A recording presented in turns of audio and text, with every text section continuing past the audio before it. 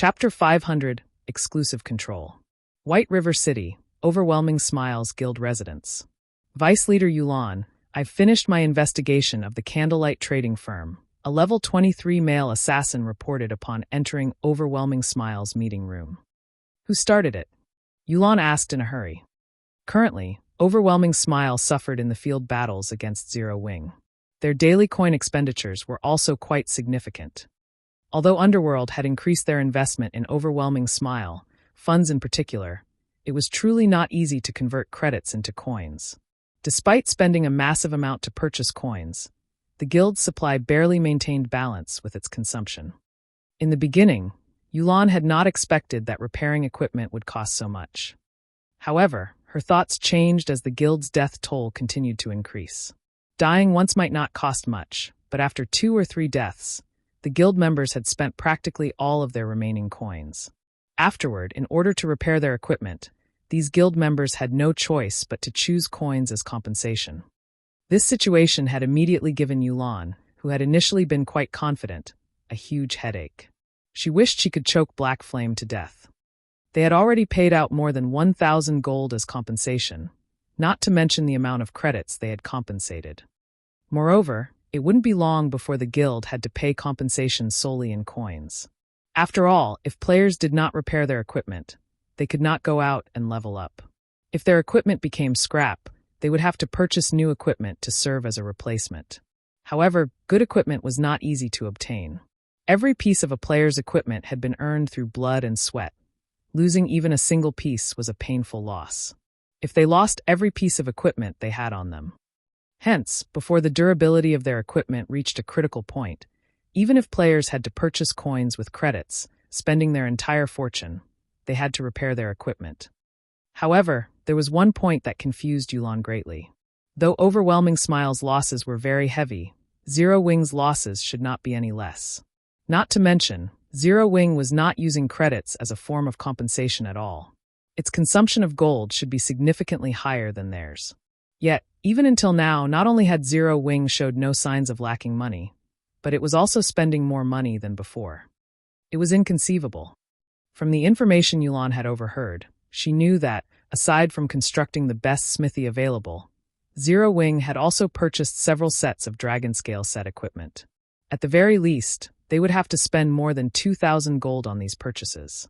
Not to mention, there was also the gold they had to give out as compensation for the war of attrition. Even Underworld would find it difficult to spend so much in such a short time.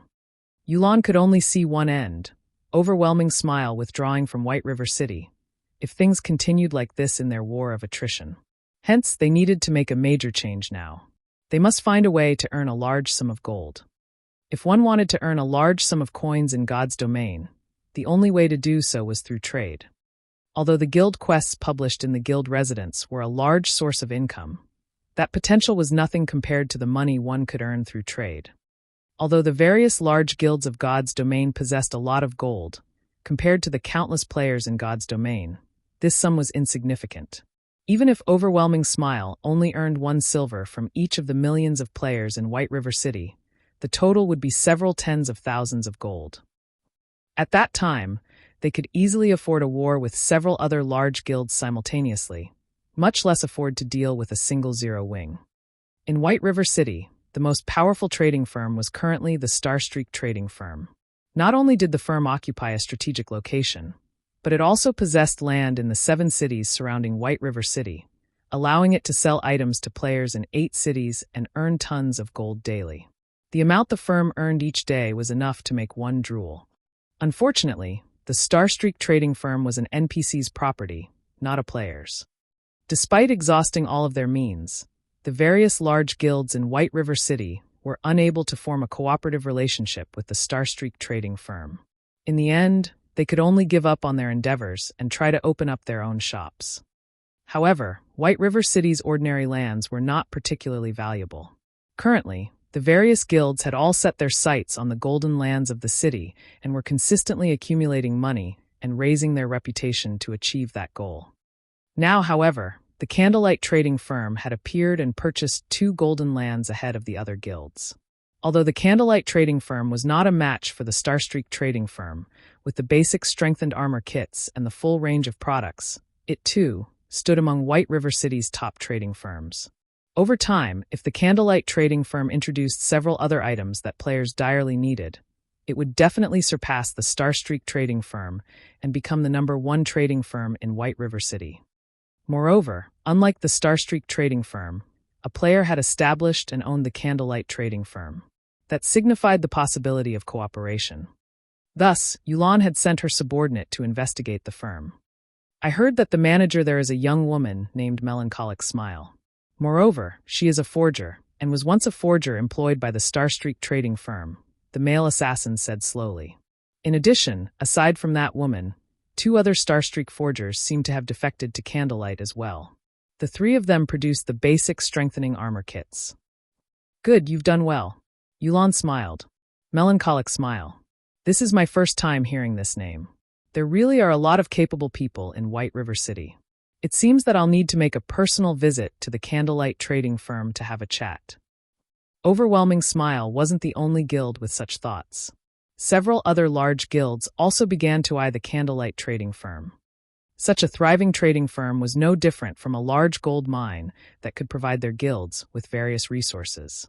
If they could obtain the trading firm, they could instantly raise their guild's strength by leaps and bounds.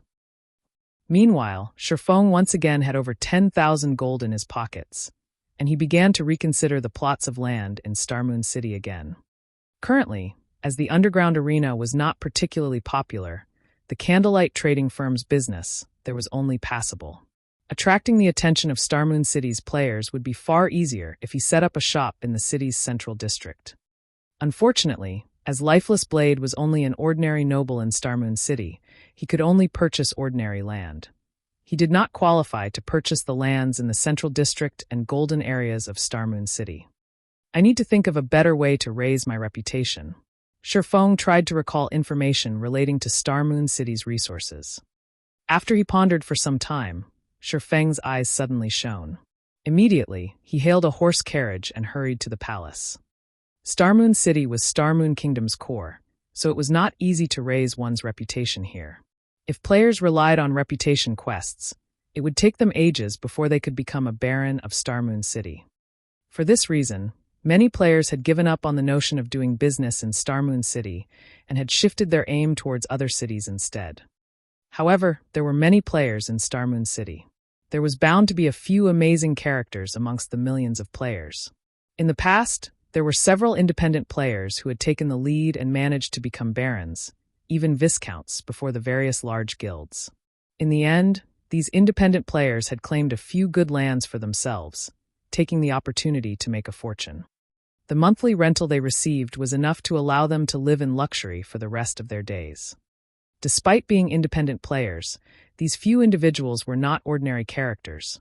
They were not penniless individuals. Instead, they were relatively wealthy individuals. They had been relatively famous in several other virtual reality games and had earned large sums of money during their time playing those games. Meanwhile, through a special method, these people had managed to grind large amounts of reputation points in a relatively short amount of time, quickly becoming barons. After this incident was revealed, these players had become the envy of every player in Starmoon City. That method was very simple.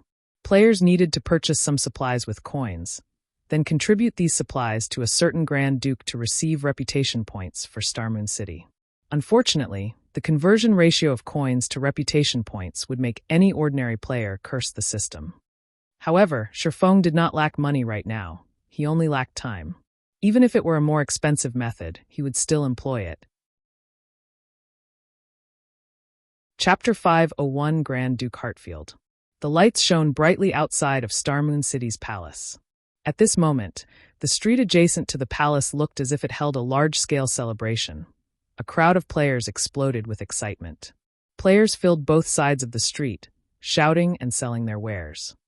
Starmoon City was different from the other ordinary cities in Starmoon Kingdom. The traffic here was constant, with players coming and going from other kingdoms and empires. Hence, unlike in other cities where players could only set up their stalls once every 3 or 4 days in specified areas, players could set up their stalls in Starmoon City every day. Only, a fee was required to set up a stall, it was not free.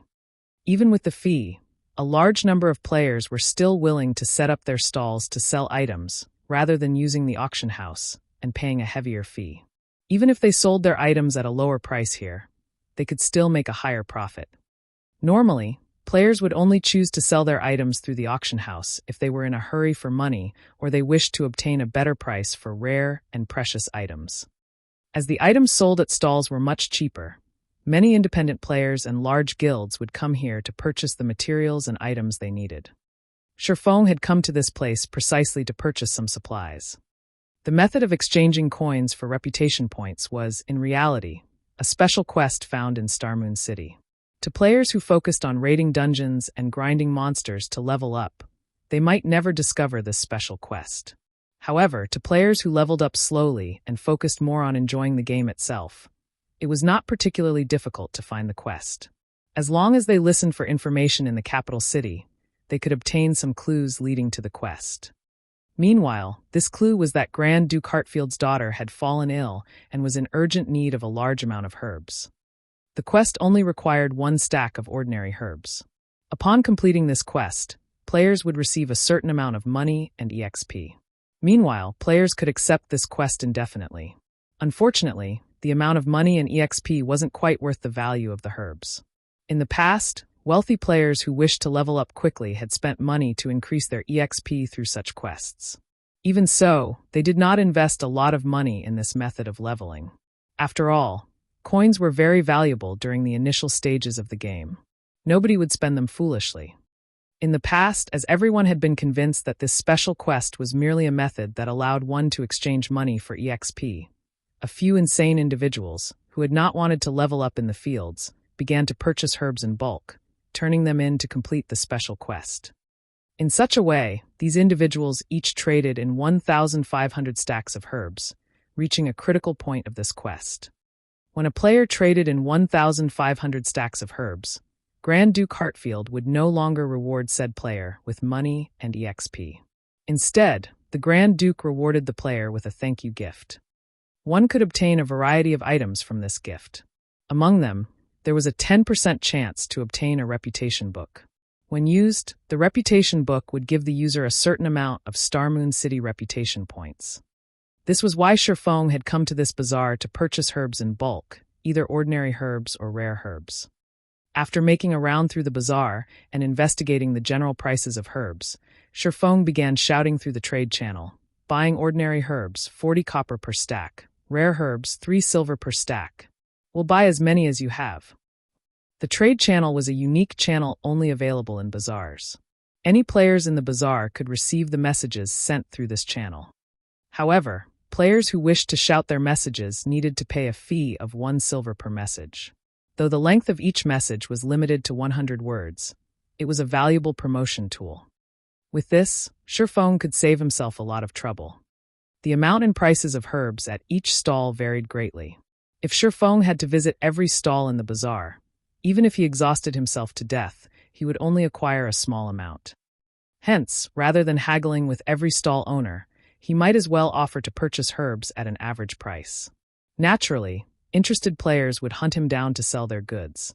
Shortly after Shifeng's announcement, a large number of players rushed towards him.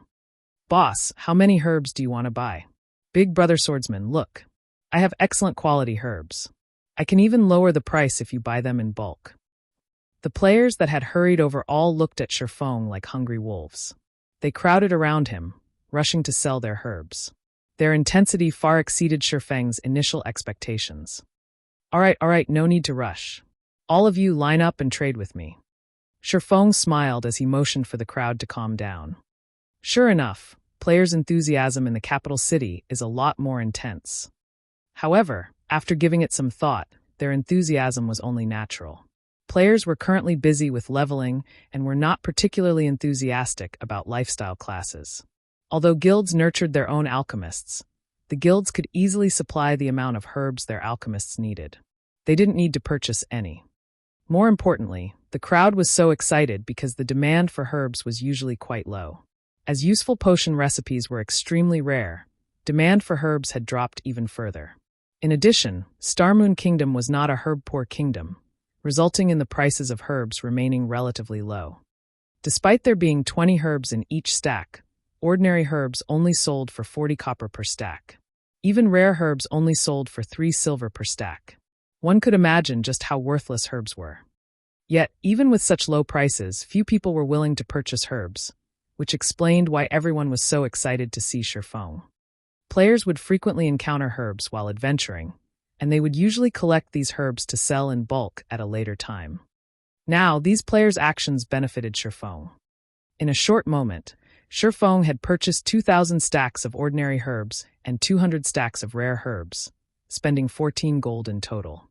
To other players, this might be an astronomical sum, but to Shifeng, this was only a drop in the bucket. Sorry, but my bag's full. Everyone, please wait here for a while. I'll come back to purchase more in just a moment. Shifeng hurriedly turned and ran towards the Grand Duke's mansion. Reluctance filled the crowd's eyes as they watched Shifeng's departing figure. However, when they heard that he would return to purchase more later, they all chose to remain there, quietly awaiting his return. At this time of year, there were simply too few players willing to purchase herbs. Now that one such player had emerged, how could they easily give up on this opportunity? They would wait a few hours if they had to, not to mention a few minutes. The Grand Duke's mansion was only a short distance from the palace. The journey there only took Shifeng a dozen minutes or so. After entering the Grand Duke's mansion, after the level 150 Great Steward's introduction, Shifeng arrived before the level 200 Grand Duke Hartfield. After a brief conversation, Grand Duke Hartfield began telling Shifeng the problem burdening his daughter. After which, Shifeng received the special quest to acquire herbs. He then retrieved the herbs from his bag, one stack after another. For every stack of herbs Shifeng turned in, he received 20 copper and 2,000 EXP in return. Though Shifeng took a loss of 20 copper with each exchange, he did not pay it any mind. Compared to forging, his leveling speed from handing in the herbs was several times faster. As soon as he gave the Grand Duke the herbs, he immediately received EXP. The process was very fast and convenient. In mere moments, Shifeng had turned in 1,500 stacks of ordinary herbs, earning a total of 3 gold coins and 3 million EXP. In less than half an hour, Shifeng's experience bar rose significantly. Earning 3 million EXP in half an hour was an incredibly efficient way to level up.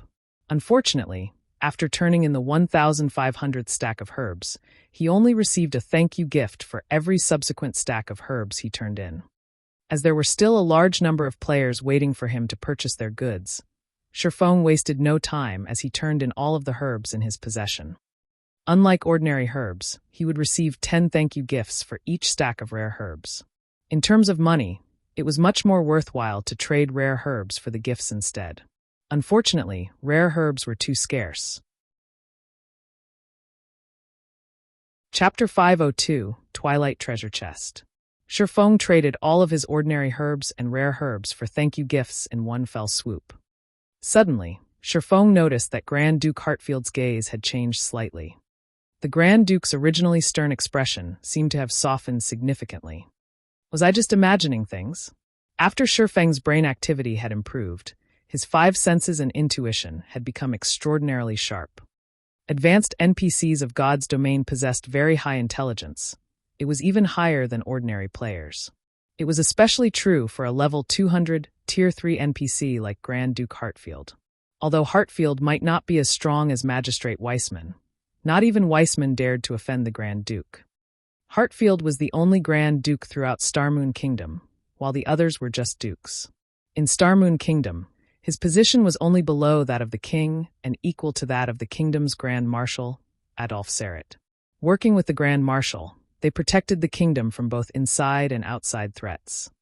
If Shifeng could form a relationship with Grand Duke Hartfield, it would greatly benefit his future development in Starmoon Kingdom. Forget it. It's best to just focus on raising my reputation. Shifeng shook his head to clear his mind.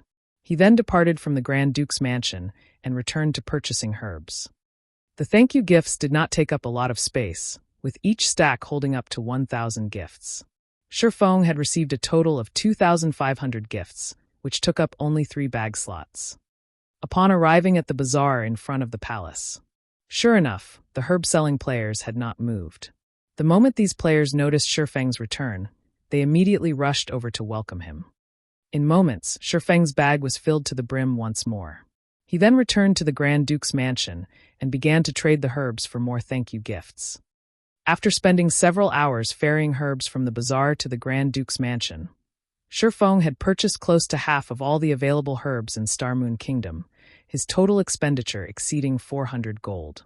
Originally, Shifeng had hoped to continue purchasing herbs. However, his high-profile actions had attracted a lot of attention, and many people had begun secretly investigating the reason behind Shifeng's purchases. After all, no guild lacked herbs. Even if a guild were trying to nurture a large number of alchemists, there should be no need for such a massive supply. It should be about time to call it quits. Shifeng glanced at the several assassins spying on him from a distance. He would not give any of these people the slightest of opportunities to discover his intentions. Every time he visited the Grand Duke's mansion, he would look for a secluded location before disguising himself. Even if his trackers were quite capable, without a particularly high-ranking identification skill such as omniscient eyes, it would be impossible for them to see through his disguise. In reality, Shifeng did not have to pay these people any heed. Even if they discovered this special quest, no guild would willingly spend so much money to earn some EXP. To be safe, however, Shifeng still disguised himself to avoid these players discovering the method of using money to earn reputation points just yet. After he finished purchasing his last batch of herbs, Shifeng departed from the bazaar and randomly picked a restaurant to enter. After using the demon mask to disguise his appearance, he boldly strode out of the restaurant and headed towards Grand Duke Hartfield's mansion. Inside the Grand Duke's abode, Shifeng habitually walked up to the Grand Duke and took out the final 1,000 stacks of ordinary herbs and 1,000 stacks of rare herbs from his bag, trading them all for thank-you gifts. Suddenly, the familiar sound of a system notification reached his ears. System: Grand Duke Hartfield's favorability increased by 30 points. Sure enough, this special quest is not as simple as it seems. Shifeng grew slightly excited upon seeing this system notification. The higher ranked an NPC was, the more difficult it was to raise their favorability. The fact that he had increased the Grand Duke's favorability just by spending around 400 gold was completely worth it. However, giving the situation some thought, Shifeng felt that this result was quite reasonable. After all, he had already earned close to 120,000 thank-you gifts. If each stack could hold 1,000 gifts, that was close to 120 stacks. Currently, the prices of herbs were only this cheap due to the fact that players of God's domain were still low-leveled and did not have much use for them. If Shifeng waited 2 more weeks or so, the money he would have to spend to earn 120,000 thank-you gifts would most likely increase by several folds. If the Grand Duke had nothing to say even after such a huge contribution, his heart was definitely made of stone. Young adventurer, thank you for your enthusiastic contributions. With this many herbs, I can extract a sufficient amount of herbal essence to cure my daughter. To show my gratitude, you may use those thank-you gifts to trade for the treasures I usually store inside my treasury, Grand Duke Hartfield said happily. Your Highness Hartfield, it will be my honor, Shifeng replied, immense joy filling his heart. Originally, Shifeng had intended to open the thank-you gifts he had amassed in one sitting. He had never expected the gifts to have such a purpose. Most likely, not even those several wealthy players in the past had exchanged as many herbs as he had. Steward, take this adventurer to have a look, Grand Duke Hartfield said. Yes, the Grand Steward answered before leading Shifeng to the treasury on the 3rd floor. The Grand Duke's treasury was heavily guarded. The 6 white-robed knights guarding the entrance were level 200 Tier 3 Judgment Knights. Not to mention, there was even a Tier 5 magic array protecting the vault. Even a Tier 4 class would require a significant amount of time to break through such a powerful magic array. Upon entering the treasury, Shifeng discovered that the place looked very much like a museum, with many treasures on display. This is the list of treasures. You are allowed to redeem the gifts for any of the items inside. The Grand Steward passed a list to Shifeng. There were not many items available for exchange on the list. However, Shifeng was not surprised. Grand Duke Hartfield's favorability towards him was only 30 points. The fact that the Grand Duke was willing to let him trade his thank-you gifts for treasures was already a considerable outcome. If he wished to trade for every item in this treasury, he would need to raise the Grand Duke's favorability towards him to at least 300 points. Shifeng then examined the list of items. Sure enough, every item was very basic. The majority consisted of weapons and equipment that were close to his current level, whereas the quality of the items ranged between secret silver and fine gold rank. Moreover, their prices were not cheap. Even the most basic piece of level 25 secret silver equipment required 1,000 thank you gifts. If converted to coins, it would cost 4 gold. If not for the herbs he bought being cheap, 1,000 gifts would cost 8 gold or more. Moreover, these level 25 secret silver and fine gold equipment were all individual pieces and not set equipment. To Shifeng, these items did not serve much purpose. Just as Shifeng felt that he had nothing to gain here, he suddenly discovered the name of a very familiar item at the bottom of the list. Isn't this the Twilight treasure chest? The Twilight treasure chest had been very famous in God's domain. It was also referred to as both the treasure chest of luck and the indiscriminate treasure chest. Only elite monsters that were level 30 and above had a very low chance to drop the Twilight treasure chest. As for why it was called the indiscriminate treasure chest, the items one could obtain from it were extremely random. One might only receive 2 or 3 copper and some trash items. One might also receive epic or even fragmented legendary items. In general, the items one could get from the Twilight treasure chest relied heavily on luck. In the past, the majority of the players who had obtained this item would promptly toss it onto the auction house, selling it for around 1 gold rather than opening it themselves. On the other hand, each Twilight treasure chest only required 100 thank you gifts to redeem. In other words, each Twilight treasure chest would cost Shifeng 40 silver, which was significantly cheaper than its price in his past life. Luck. When Shifeng looked at the Twilight treasure chest, he suddenly recalled the Icarus's heart around his neck. This was a godly tool that could instantly raise his luck by 25 points.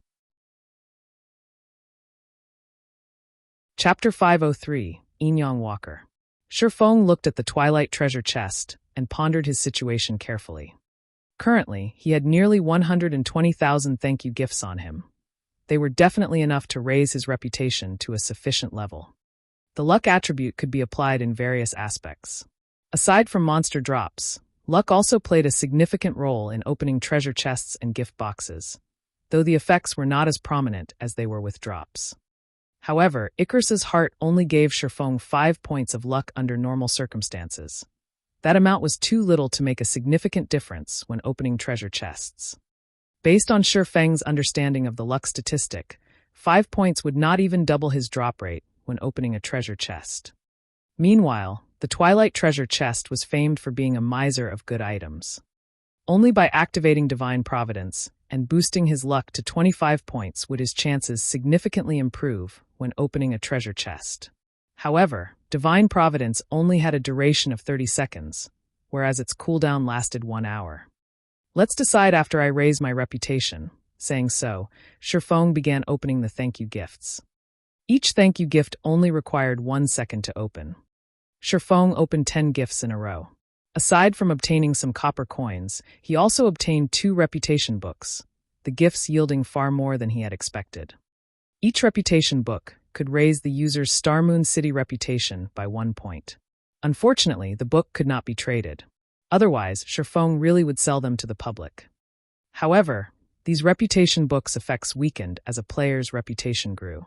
Below 100 points, the book would raise a player's reputation by 1 point with a 100% success rate. After reaching 100 points, there was only a 60% chance. At 200 points, that success rate fell further to 30%, 20% at 300 points, and 10% at 400 points. When a player's reputation reached 500 points, there was only a 3% chance to increase their reputation by 1 point when using the reputation book.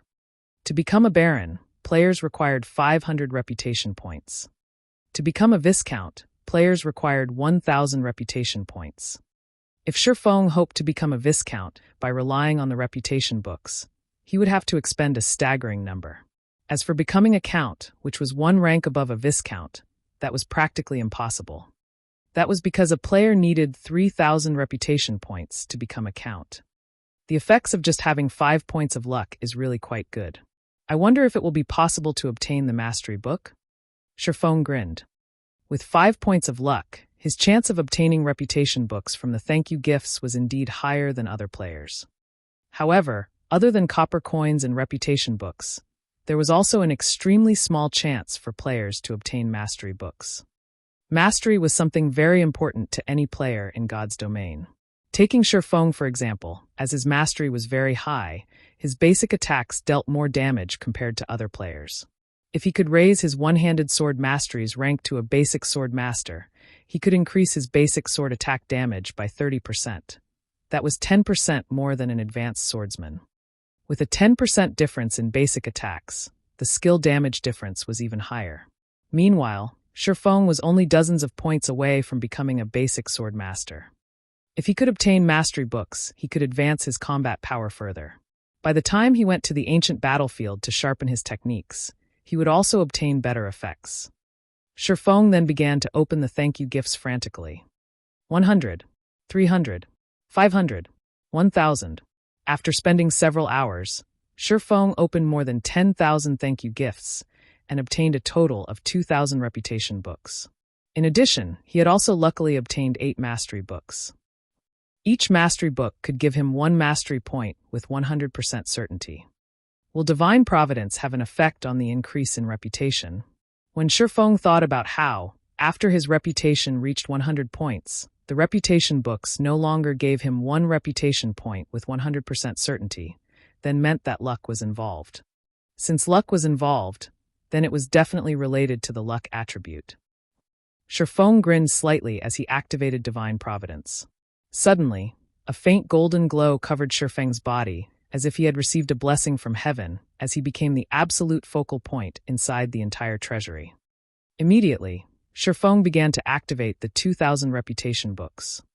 The activation process of a reputation book was very fast. The book would activate with a single click. Shifeng could gain many reputation books in just 30 seconds. In the next moment, Shifeng's finger transformed into an afterimage. With Shifeng's speed, he could click dozens of times every second. Following which, Shifeng heard the ringing of a continuous stream of system notifications. System, congratulations.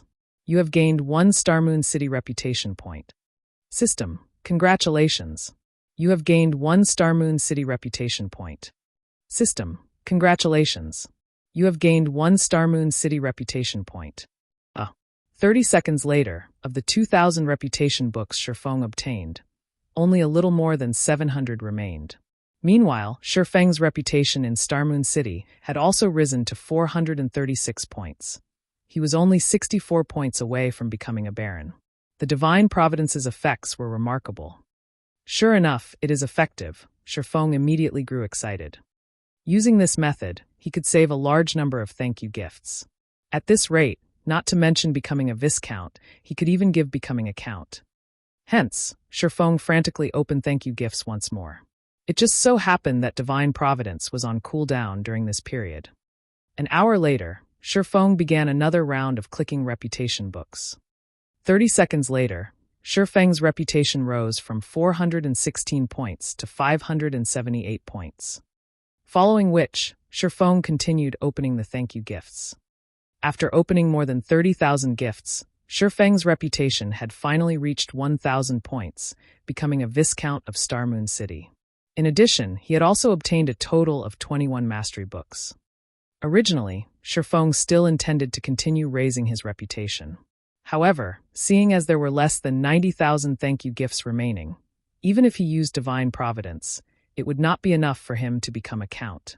Hence, Shifeng gave up on the notion. However, this result had already surpassed Shifeng's initial expectations. Normally, 120,000 thank you gifts might not even be enough for him to become a viscount. In this aspect, divine providence had truly played a significant role.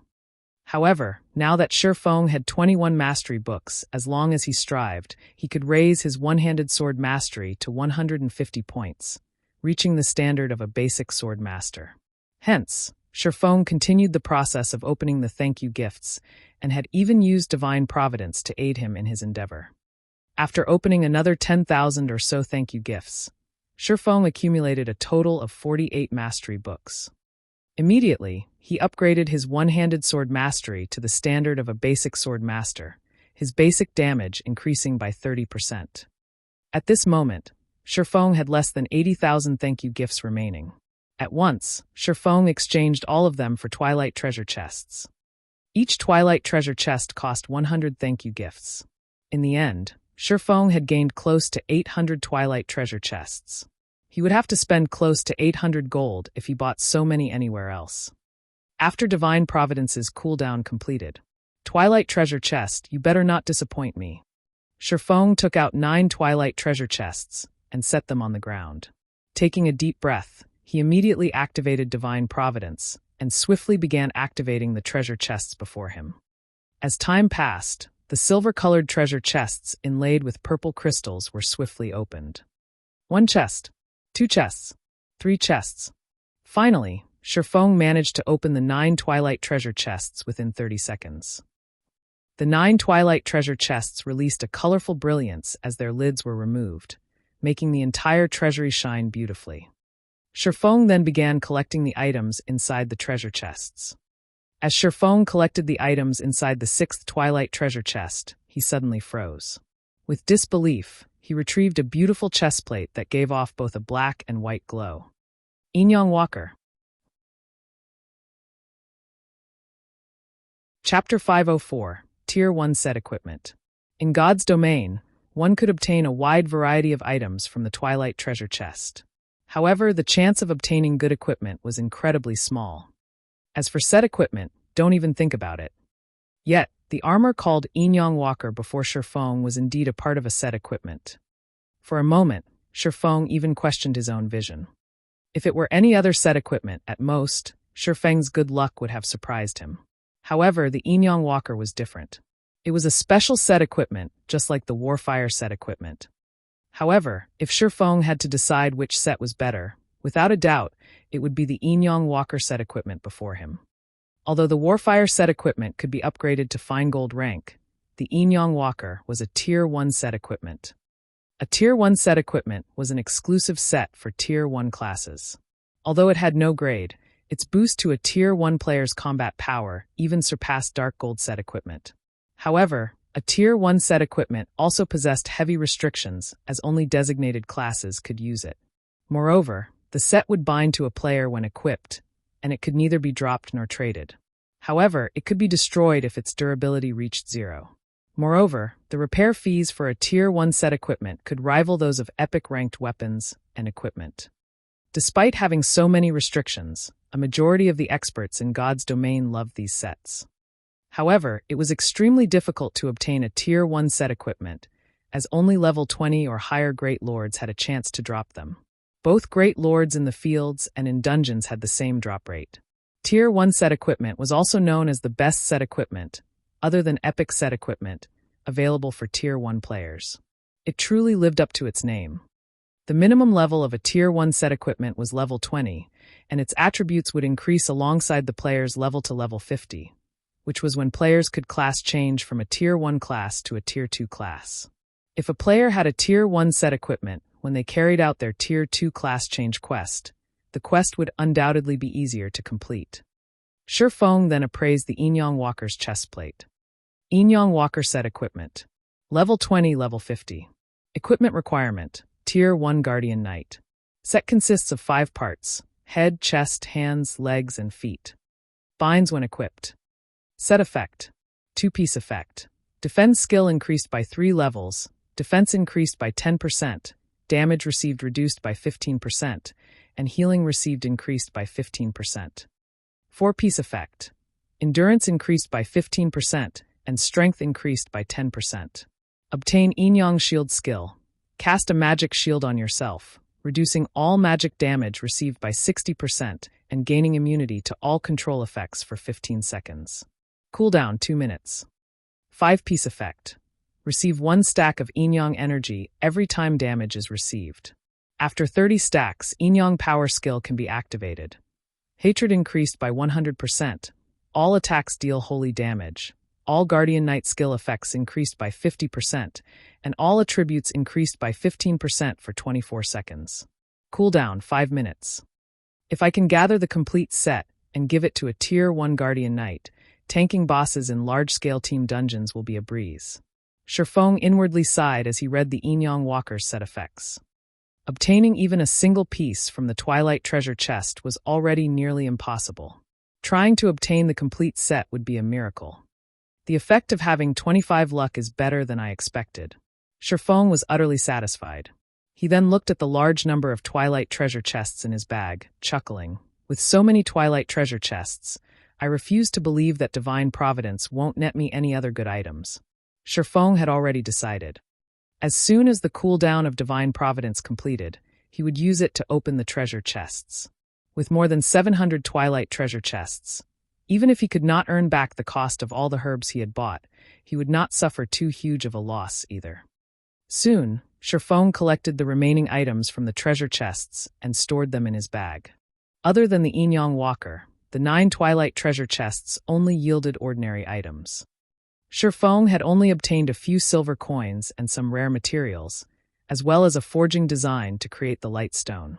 Although it was a forging design, it wasn't very valuable. It was not worth even 30 silver. This was because the light stone forging design was quite common. It had a chance to drop from any level 40 or above maps. However, God's Domain's current players were very much in need of light stones.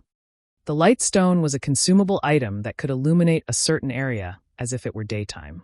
In the darkness of night, any monsters caught within the light stone's radius would lose their nighttime advantages. The item allowed players to grind monsters freely and level up during the night. To players who wished to level up quickly, even the darkest night was a time to level up. Light stones were practically necessary for players out in the fields, hence why the drop rate for the item's forging design was relatively high. Only, players would find it very difficult to obtain the forging design at their current levels. Light stone. A light flashed in Shifeng's eyes. He felt that this was a good opportunity to make a fortune. As long as he sold them, the light stones would be well received. Currently, the Candlelight trading firm relied on the strengthened armor kits to draw customers from the Starstreak trading firm.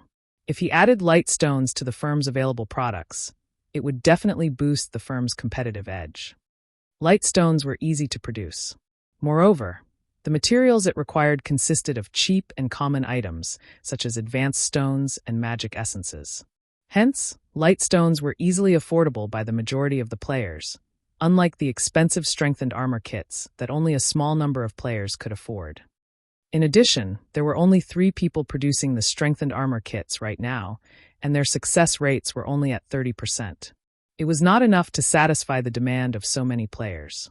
As for light stones, even an advanced forging apprentice's success rate would be higher than 30%. Only the light stone forging design was not something players below level 30 could obtain. If Shifeng could acquire a large number of light stone forging designs, the Candlelight trading firm could take Starmoon Kingdom's entire market by storm. The Candlelight trading firm had plenty of advanced forging apprentices. As long as they had a sufficient number of forging designs, they could mass-produce the light stones. Not only could they supply the players from White River City and Starmoon City, but they could also provide an endless supply to other cities as well.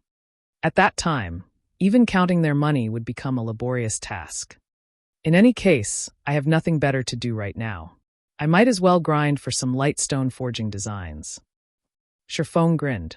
Immediately, he recalled several maps suitable for grinding light stone forging designs. Although those maps were all level 40 and above, Shifeng had the ignore level effects provided by the magic weapon Abyssal Blade, the Dragonclaw set equipment, and the Golden Stigmata. Combined, he could ignore up to 45 levels.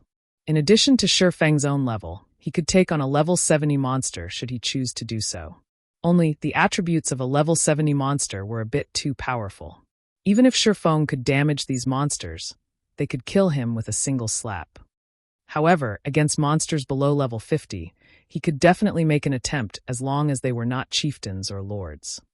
Shifeng then headed to Starmoon City's City Hall to purchase a valuable golden land.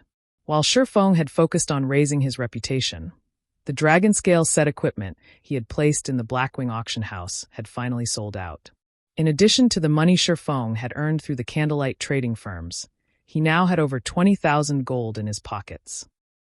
Thus, Shifeng decided to buy one of the plots of land beside the Star Moon Bank for 16,000 gold.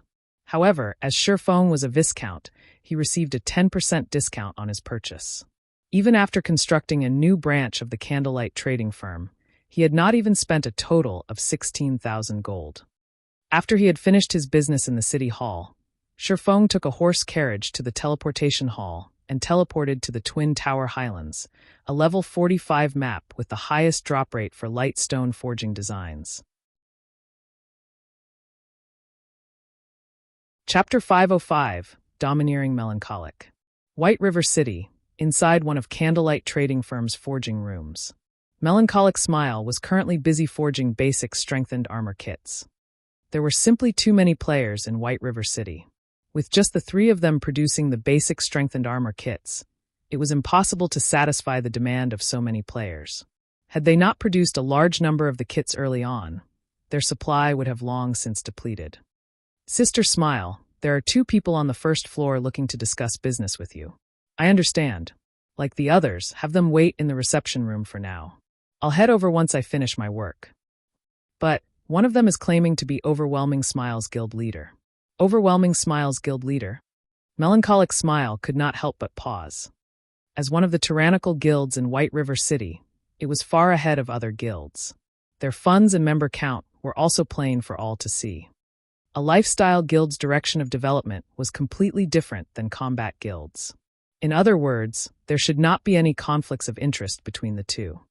However, a lifestyle guild did not possess any combat capabilities. When producing certain items, plenty of rare materials were required. Meanwhile, many of these materials dropped from dungeons. Hence, lifestyle guilds would usually cooperate with some combat guilds. In such a relationship, the combat guild in question would be responsible for supplying the rare materials, while the lifestyle guild would offer some discounts and give priority on sales of certain items to said combat guild. Haha. Just in time, Melancholic Smile said. I'll head over there now. Saying so, Melancholic Smile tidied up the materials on the table and headed downstairs. In the reception room on the first floor, many of White River City's guilds had sent representatives to the Candlelight trading firm to discuss potential cooperation. However, when a man and a woman entered, the entire reception room's atmosphere sank. Everyone in the room immediately focused their attention on this pair of new arrivals, the woman in particular. Practically every guild in White River City knew who she was. This woman was none other than the guild leader of Overwhelming Smile's White River City branch, Yulan. The Candlelight trading firm sure knows how to treat its guests, to actually make us wait here with other guilds. Feng Xianyang swept a glance at the reception room, frowning slightly with discontent at the firm's arrangements. Yulan did not comment on Feng Xianyang's statement. Instead, she only sat down and waited quietly. Although Overwhelming Smile was a powerful guild with ample funds, the Candlelight trading firm was no ordinary existence either. The fact that it had been able to purchase 2 of White River City's golden lands in such a short time displayed the firm's powerful backing. A short moment later, Melancholic Smile entered the reception room. Immediately, the atmosphere in the room relaxed significantly as the occupants promptly stood to welcome her, smiling. Everyone, please sit, Melancholic Smile said after glancing around the room. Every player in this room was a big shot at the peak of White River City. Melancholic Smile never thought that the day would come where she would become one of these supreme characters as well. Before this, she was merely a forging apprentice who guilds would casually chase away, someone who relied on forging to earn some meager living expenses. Regarding these high-ranked managers from various large guilds, they were all existences that she would have only admired from a distance. Yet now, every one of these powerful characters greeted her with fawning smiles. Compared to her previous life, it was as if she was in an entirely different world. When Melancholic Smile considered this, her thoughts immediately switched to the man who had helped her rise to this position. If Shifeng had not been willing to accept her back then, she would most likely have still worried over her day-to-day life. She would still be one of the lifestyle players at the bottom layer of White River City, rejoicing over earning 1 or 2 silver a day. In contrast, when dealing with hundreds or even thousands of gold, her current self could maintain indifference. Before her were the upper managers of the various large guilds in White River City. Among them, there was even the guild leader of Overwhelming Smile. One could just imagine how much pressure one would feel from having to discuss business with these people. Yet, Melancholic Smile, who had never encountered such a scene, spoke as naturally as if she were sipping tea while enjoying light conversation. Seeing as everyone present wishes to cooperate with us, I will make things simple. We at Candlelight Trading Firm only have one requirement, Melancholic Smile calmly said. You must sell all of the materials your guilds have collected to us. Everything. We will purchase these materials at 60% market value. In return, the Candlelight Trading Firm will give your guilds a discount on your purchases here. The discounts available range from 5% up to, but not limited to 15%. In addition, we will reserve some of the rarer items for you, giving you priority to purchase them. If you accept these terms, you may sign the agreement that has just been given out. If not, then you may leave. Melancholic Smile's statement was firm and confident. The managers of the various guilds immediately sucked in a breath of cold air, every one of them falling silent upon hearing the woman's conditions. This was fraud. If they sold all of the materials they had obtained to the Candlelight Trading Firm, what would be left for their own guilds? Moreover, the purchase price was only 60% of market value. Wouldn't they be better off selling their excess materials to the public? Most importantly, they could only receive meager discounts of 5% to 15%. Their guilds wouldn't gain much benefit from such a small discount. In the end, wasn't the Candlelight Trading Firm getting the better end of this deal? I've already said my piece. You can take your time to think it over. However, note that I will take back the contracts in 30 minutes. Although Melancholic Smile could feel everyone's murderous gazes, she paid them no heed. Instead, she simply turned to leave. It was as if her actions had said, if you want to sign, go ahead. If not, get lost. Suddenly, the various representatives, who had been so confident, fell mute. Wait a minute. Feng Xianyang suddenly stood with a cold expression on his face. He glared at Melancholic Smile, sneering, Don't you think you are going too far with your demands? You should know that there are many materials that only guilds like ours can obtain. Independent teams are simply not strong enough to provide a supply. If our guilds join hands to cut off Candlelight's supply, do you really think you can continue doing business? Shocked, Yulan rushed to her feet, advising, Young Master Feng has gone a little too far with his words. I ask for Miss Melancholic's understanding. However, we have all come here with the intent to do business. There should be a process of negotiation at the very least. The way you cut us off will not benefit either side. Why don't we sit down and discuss things properly? Everyone in the reception room nodded in agreement. If every guild refused to sell their materials, how could Candlelight Trading Firm hope to continue its success in White River City? At the end of the day, a lifestyle guild was still a lifestyle guild. They were born to lower their heads to combat guilds. Haha, your statement is indeed reasonable. After thinking it over for a moment, Melancholic Smile nodded as she looked towards Feng Xianyang and Yulan. Smiling sweetly, she said, Although what you've said is logical, I stand by my decision. Moreover, from this point onward, I retract Overwhelming Smile's contract. You two may leave now. You! Feng Xuanyang's eyes immediately became bloodshot as he nearly spat blood in rage. If not for the fact that they were still in the Candlelight Trading Firm, with the owner of the firm having absolute control over and being an invincible existence inside this place, he definitely would have killed Melancholic Smile by now. Yulan was similarly stunned by Melancholic Smile's words.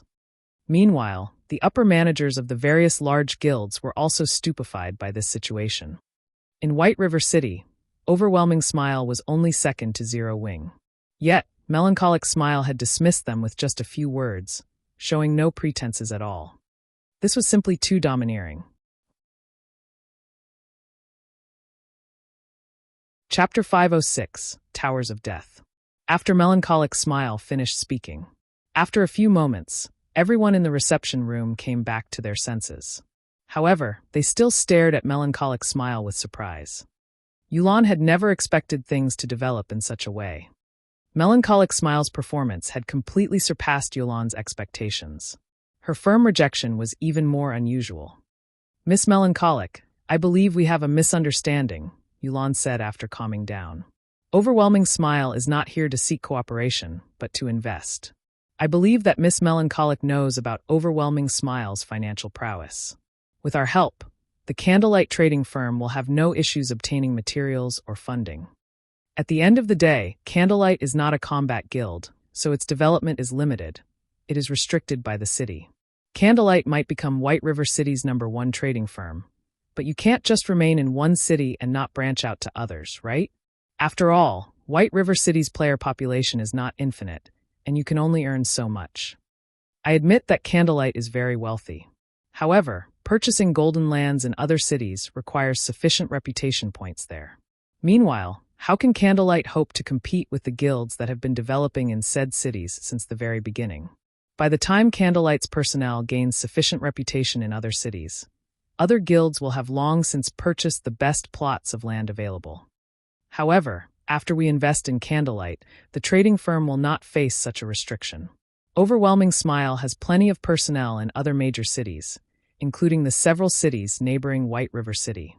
As long as we have enough gold, we can purchase the most valuable land in every city throughout Starmoon Kingdom and establish the Candlelight Trading Firm all over the kingdom, saving you a lot of time and manpower.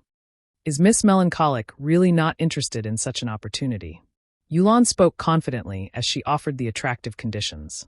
She had also hit the nail on the head by pointing out the Candlelight Trading Firm's weakness. Meanwhile, the fact that Yulan was able to make such a statement so confidently was all because of Overwhelming Smile's backer, Underworld. This was a feat that no other guild could ever accomplish, even first-rate guilds. Yulan's offer sorely tempted the other managers of the guilds in the reception room. Only they were somewhat disappointed that the Candlelight Trading Firm would no longer be theirs. They could already imagine the Candlelight Trading Firm's flourishing future. One side had the advantage of manpower and resources, while the other had coins and popular shops. The cooperation between the two was practically a match made in heaven. Yulan really is amazing. It's as expected of someone fancied by Underworld's elders. Feng Xianyang, who had initially been overwhelmed by his rage, silently praised Yulan as he listened to the woman. He snuck a peek at Melancholic Smile from the corner of his eyes, his heart filled with joy when he saw her silence. To a trading firm, particularly a trading firm with hot-selling commodities, what they needed the most was not materials, but a market to sell those commodities. Meanwhile, Overwhelming Smile just so happened to be capable of providing that market. This method of persuasion was far more effective than any threat. At this moment, Melancholic Smile opened her mouth and spoke. Your conditions are tempting, but you may leave now. Everyone else, you have 30 minutes left to consider our offer. If you do not wish to cooperate, you may leave. I have other matters to attend to, so I won't accompany you any longer. Saying so, Melancholic Smile left the reception room, never once turning back. From the moment she had entered the room, she had acted as if she did not care about any of the representatives. Is she really not tempted? Yulan was stunned. With such huge potential profits, no sane trading firm would reject their offer. Even if Melancholic Smile rejected them eventually, it should be based on 2 harsh conditions. Yet, before they could even state their conditions, she had turned them away. Just what sort of situation was this? Before Yulan could make sense of the situation, the upper managers of the other guilds began signing their contracts, having already thrown their cooperation conditions out the window. Watching this, Yulan suddenly came to a realization. Melancholic Smile had displayed her might, killing the chicken to scare the monkeys. They just so happened to be that chicken. Feng Xianyang had also realized their situation. This had all been due to him voicing his rejection, becoming Melancholic Smile's target as a result. Despite this revelation angering him greatly, regret filled his heart. Just why had he been so eager to shoot off his mouth? As for encouraging Overwhelming Smile to face off against the Candlelight Trading Firm, that was simply impossible. Lifestyle players did not leave the city at all. If they remained in the city, who could do anything to them? Lifestyle players were unlike combat players, who relied heavily on their levels and equipment. Even if lifestyle players were killed until they fell back to level 0, so long as their lifestyle skills remained, they would feel no effect whatsoever. It seems that we can only hasten our own firm's establishment, Yulan sighed. Things were becoming much more troublesome than she had initially expected. However, the Candlelight Trading Firm had also given her a reminder. I have heard that Maple City's branch almost has enough reputation. We might as well develop our trade in Maple City. Moreover, the lands there are much cheaper. If we form an alliance with the other cities to target the Candlelight trading firm, sooner or later, we can defeat it as well. Okay, leave that to me. At this moment, murderous intent filled Feng Xuanyang's eyes. Watching Melancholic Smile's departing figure, he revealed a sinister smile as he said, "Though the trading firm itself is unwilling to cooperate, I refuse to believe that every worker is of the same opinion.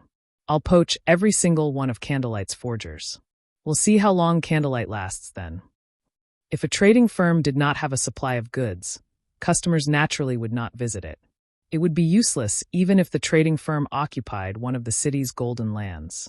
The fact that the Candlelight trading firm had become White River City's #1 trading firm so quickly was completely due to the basic strengthened armor kits. Otherwise, how could it possibly surpass the Starstreak trading firm? While Feng Xuanyang plotted ways to poach lifestyle players from the Candlelight trading firm, Shifeng had arrived at the Twin Tower Highlands. The Twin Tower Highlands was a level 45 to level 50 map. It could be considered a country within a country. Unlike the monsters in low-level maps, the monsters here were mostly intelligent orcs that fought and lived in tribes. If players were not careful, rather than hunting their prey, they very well might become prey themselves. To God's Domain's current players, the Twin Tower Highlands was definitely a forbidden land. Aside from the level suppression, the difference in attributes was already quite vast. However, Shifeng did not care about any of that. His own attributes had long since surpassed the standards of the current players. It was especially true after he had equipped the fragmented legendary ranked Heavenly Dragon's Breath. In terms of attributes, he could easily match level 40 ordinary players. Without level suppression, a 5-level difference in attributes was nothing to Shifeng. Fortunately, Shifeng was very familiar with the Twin Tower Highlands. He had arrived at the core area of the Twin Tower Highlands, the Towers of Death, without so much as encountering a single monster. Dark clouds hid the tops of the 2 tall towers, preventing one from seeing them with a single glance. A thick layer of death also surrounded the towers as cold wind billowed around them. Tall ramparts surrounded the massive Towers of Death. An army of orcs patrolled the walls. Overall, the Towers of Death looked like an impregnable fortress. This was the best location for Shifeng to grind for the light stone forging designs. This should be it. Shifeng activated Wind Rider and the Ring of Nothingness and flew up to the tall walls. Sweeping a glance over the numerous level 47 orcs below the ramparts, a grin appeared on his face. Chapter 507, Explosive Power. Not only did the Towers of Death resemble a fortress, but there were also tens of thousands of monsters wandering inside their walls. It was simply impossible to infiltrate without a large team of more than 100 players. However, it was also why the Towers of Death were a good grinding spot. Although the common monsters, the hot-blooded orc warriors, behind the wall seemed to be covered in steel-like muscles, in reality, their strength was only an illusion. They were actually quite weak. Moreover, they were all melee monsters. As long as a team had several powerful AoE classes, the Towers of Death would become a leveling heaven. Hot-blooded orc warrior, orc common monster. Level 47. HP 30, 000/30,000. To players of a similar level, these orc warriors were very easy to deal with. To Shifeng, who was only level 26 right now, they were just as easy to defeat. The only challenge was the fact that these hot-blooded warriors normally moved in groups of 100 or more, with an elite-ranked hot-blooded orc captain leading each company. The orc captains were much larger than their common counterparts. They were fully protected by a suit of plate armor and wielded a war saber and large shield in each hand. Most importantly, these orc captains had an aura effect that could increase the attack speed and damage of nearby hot-blooded orc warriors by 30%. Hot-blooded orc captain. Orc Elite Rank. Level 48. HP 200,000/200,000. Even a 50-man team would struggle against such a company of orcs. As for 20-man teams, they could only escape for their lives. Teams that came to grind here would usually eliminate the orc captain first, sending several assassins with high burst damage and a bombardment from the ranged attackers, getting rid of the orc captain in the shortest amount of time possible. That way, the hot-blooded orc warriors would be fish in a barrel, easy to annihilate. However, Shifeng's level was too low right now. It would be very difficult for him to charge into the group of orcs and kill the orc captain swiftly, hence why Shifeng had flown up to the ramparts. The ramparts were very tall, and it would not be easy for one to reach the top quickly, especially common monsters like the hot-blooded orc warriors. Monsters like them could only use the only staircase. Moreover, it was a long way from the bottom to the top of the stairs, and it would take the orc warriors quite some time to reach the top of the walls. The orc captain, however, was different. The captain's strength was impressive, and he could easily reach the top of the walls with just a few jumps. In the past, many people had used this method to grind orcs and level up. After Shifeng positioned himself on the rampart, he switched the 7 luminaries' rings aura of wind to the aura of fire. Simultaneously, he activated the ice blue devil flame, pale blue flames suddenly covering his entire body. With the effects of the aura of fire and the ice blue devil flame combined, his damage instantly increased by 60%. The combined effects were no weaker than when he activated a berserk skill. Moreover, these effects lasted indefinitely and had no side effects whatsoever. He then took out the blazing meteor and threw it at a hot-blooded orc warrior. Show! The blazing meteor streaked across the air like a shooting star, instantly striking at a hot-blooded orc warrior who patrolled below the fortress walls. -904.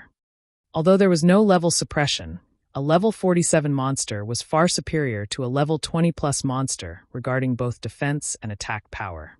Shifeng only had the attributes of a level 40 or so ordinary player. His damage was very limited. Intruder, the orc warrior bellowed angrily as he turned towards Shifeng on top of the wall. Immediately, the entire company of hot-blooded orcs also discovered Shifeng. However, as the wall was too large, they could only frantically dash towards one of the distant staircases. The armored hot-blooded orc captain, unlike his allies, simply bent his legs and jumped.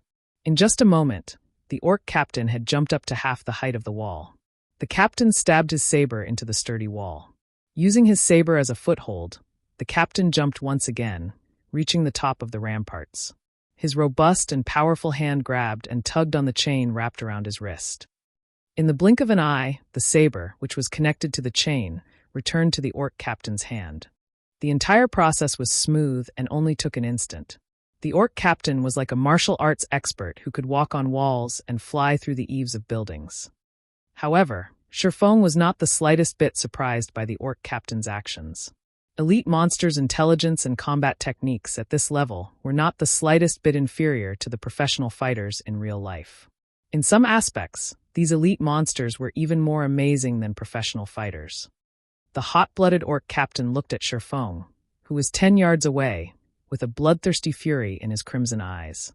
Raising his shield, he used charge and dashed towards Shifeng. The orc captain was over 2 meters tall. With his mass and speed, he was like a small car rushing towards Shifeng. One could just imagine the consequences of such a collision. Without hesitation, Shifeng activated Purgatory Power, raising his damage by another 30% and attack speed by 100%. He then dashed forward to meet the orc captain's charge head-on. Just as the orc captain was about to send Shifeng into a fainted state, at the moment between life and death, Shifeng used silent steps. Not only had Shifeng avoided the fainted effect of the orc captain's charge, but he also managed to appear behind the orc captain. "Die!" Shifeng shouted. In the next moment, the abyssal blade and the purgatory shadow in Shifeng's hands released a powerful blinding light. The crimson flames that covered both swords caused the surrounding temperatures to soar. Flame burst. Dazzling streaks of light shot out from Shifeng's hands, piercing the hot-blooded orc captain's armor. The orc captain's armor could stop neither the scorching heat of the flames nor the sharp edges of the swords. The blazing abyssal blade easily penetrated the sturdy armor, stabbing the orc captain's vital point. -9,120, -18,160, -9,234, -27,548. Frightening damages appeared above the hot-blooded orc captain's head, one after another. In the blink of an eye, the orc captain had lost close to half of his HP. The orc captain bellowed at the damage he received. Responding quickly, the orc captain used War Stomp, causing all enemies within a range of 6 yards to enter a fainted state for 3 seconds. However, Shifeng, who had already grasped the flowing water realm, had long since seen the orc captain's intentions. The instant the orc captain lifted his leg, Shifeng swung his sword. Abyssal Bind. When the orc captain's feet were only several centimeters from the ground, 9 pitch-black chains emerged from the ground and bound the captain, restricting all of his movements. Taking this opportunity, Shifeng launched a barrage of attacks towards the orc captain. Due to Abyssal Bind reducing the orc captain's defense by 100%, Shifeng's Flame Burst skill became even more powerful. Now, each attack dealt around minus 20,000 damage, while double critical hits dealt around minus 40,000 damage. Before Shifeng could exhaust the 12 instances of Flame Burst, the hot-blooded orc captain was already dead, dropping a few silver coins and a piece of equipment. From beginning to end, Shifeng took less than 4 seconds to kill the hot-blooded orc captain. Meanwhile, only now did the hot-blooded orc warriors finish climbing the stairs, reaching the top of the rampart. However, there were still more than 60 yards between them. After collecting the drops, Shifeng used Skywheel sword on the orc warriors who were 40 yards away from him. Golden divine swords descended from the sky, sealing the hot-blooded orc warriors in a radius of 20 yards for 4 seconds. At the same time, the orc warriors each received over minus 4,000 damage, while some received close to minus 10,000 critical damage. With a single attack, the hot-blooded orc warriors lost close to half of their 20,000 HP. While the hot-blooded orc warriors ceaselessly bellowed with anger, Shifeng followed up his attack with Firestorm. Suddenly, heavenly fire descended from the skies, annihilating the company of orc warriors. Items scattered across the ground around the orc warriors' corpses. Meanwhile, Shifeng's experience bar rose at a rate visible to the naked eye. Shifeng marveled at the dropped items on the ground. Fragmented legendary items and epic items really are frightening. Originally, Shifeng thought he would have some troubles dealing with these hot-blooded orc warriors. Now, it would seem that he had worried for nothing. Chapter 508, Successive Promotion. After defeating the first batch of hot-blooded orc warriors, Shifeng had a preliminary understanding of his current strength. He was now confident about what he should do and how far he should go. Previously, he had chosen to lure the group with the least number of orcs as a precaution. Later, so long as he did not lure 2 groups at once, he should be able to defeat an army of 200 or 300 orcs. With this, his chances of obtaining the Lightstone forging design should be significantly higher. There sure are a lot of dropped items, Shifeng muttered as he arranged the loot from the orc warriors. He had picked up a total of 6 silver. That was more than half a day's earnings for an elite player. The orc warriors had also dropped plenty of scrap items and materials. In total, he had earned nearly 12 silver from killing a single batch. If a piece of level 40 bronze equipment dropped, he could instantly earn another 80 silver or more. However, this result was only due to Shifeng's 5 points of luck. Otherwise, it was impossible for a group of orc warriors to drop so much money and so many items. Following which, Shifeng continued searching for patrol teams that he could take on while he waited for his skills to cool down. Firestorm, in particular, had a long cooldown of 5 minutes. As soon as the 5 minutes were up, Shifeng would immediately lure another wave of monsters. Shifeng required less than 30 seconds to take care of a wave of hot-blooded orc warriors. In other words, he could clear 1 wave every 6 minutes and 10 waves in an hour. As the orcs were level 47 monsters, they already gave abundant EXP. In addition, as Shifeng was challenging monsters of a higher level, he could obtain bonus EXP of up to 20 times. Despite Shifeng's class doubling the amount of EXP he required to level up, in little more than an hour, he reached level 27. To reach level 28, he just needed to continue grinding for another hour or so. Although the amount of EXP he received was indeed frightening, Shifeng was more excited over the fact that he had obtained 2 Lightstone forging designs. With 2 forging designs, he could nurture 2 gold mines. Also, when Divine Providence's cooldown completed, Shifeng stopped to open Twilight treasure chests, acquiring plenty of good items. Among them were some recipes for potions such as the Intermediate Strength Potion, Basic Protection Potion, and Basic Magic Damage Potion. These were all potions that players around level 40 would commonly use. Only, the recipes for these potions were impossible for current players to obtain.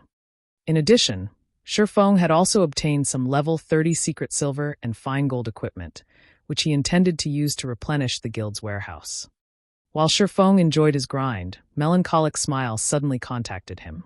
Through the screen, Shifeng could tell that, though Melancholic Smile seemed somewhat tensed, there was a hint of pride and excitement in her eyes. Guild leader, just as you predicted, Overwhelming Smile paid us a visit, though I've already chased them away.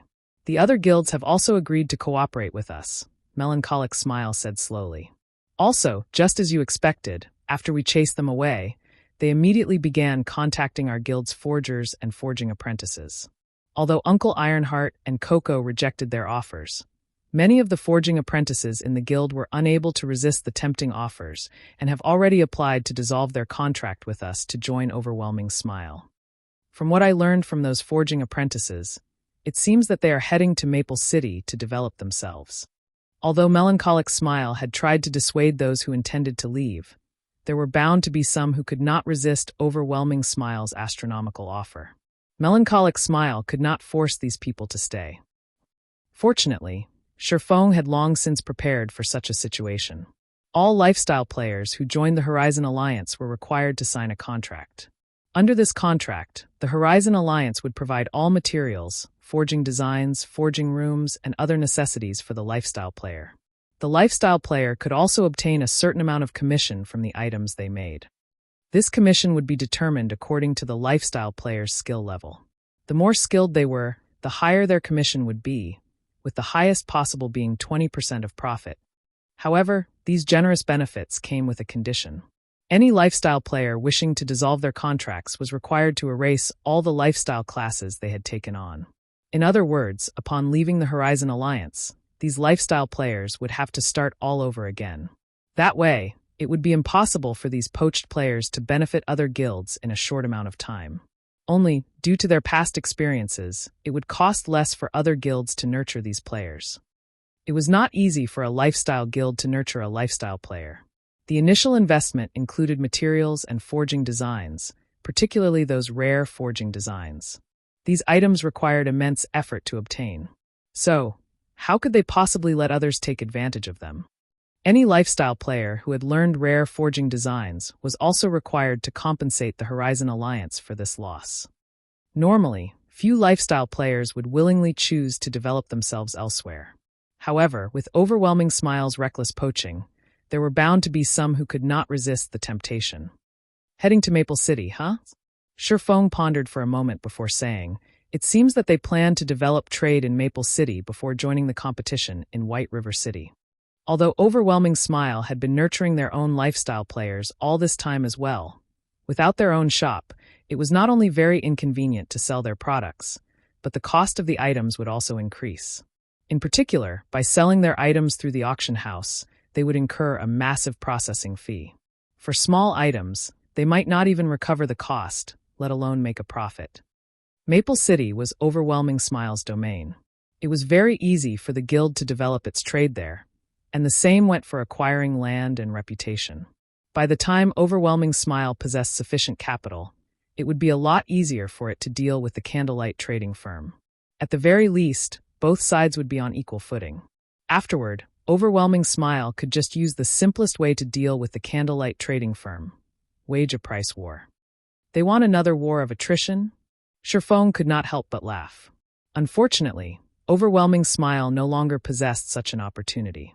Shifeng then said, "Smile, instruct someone to begin purchasing advanced stones and magic essences in bulk, and don't just buy from White River City. Buy from other cities as well. Buy as many as you can. However, this must be done secretly. Do not let other guilds discover our actions." Although the Candlelight trading firm held a significant advantage due to the basic strengthened armor kits, the production volume for the kits was simply too low. It lacked competitiveness. However, it was a different story for light stones. "Okay, I'll head out and buy them myself right now," Melancholic Smile said. After Shifeng gave his instructions, he resumed grinding for more forging designs. For the next several dozen hours, Shifeng grinded the hot-blooded orc warriors like a madman. During this time, his experience bar rose rapidly, his level increasing from level 27 to level 30. His leveling speed was simply unmatched. However, compared to the EXP spent on increasing his own level, Feng had expended even more EXP on the 7 Luminaries ring. He had leveled up the 7 Luminaries ring twice, upgrading it to level 7. Just as Feng was about to investigate the level 7 Luminaries ring's new power. Suddenly, the gates of the Towers of Death opened. In the next moment, a roar that shook even the heavens emerged from behind the gates. As the roar grew louder, Feng saw a massive orc walk out. This orc wore exquisite armor and had a black cape draped over his back. Upon the appearance of this massive orc, the orcs outside the Towers of Death went into a frenzy. It was as if they were welcoming the arrival of their king. Why has the Orc King appeared here? Feng could not help his surprise.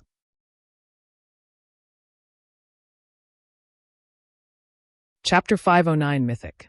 The valiant and extraordinary Orc King slowly walked up to an altar before the Towers of Death, constantly muttering incantations as he approached the pitch-black altar.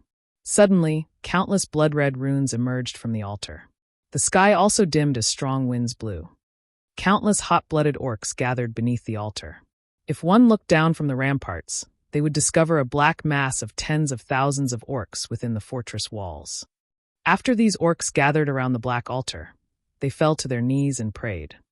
This spectacular scene amazed even Feng. Just what are they trying to do? Feng was utterly confused. The Towers of Death of the Twin Tower Highlands were, in reality, a level 50, 100-man team dungeon. In the past, Feng had raided this dungeon many times, so he had a relatively good understanding of the Towers of Death. However, today was the first time Feng had seen something this odd. In particular, the Orc King who had emerged from the Towers of Death was the final boss of the dungeon, Orc King Trezek. When challenging the Hell mode difficulty of the dungeon, Orc King Trezek was a level 54 Grand Lord. Meanwhile, the Orc King Trezek standing on the altar right now was a level 60 Mythic monster. Monsters in God's domain occupied multiple ranks. From weakest to strongest, these ranks were Common, Elite, Special Elite, Chieftain, Lord, High Lord, Great Lord, Grand Lord. Standing above Grand Lord was Mythic. Orc King Trezek, Mythic monster. Level 60. HP 90,000,000/90,000,000. Upon seeing the Orc King's information, even Feng could not believe his own eyes. A Mythic monster. A Mythic monster was slightly stronger than even a Tier 4 class. Moreover, with that ridiculous amount of HP, any Tier 4 party of the same level that attempted to raid Orc King Trezek would be beaten senseless. At the very least, a 50-man team of Tier 4 players was necessary to raid the Orc King.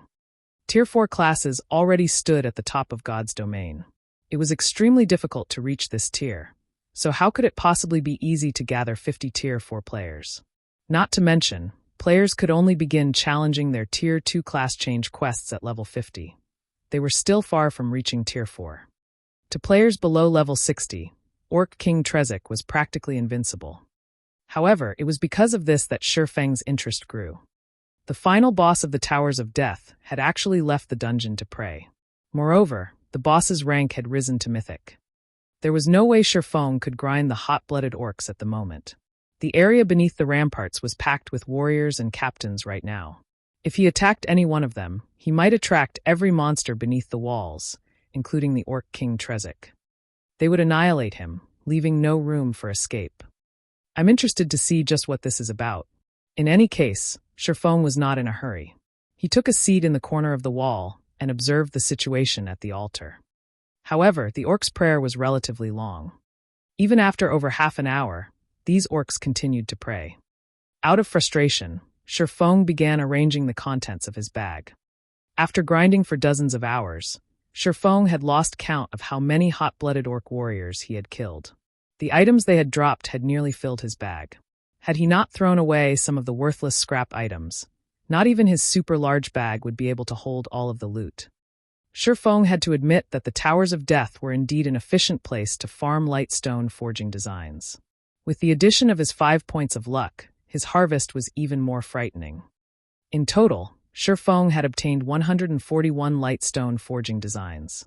He had also collected close to 30 gold and some random scrap items and materials.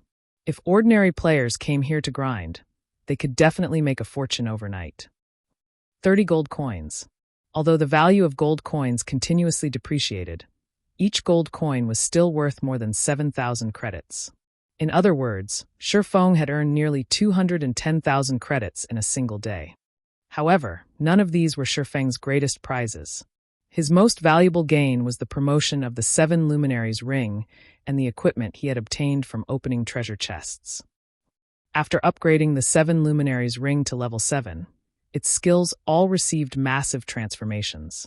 If not for the ring's information labeling it as an epic item, Shifeng would have thought it was a fragmented legendary item. 7 Luminaries ring replica, ring epic rank. Level 20, level 80, current level 30. Equipment requirement, strength 200. Attributes will be adjusted according to user's level. Strength plus 64, agility plus 60, intelligence plus 52, endurance plus 60, vitality plus 55. Damage plus 10%. Maximum HP plus 15%. Ignore levels plus 10. All skills plus 2 levels. All items level requirement reduced by 5 levels. Additional skill dash. 7 Luminaries aura. There are 7 different auras: earth, water, wind, fire, time, illusion, and space. Only one aura can be used each time, and there will be a cooldown of 1 minute when changing between auras. Aura of Earth. Level 7. Requires 200 million EXP to upgrade to level 8. Defense increased by 60%. Damage taken reduced by 55%. Activatable skill dash. Absolute defense. Become immune to all damage for 5 seconds. Cooldown, 1 minute 20 seconds. Aura of Water. Level 7. Requires 200 million EXP to upgrade to level 8. Received healing increased by 100%. Cast consumption reduced by 50%. Activatable skill dash. Life Bloom. Heals selected target for 30% HP every second for 40 seconds. Cooldown, 1 minute 30 seconds. Aura of Wind. Level 7. Requires 200 million EXP to upgrade to level 8. Movement speed increased by 60%. Attack speed increased by 60%.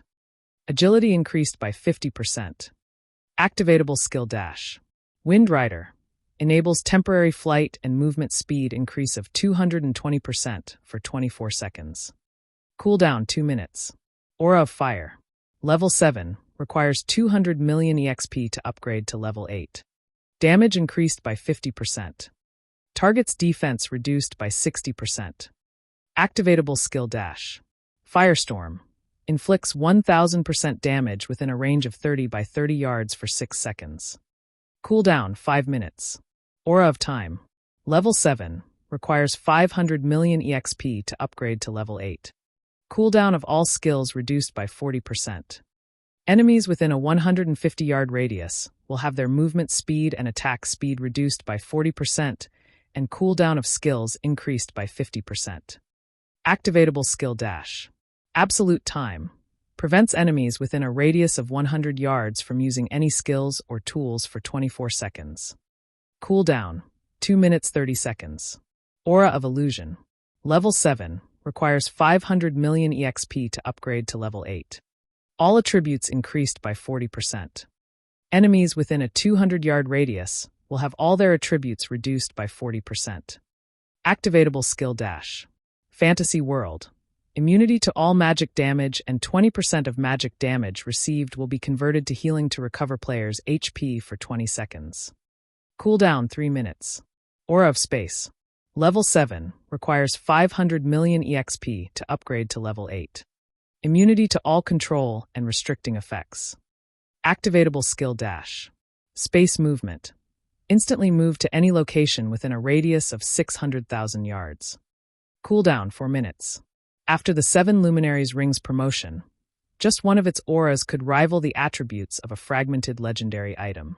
Meanwhile, the 7 Luminaries ring had 7 interchangeable auras.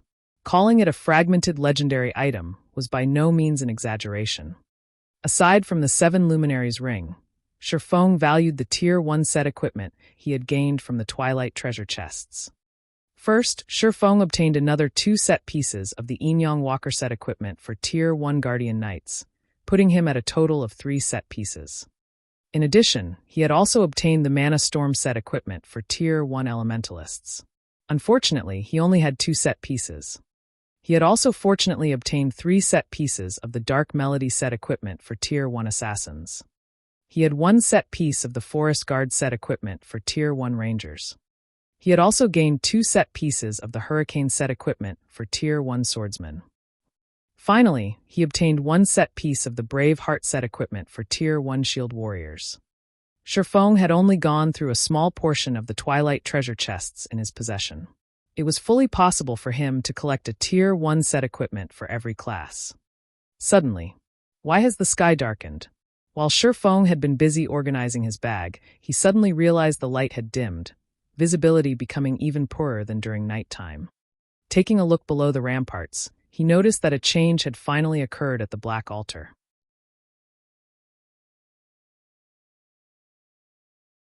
Chapter 5:10 God Descends. At this moment, the Black Altar radiated a blood-red glow. In the darkness, it was an extraordinarily eye-catching. The ground surrounding the altar also began emitting plumes of bright red mist. A small cyclone that had appeared above the altar tugged the mist towards its core. Gradually, the space in the storm's center gradually began to crack. A moment later, this spatial crack formed a portal. The instant the spatial portal was complete, the area around the Towers of Death froze.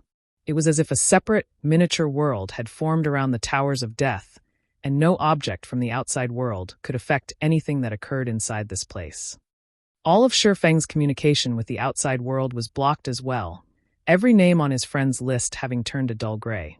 He was unable to contact anybody. The surrounding air felt as heavy as mercury, and Shifeng felt as if his every action was heavily restrained. Inside this region, Shifeng felt like a candle flickering in the wind. His life could be extinguished at any moment. Meanwhile, this was all due to the horrific pressure from the spatial portal. Just what is inside that spatial portal? Shifeng widened his eyes in shock. He tried to glimpse at what was inside the spatial portal. Yet, as if a strange power shrouded the portal, not even Shifeng, with his extraordinary dynamic vision, could see anything inside it. However, there was one thing that his brain urged him to do right now. Escape. The pressure leaking from the spatial portal was sufficient to freeze the entire space surrounding the Towers of Death and create a separate world. This was the first time Shifeng had ever encountered such a situation. While Shifeng struggled to recover from his shock, the hundreds of thousands of orcs surrounding the pitch-black altar suddenly turned into blood mist. Moreover, the transformation had been completely silent. The originally crowded fortress around the Towers of Death had suddenly become a ghost town. The abrupt change was enough to instill utter terror. For a time, the blood-red runes around the altar forcefully sucked in the blood mist, intensifying the rune's glow. Simultaneously, the portal above the altar grew, the pressure it emitted increasing as well. The air that had previously felt as heavy as mercury now felt as dense as fine steel. Now, Shifeng could not move in the slightest. Is this divine might? A possibility suddenly flashed in Shifeng's mind. Divine might. It was something that Shifeng had felt more than a few times before. As long as divine might was activated, any players within the affected area would receive various sorts of suppression. Moreover, the wider the gap in tiers, the greater the suppression would be. Only players of the same tier would be unaffected by divine might. However, of all the divine might Shifeng had experienced before, not one had rendered him completely incapable of movement. Before Shifeng could reflect more on the situation, the Orc King Trezek finally finished chanting his incantation. Suddenly, the area around the Towers of Death fell eerily silent. Shifeng noticed hints of excitement and longing on Trezek's ferocious face. At this moment, the spatial portal blotted out the area above the Black Altar. If the portal descended now, Shifeng did not doubt that it would devour the massive Black Altar whole. However, the Black Portal did not descend. Instead, the portal released a loud sound resembling the cracking of glass. It was as if something inside the portal were trying to smash its way through the mysterious power surrounding it. Shifeng began to have a bad feeling about this. If a god truly descended, then he would die with 100% certainty. A god possessed extremely acute senses. Even over 1,000-yard distance, a god could discover a player long before that player discovered said god.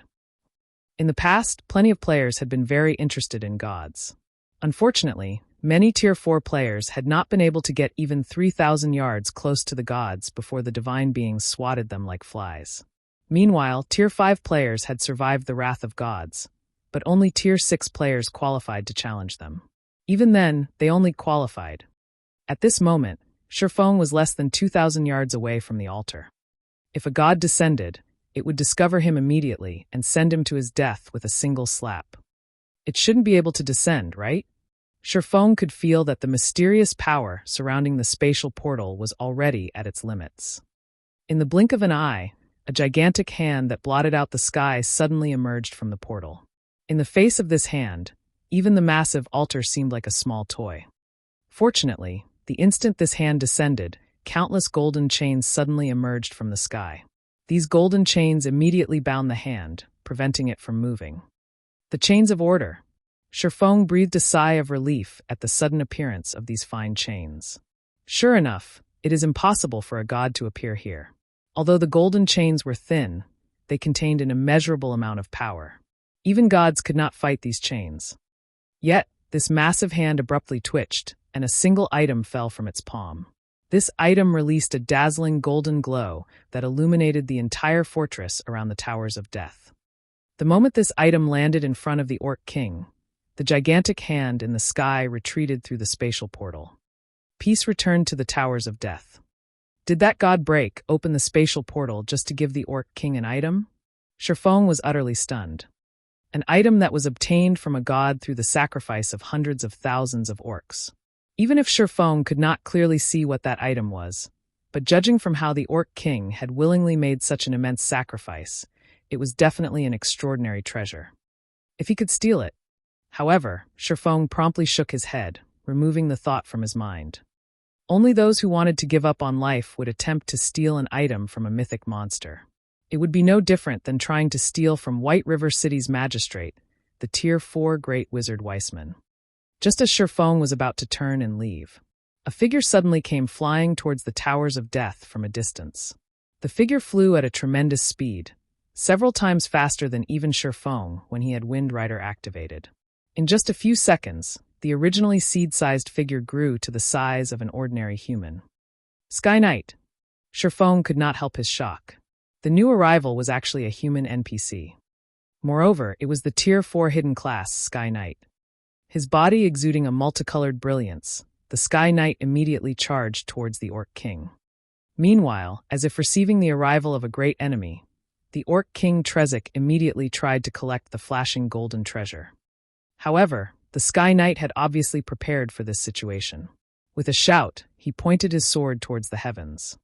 Suddenly, a titanic golden sword appeared above the Orc King. This golden sword then transformed into a streak of light as it descended towards the mythic Trezek. Shifeng's jaw dropped. This Sky Knight actually knew the Tier 4 forbidden move, Firmament Flash. Forbidden moves were taboo skills in God's domain. Firmament Flash was labeled taboo because the skill possessed overly destructive power. In addition, the skill was extremely difficult to learn. Classes of the same tier had no way of learning it. The Tier 4 Firmament Flash could rival even a Tier 5 skill. Even though the Orc King Trezek was a mythic monster, an existence slightly above Tier 4 classes, when facing an attack with the might of a Tier 5 skill, it had no choice but to protect its life first. The Orc King Trezek immediately unsheathed his blood-red greatsword. Releasing an angry roar, a frightening aura suddenly surged forth from his body. It seemed as if the Orc King had activated a berserk skill that boosted his strength to an astonishing degree. He swung his greatsword, sending a streak of blood-red light slashing at the descending holy sword. Boom! Boom! Boom! Suddenly, the land around the Towers of Death shook. It was as if the end of the world had arrived. What? Shifeng was stunned. The Orc King Trezek had actually defended against the Sky Knight's Firmament Flash. At this moment, however, the Sky Knight already stood before the golden treasure, his hand stretching out to snatch the item. Just as the Sky Knight was about to grasp the golden treasure, Shifeng suddenly noticed a mocking grin on the Orc King's face. Ah! The instant the Sky Knight touched the golden treasure, he suddenly released a tragic scream. Suddenly, his body transformed into countless particles of light.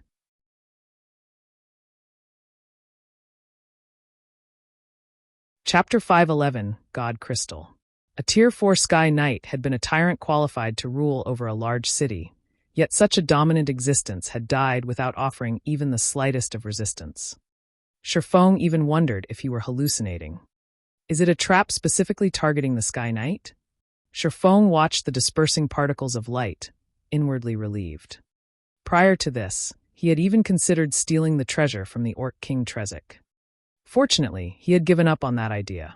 Otherwise, he would have lost his life just like the Sky Knight. The trap could instantly kill a Tier 4 Sky Knight, not even leaving behind a body. It was clear that this trap's damage was not ordinary. Although players would not face true death, the consequences of such an attack definitely would not end with just the loss of EXP and equipment. It was highly possible that the players would be affected as well. At the very minimum, players' immortal souls would receive damage, preventing them from logging into God's domain for a time. However, this was still not the most severe possibility. In some circumstances, players who died might even have to delete their accounts after reviving. It was possible that the Sky Knight's death fit into this category. After the Sky Knight died, Trezek kept his blood-red greatsword and slowly walked towards the treasure. Looking at the treasure with its golden divine glow, a grin on the Orc King's ferocious face. Trezek then began chanting his incantation once again. Suddenly, golden runes formed around the treasure, wrapping around the item, as if sealing it. Is it not a trap? As Shifeng watched the Orc King's actions, it was clear that the trap was not meant for the mythic monster. Instead, there should be something special about the treasure that prevented others from touching it. However, as the Sky Knight had not known this, he had been erased out of existence. Since the Orc King knew that he could not touch the treasure, he knew exactly what kind of item that treasure was, hence why he sealed it. Should I take this risk? Shifeng hesitated. Before, as the Orc King and the treasure were too close, by the time Shifeng made it to the treasure, the Orc King would have already claimed it. However, now that the Orc King sealed the treasure, he had a chance to steal it. Shifeng could take the opportunity while the Orc King was busy to sneak over. And as the treasure was sealed, he could steal it. However, Shifeng had also witnessed the Orc King's power. Trezek had managed to block even the Firmament Flash, which had the power of a Tier 5 skill. Dealing with a Tier 1 player like him would be child's play for the Orc King. It was possible that, before he could even arrive before the treasure, the Orc King's greatsword would have already devoured his life. Moreover, escaping after he collected the treasure was also a problem. With the Orc King Trezek's attributes, even if Shifeng's speed were several times faster, he would not escape from the Orc King's clutches. Seeing as the number of golden runes surrounding the treasure had gradually increased, it was clear that the time remaining for the completion of the treasure's seal grew shorter and shorter. Shifeng looked at the 7 luminaries ring wrapped around his finger. Suddenly, he activated gravity liberation and jumped down from the wall. He then made a dash for the black altar. It would be a pity if he did not at least try to steal a treasure that could tempt even a Tier 4 NPC. Moreover, after the 7 luminaries ring had upgraded to level 7, the ring's skills had undergone massive improvements. Shifeng could totally give stealing the treasure a try.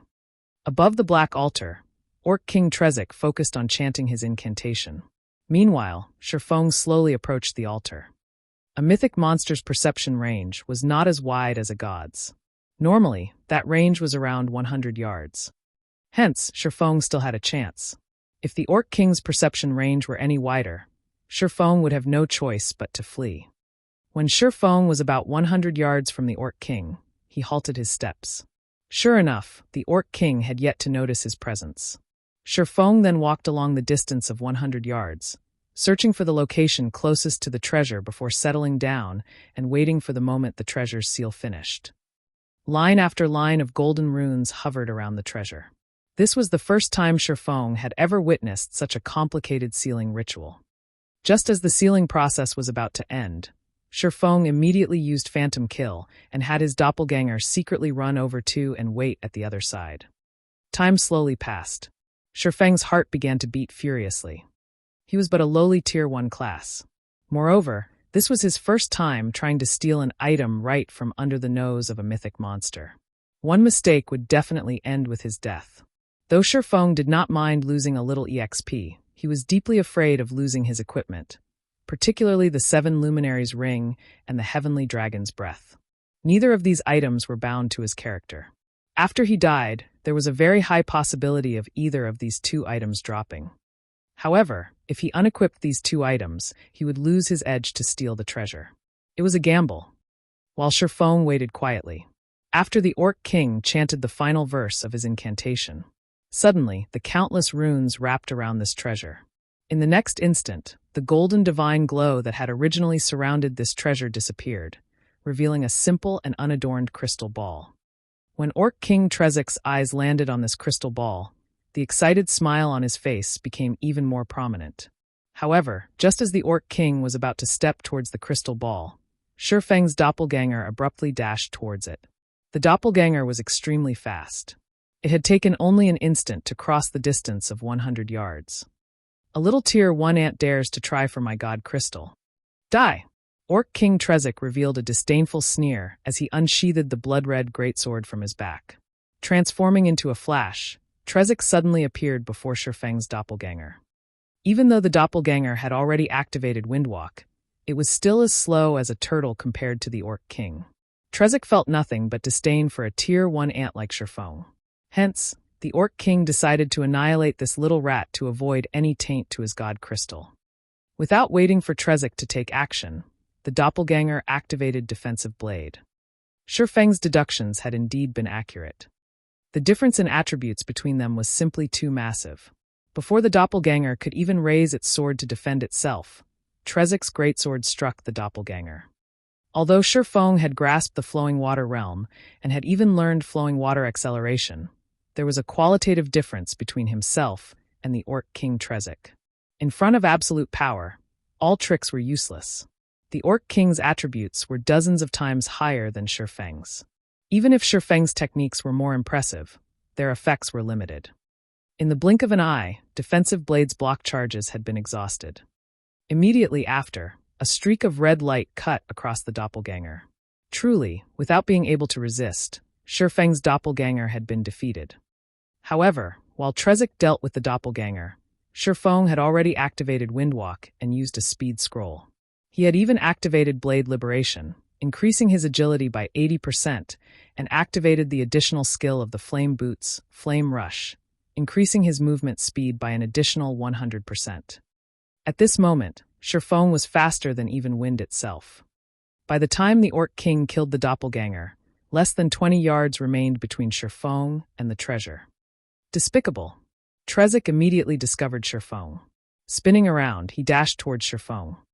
Although Shifeng was very fast, 2 to 3 times faster than his doppelganger, compared to the Orc King, however, he was still as slow as a snail. Sure enough, just as Shifeng was around 3 yards away from the treasure, Trezik suddenly appeared behind him, his greatsword swinging down at the little rat. However, Shifeng had long since prepared for this moment. Before this, he had activated the Aura of Earth. At the instant he was discovered, he used absolute defense, becoming invulnerable for 5 seconds. Now that Shifeng was invincible, he did not have to worry about any attacks towards him. While shouldering the Orc King's attacks, he grabbed the crystal ball and stuffed it into his bag. Trezik grew indignant at this sight. The violent aura that surged forth from his body caused even Shifeng to grow breathless. If he were not in an invulnerable state right now, he would have long since died.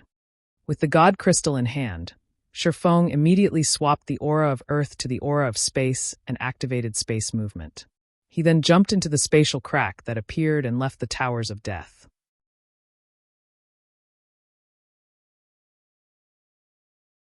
Chapter 512, Killing 2 Birds with 1 Stone. Darkness arrived in God's domain once more.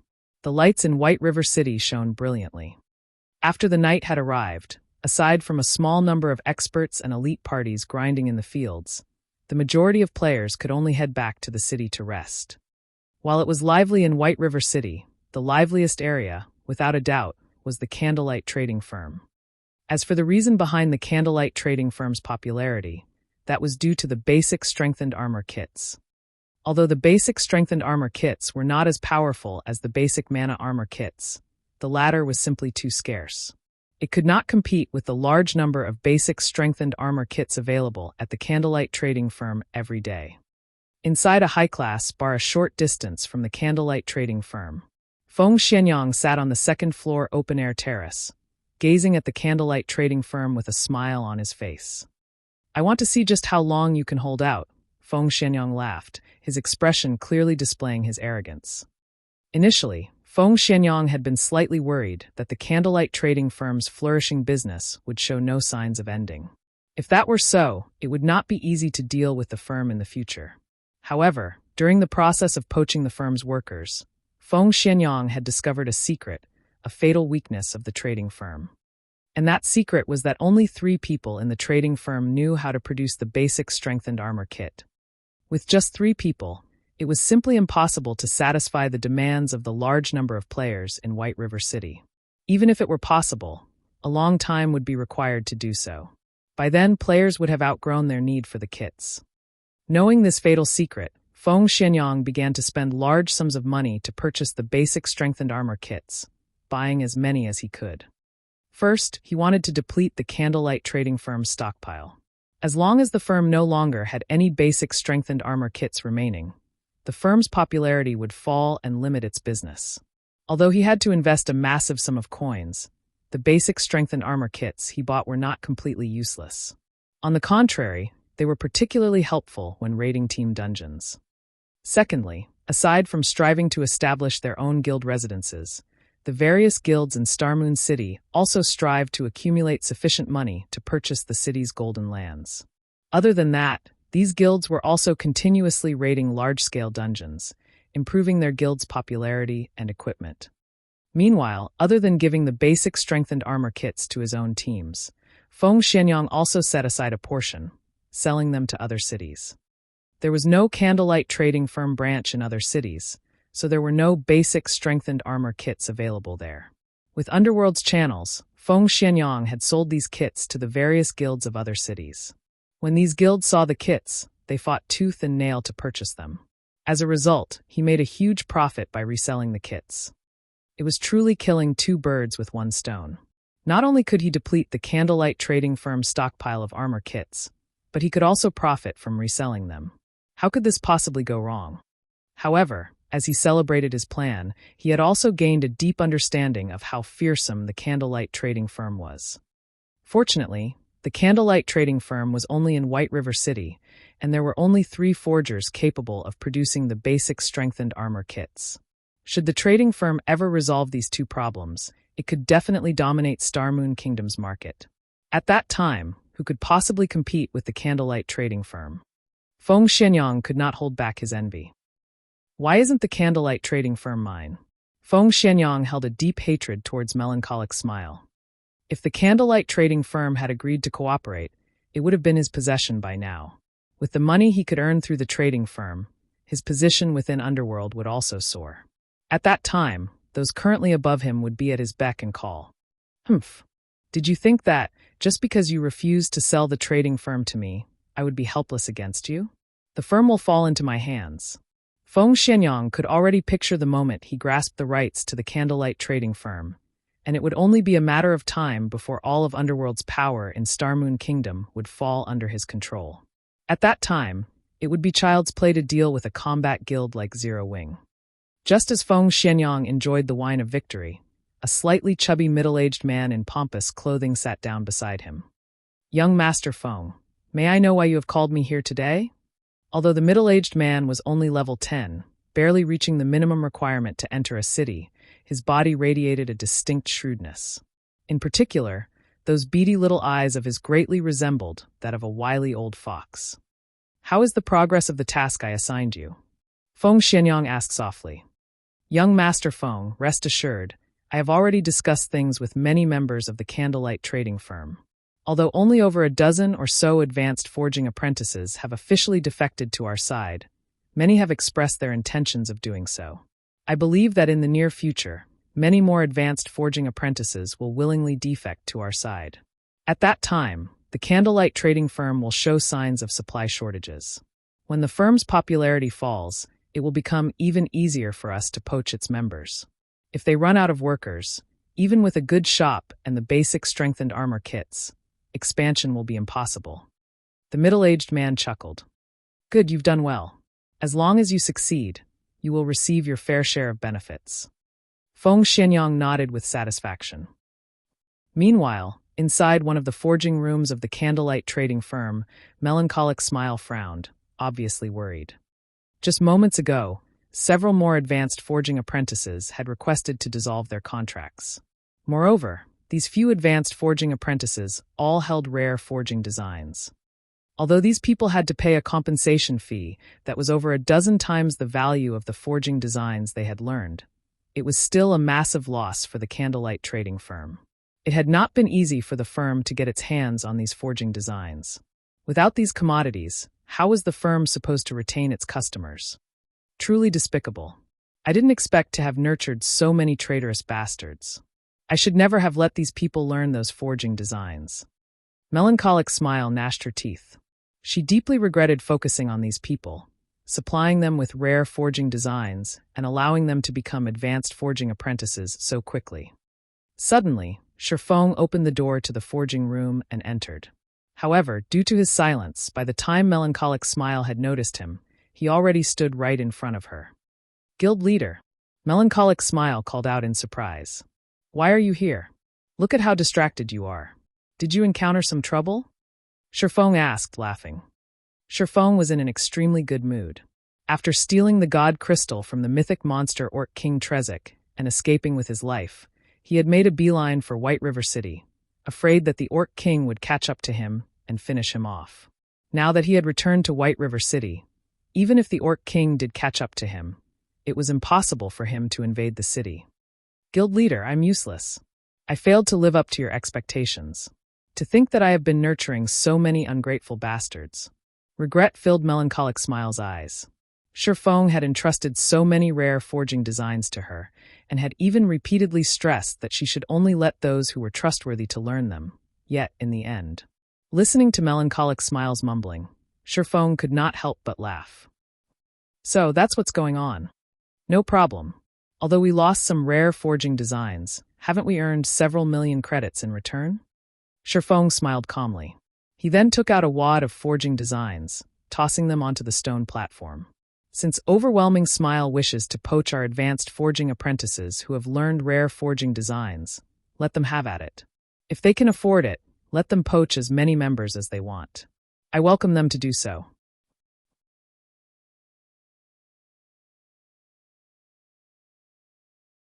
Chapter 513, Mysterious Crystal Ball. Melancholic Smile had never before seen any of the numerous forging designs scattered across the stone platform. Melancholic Smile was stupefied. No words could describe her shock. "Guild leader, I'm not dreaming, right?" She was a forger in her own right, so she knew how valuable these forging designs were. While the forging designs that could be purchased from the Forging Association were not particularly valuable, forging designs obtained elsewhere were. This was due to the design's low drop rates. However, ordinary forging designs were not enough to nurture a forger. Hence the forging designs were so expensive. It was especially true for the forging designs that had very low drop rates and were meant for producing highly useful items. The prices of such forging designs were astronomical. Aside from that, there was one more type of forging design that was even more valuable, such as the basic strengthened armor kit forging design. Currently, aside from the Horizon Alliance's 3 copies, no one had them. Moreover, nobody knew where to obtain these forging designs. As a result, they were even more valuable than epic equipment. Regarding the currently available forging designs, Melancholic Smile had practically learned all of the designs that were available. Even if she hadn't, she at least knew about them.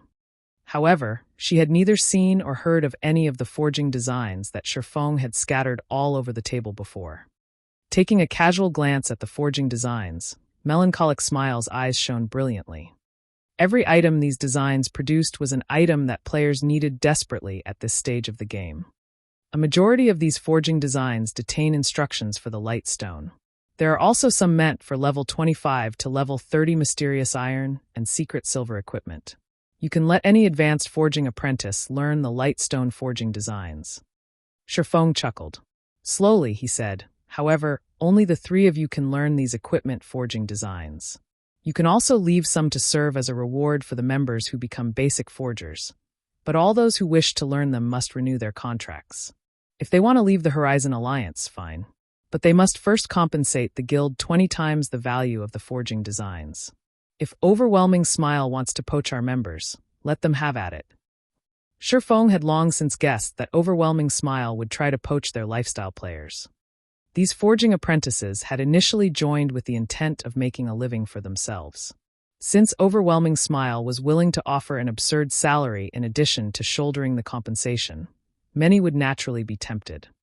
Before this, Shifeng had repeatedly told Melancholic Smile to be careful when recruiting members precisely because he wished to avoid this situation. He had also done so with the intention of informing Melancholic Smile of the severity of the matter. Not even the gods could see through the human heart, let alone mankind. Only through experiencing hardships could one grow. There were many things that one could not learn from the experience of others. Only through experience could wisdom be earned.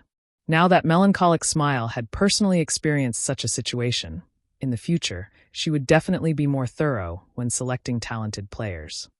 Currently, he had a large number of light stone forging designs on hand. If Overwhelming Smile would willingly pay the price to poach the Alliance's members, Shifeng welcomed them to do so. The light stone forging designs were very common.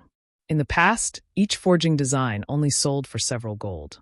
Moreover, that was when most players had reached level 45. These forging designs were not particularly valuable. Only current players' levels were not high enough yet to obtain them, resulting in their value increasing significantly. Based on Shifeng's initial estimates, each light stone forging design should be worth around several dozen gold. If he wished to acquire more light stone forging designs, he could obtain a ton of them any time he wanted. This way, he would not have to wait for the profits of the light stones to slowly roll in. Just the 20 times compensation Overwhelming Smile had to pay for poaching each member could make a ridiculous amount of credits.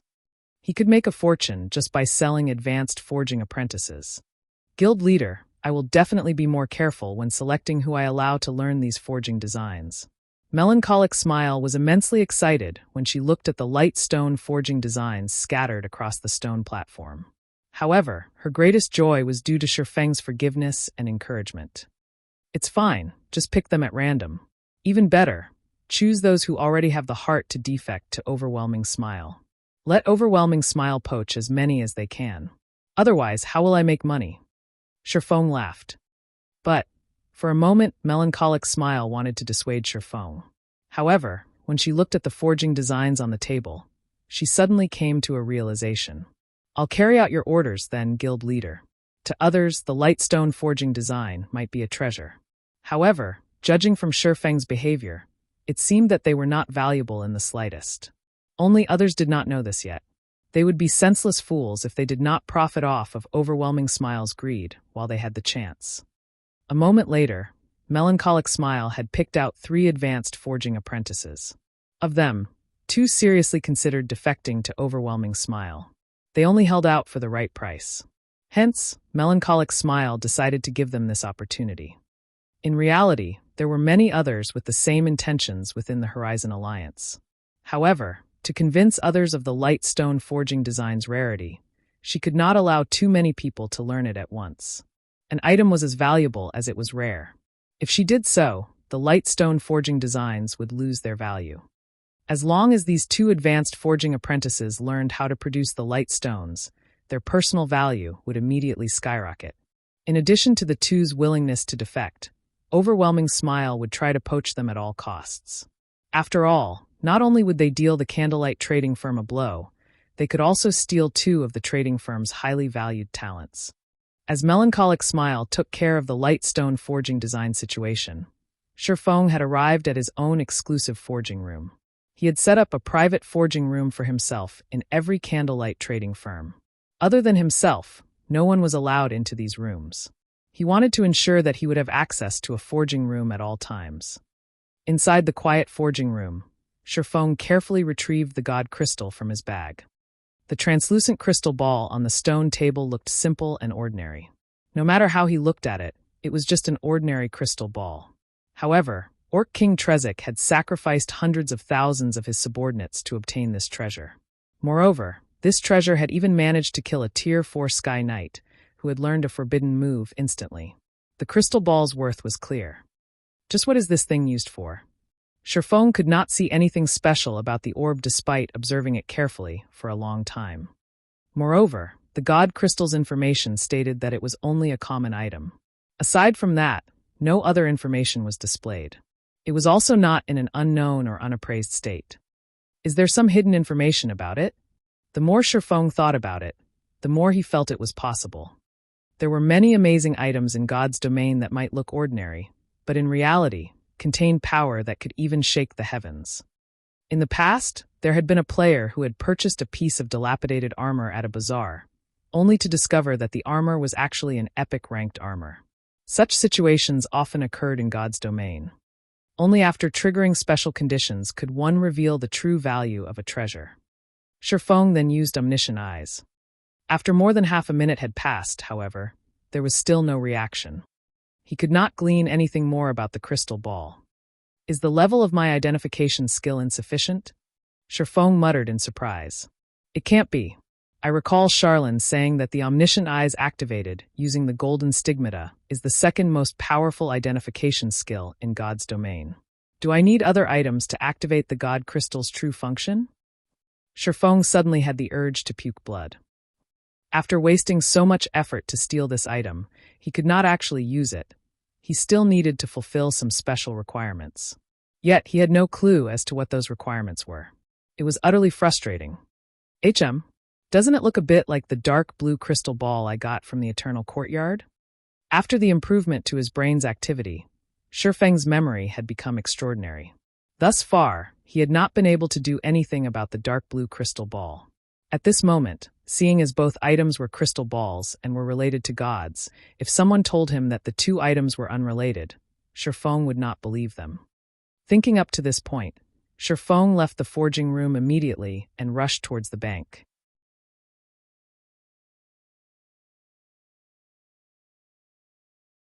Chapter 514 Divine Might. Inside Overwhelming Smiles Guild residence in White River City. What did you say? Feng Xianyang abruptly slammed his fist down on the table. Furious, he said, those bastards suddenly raised their price? Do they take us for fools? Young master, please calm down, the slightly chubby, middle-aged man advised. They have not raised their prices without reason, but because they have the capital to do so. Capital? Advanced forging apprentices like them? Overwhelming Smile has no shortage of individuals of their caliber. Feng Xuanyang's brows furrowed, a hint of killing intent flashing in his eyes. Although his family was successful, he wasn't the only one competing to become the successor. He had joined Underworld precisely because he needed the organization's help to achieve his goal. Meanwhile, upon discovering God's domain's unique standing through Underworld's inside information, he had immediately snatched the chance and invested in the virtual reality game. As long as he could create a legacy for himself, the matter of becoming his family's successor would be set in stone. He had spent such a large sum of money to poach these people only because he wished to wound the Candlelight trading firm. Due to the ongoing war with Zero Wing, Overwhelming Smile's daily gold expenditure was massive. Hence, all of the money spent on dealing with the Candlelight trading firm right now was his. His liquid funds only amounted to several hundred millions of credits, so he could not squander it. Although advanced forging apprentices were indeed rare, with the money he possessed, he could easily hire dozens of advanced forging apprentice NPCs from the Forging Association. It was much easier and cheaper than poaching advanced forging apprentices from the Candlelight trading firm. Not only did he have to offer these people high benefits, but he also had to pay an astronomical compensation fee. Moreover, even when these forgers joined him, they were useless with their lifestyle skills reset to zero. Young Master Feng, the two I mention are somewhat special. Special? Just because they are special, they dared to raise the price we have agreed upon by 3 times. Do they really consider themselves true forgers? Young Master Feng, although they are not forgers, they have recently learned a rare forging design. They can now produce light stones. A light stone is an item that enables players to grind and level even throughout the night. With it, players will not be limited by time. Moreover, it's quite cheap to produce light stones, so it is a very lucrative product. Meanwhile, among the advanced forging apprentices of the Candlelight trading firm, only 3 have learned it. So, naturally, they raise their prices. Light stone? There is actually such a thing? Have you confirmed how they managed to obtain its forging design? When he heard about the Lightstone's function, Feng Xianyang immediately realized how massive its value was. If he could obtain the forging designs for them, he would not need to spend money to poach the Candlelight trading firm's members. He could simply rely on the Lightstones to defeat the Candlelight trading firm and dominate Starmoon Kingdom's market. The Candlelight trading firm is keeping that a secret, so low-ranking members like them have no access to that information. However, I have sent someone to investigate the Lightstones. Though it would seem that the Candlelight trading firm only has a limited number of Lightstone forging designs. Otherwise, they would not only allow 3 advanced forging apprentices to learn them. Moreover, I have also heard that the 3 forgers of Candlelight are not producing the Lightstones, focusing on producing the basic strengthened armor kits. It is quite possible that the trading firm is too busy and has decided to allow its advanced forging apprentices to produce the Lightstones instead. In other words, it is possible that Candlelight only has 3 Lightstone forging designs. If we can poach 2 of them, it would be a massive blow to the trading firm. You're right.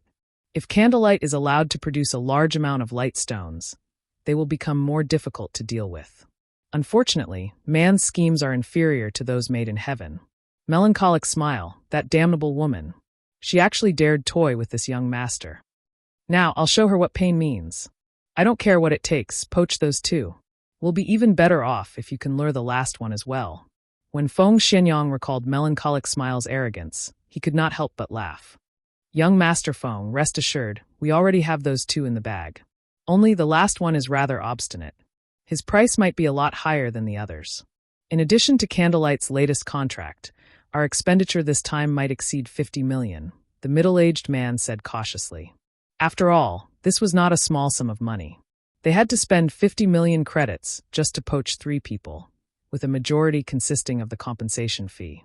Based on his initial estimates, the Lightstone forging design should be worth nearly 100 gold. If they poached all 3 forgers, they had to pay a compensation fee of 6,000 gold. Just do it. It will be worth it if we can drag all 3 of those forgers to our side, Feng Xianyang said as he gnashed his teeth. If he could steal both man and forging design, he would have done so in a heartbeat. However, the Candlelight trading firm wouldn't be so stupid. Even fools knew how precious one-of-a-kind products were. Such items could significantly increase a shop's competitive edge. Following which, the middle-aged man left the meeting room to negotiate with the advanced forging apprentices. Meanwhile, at White River City's bank, Shifeng had already rented a private warehouse for himself. If a player wished to store a truly precious item in God's Domain's banks and wanted no one else to know of it, they had the option of renting a private warehouse and private room. Without the owner's permission, nobody was allowed inside the private warehouse. However, unlike the public warehouse where the daily fee was only several copper coins, renting a private warehouse was not cheap. Inside a small private warehouse, players had 30,000 item slots. Each day's rent was 30 silver, and there was a minimum rental period of 1 month, which would be a total of 9 gold. There was a discount if players rented the warehouse for 3 months, but even then, they would still have to spend 25 gold. A medium private warehouse had to 100,000 item slots, and the daily fee was 1 gold coin. Renting for 1 month cost 30 gold, while renting for 3 months cost 85 gold. A large private warehouse held up to 500,000 item slots, and the daily fee was 4 gold coins. Renting for 1 month cost 120 gold, while renting for 3 months cost 350 gold. Normally, ordinary players would not rent a private warehouse at all. However, as players reached higher levels, it would become much easier to earn coins. Many players who conducted business would usually rent a private warehouse. Shifeng had rented 2 large private warehouses without hesitation.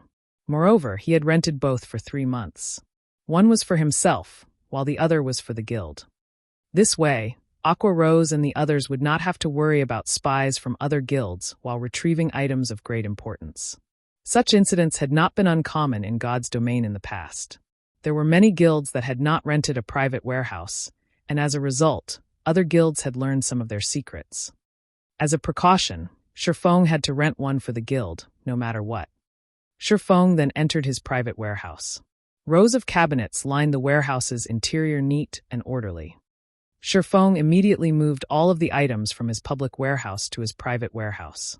The private warehouse was very human-like, and immediately, it intelligently categorized all of the items, saving Shifeng the trouble of arranging them himself. Shifeng then opened a cabinet. Inside the cabinet, there was a single dark blue crystal ball. This crystal ball was none other than the one Shifeng had obtained from the Eternal Courtyard. However, this crystal ball was too powerful. Even with Shifeng's extremely high resistance, he lost 1,000 HP every second just by coming into contact with it. If ordinary players touched it, they would most likely die on the spot. Death upon touching? Shifeng recalled the situation when he had obtained the deep blue crystal ball. Suddenly, he came to a realization. Wasn't it the same situation when he had stolen the God Crystal from the Orc King? Only, as the God Crystal had not been sealed yet, the Tier 4 Sky Knight had died instantly when he touched it. I wonder if it is possible?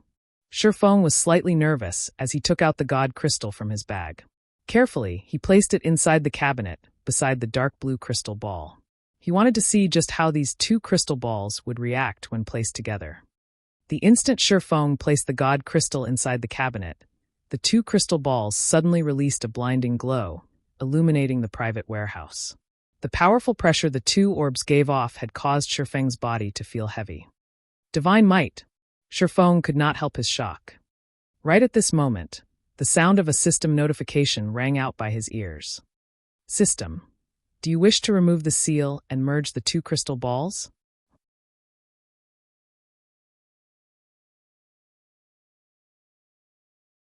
Chapter 515, Legendary Item.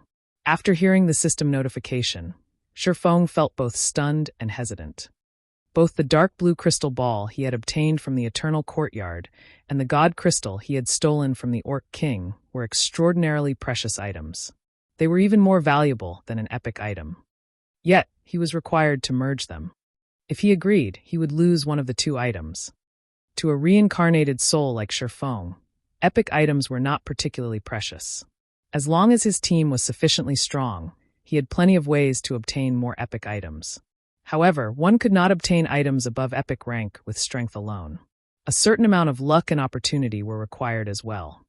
If he disagreed, he would have to look for some other way to activate the two items. Forget it. Let's just go for it. Shifeng gnashed his teeth as he agreed to the merger.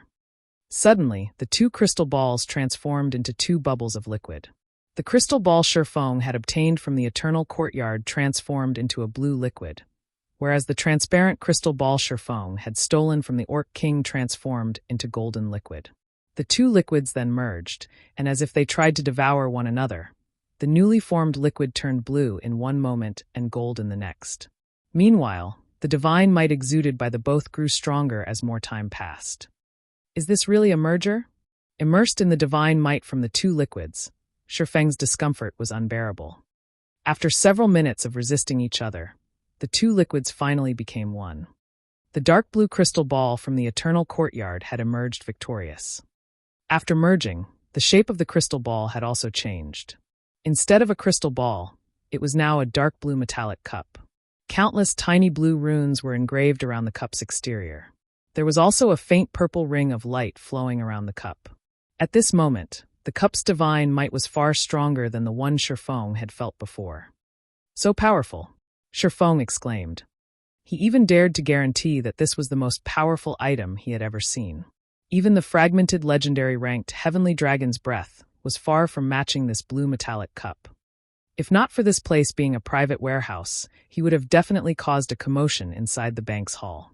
Meanwhile, any players caught within the blue cup's divine might would find it impossible to move. After all, if even a Tier 1 Blade Saint like himself struggled, Tier 0 players didn't have a prayer. If he could control this blue cup, he would have no problems dealing with even an army of thousands of elite players. Immediately, Shifeng checked the cup's information. However, just after Shifeng clicked to check the cup's attributes, he received -5,000 frost damage. Even with his finger still a distance away, instantly losing half of his HP. Damn, isn't this a little too intense? Shifeng looked at his completely frozen hand, a layer of purple frost covering his entire arm. If his finger had moved even a little closer to the cup, he would most likely have lost his life on the spot. Shifeng then took a look at the cup's attributes. Holy Grail, legendary item. Legend has it that the Holy Grail belongs to the goddess of life, and that it holds the power to bestow eternal life. However, after Ragnarok, the god of war had destroyed the Holy Grail and placed it in the eternal courtyard. The Holy Grail's restoration requires sufficient god's power. Only with an eternal heart can one truly hold the Holy Grail. Activatable skill dash. Power of evolution. Sacrifice one's own life force to evolve an item of the player's choice. However, there is a small possibility that the evolution process will fail. An evolved item's quality cannot exceed the fragmented legendary rank. Cooldown 10 days. By the time Shifeng finished reading the cup's attributes, his jaw hung to the floor. Legendary item. This was the first time he had ever actually seen one. Although the Holy Grail was neither a weapon nor a piece of equipment, among the various types of items found in God's domain, tools such as the Holy Grail were the most difficult to obtain. They were far rarer and more precious than weapons or equipment. Moreover, looking at the Holy Grail's description, it was obvious its rank could still be increased. However, he needed power of God to do so. Items such as the God Crystal should be able to supply it. However, looking at the streams of light overflowing from the Holy Grail, Shifeng could not help but laugh bitterly. Although he had completely unsealed such an amazing item, he could not touch or control it. Shifeng had also never heard of an item called the Eternal Heart before. Just how and where was he supposed to obtain one? Fortunately, he could still use the power of evolution. After all, he didn't have to control the Holy Grail to use the skill. He only needed to sacrifice some of his life force. The term life force referred to a player's HP. For all Shifeng cared, the Holy Grail could have as much of his HP as it wanted. That's not right. Shifeng thought it over for a moment, feeling that something was amiss. A skill capable of evolving an item. Such an OP skill should not only require a sacrifice of HP. Even the skill's 10-day cooldown was insignificant. God's domain always followed the rule of equivalent exchange. However, this was obviously not an equivalent exchange. Otherwise, even if the success chance wasn't 100%, having an opportunity to obtain a fragmented legendary item once every 10 days was still astounding. Obviously, Shifeng wanted to try it. The Holy Grail had a cooldown of 10 days. If he did not activate it now, wouldn't it be a waste? Which item should I evolve? Shifeng looked through his warehouse and bag, feeling very indecisive. He only had one chance to evolve an item every 10 days. If the item he evolved now had little use to him, he would suffer a huge loss. Should I evolve the 7 Luminaries ring? Shifeng could not help but stare at the 7 Luminaries ring around his finger. As the replica of a godly relic, it was already frighteningly powerful, even at only epic rank. If the ring were upgraded to fragmented legendary rank, it would be godlike. No. Shifeng immediately shook his head. If he upgraded the ring to fragmented legendary rank, the equipment requirement would definitely soar. He wouldn't be able to equip the ring. The impact on his current strength would be painful. Moreover, Shifeng did not doubt that the success rate of evolving an item to fragmented legendary rank would be abysmally low. It would be a huge pity to waste an opportunity to evolve an item. The best choice he could make right now was to evolve a dark gold item to an epic item. With this idea, Shifeng shifted his gaze to the Purgatory's shadow. As a dark gold weapon, if he could promote it to an epic weapon, then it would increase his overall combat power significantly. At that time, even Summer Sunshine would easily suffer defeat at his hands. As the leader of a guild, however, his first and foremost priority was to increase his guild's strength. Currently, his personal strength was sufficient. Even if he became slightly stronger, it would not impact the guild. Suddenly, a streak of light flashed past Shifeng's eyes. That's right. How could I forget? There's still the Icarus's heart. Shifeng laughed. If he evolved Icarus's heart, it would help the guild tremendously. Just the meager 5 points of luck it provided had allowed him to obtain so many Tier 1 set equipment. If he could evolve Icarus's heart further, raising the luck it provided even a little, couldn't he obtain even better items? Although Icarus's heart was already capable of evolving, he needed the souls of Lord-ranked monsters to do so. Even so, based on Shifeng's estimates, he should only be able to evolve Icarus's heart to dark gold rank at maximum. After all, it was an item he got from a dark gold treasure chest, It was utterly impossible for him to obtain an epic-ranked necklace. "I'll choose you." Shifeng smiled as he removed Icarus's heart from his neck. He then adjusted the 7 luminaries ring to the aura of water and activated Life Bloom, healing himself. Previously, he had received a significant amount of damage just by approaching the Holy Grail. He would have to touch it again, so he had to heal himself back to full HP. He could not afford to miss any. In a moment, Shifeng's 10,000 plus HP recovered to full. Shifeng then tapped on the touchscreen that was very close to the Holy Grail, choosing to use Power of Evolution. The instant his finger collided with the touchscreen, Shifeng lost 7,000 HP. However, Life Bloom quickly regenerated a significant amount of the missing HP. Only when he recovered to full HP did Shifeng proceed to select Icarus's heart as the target of evolution. System, are you willing to permanently lose 400 HP to evolve the Icarus's heart? Crap, that's the requirement. Shifeng could not help but curse. It was actually a permanent loss. No wonder it could allow an item evolve to a maximum of fragmented legendary rank.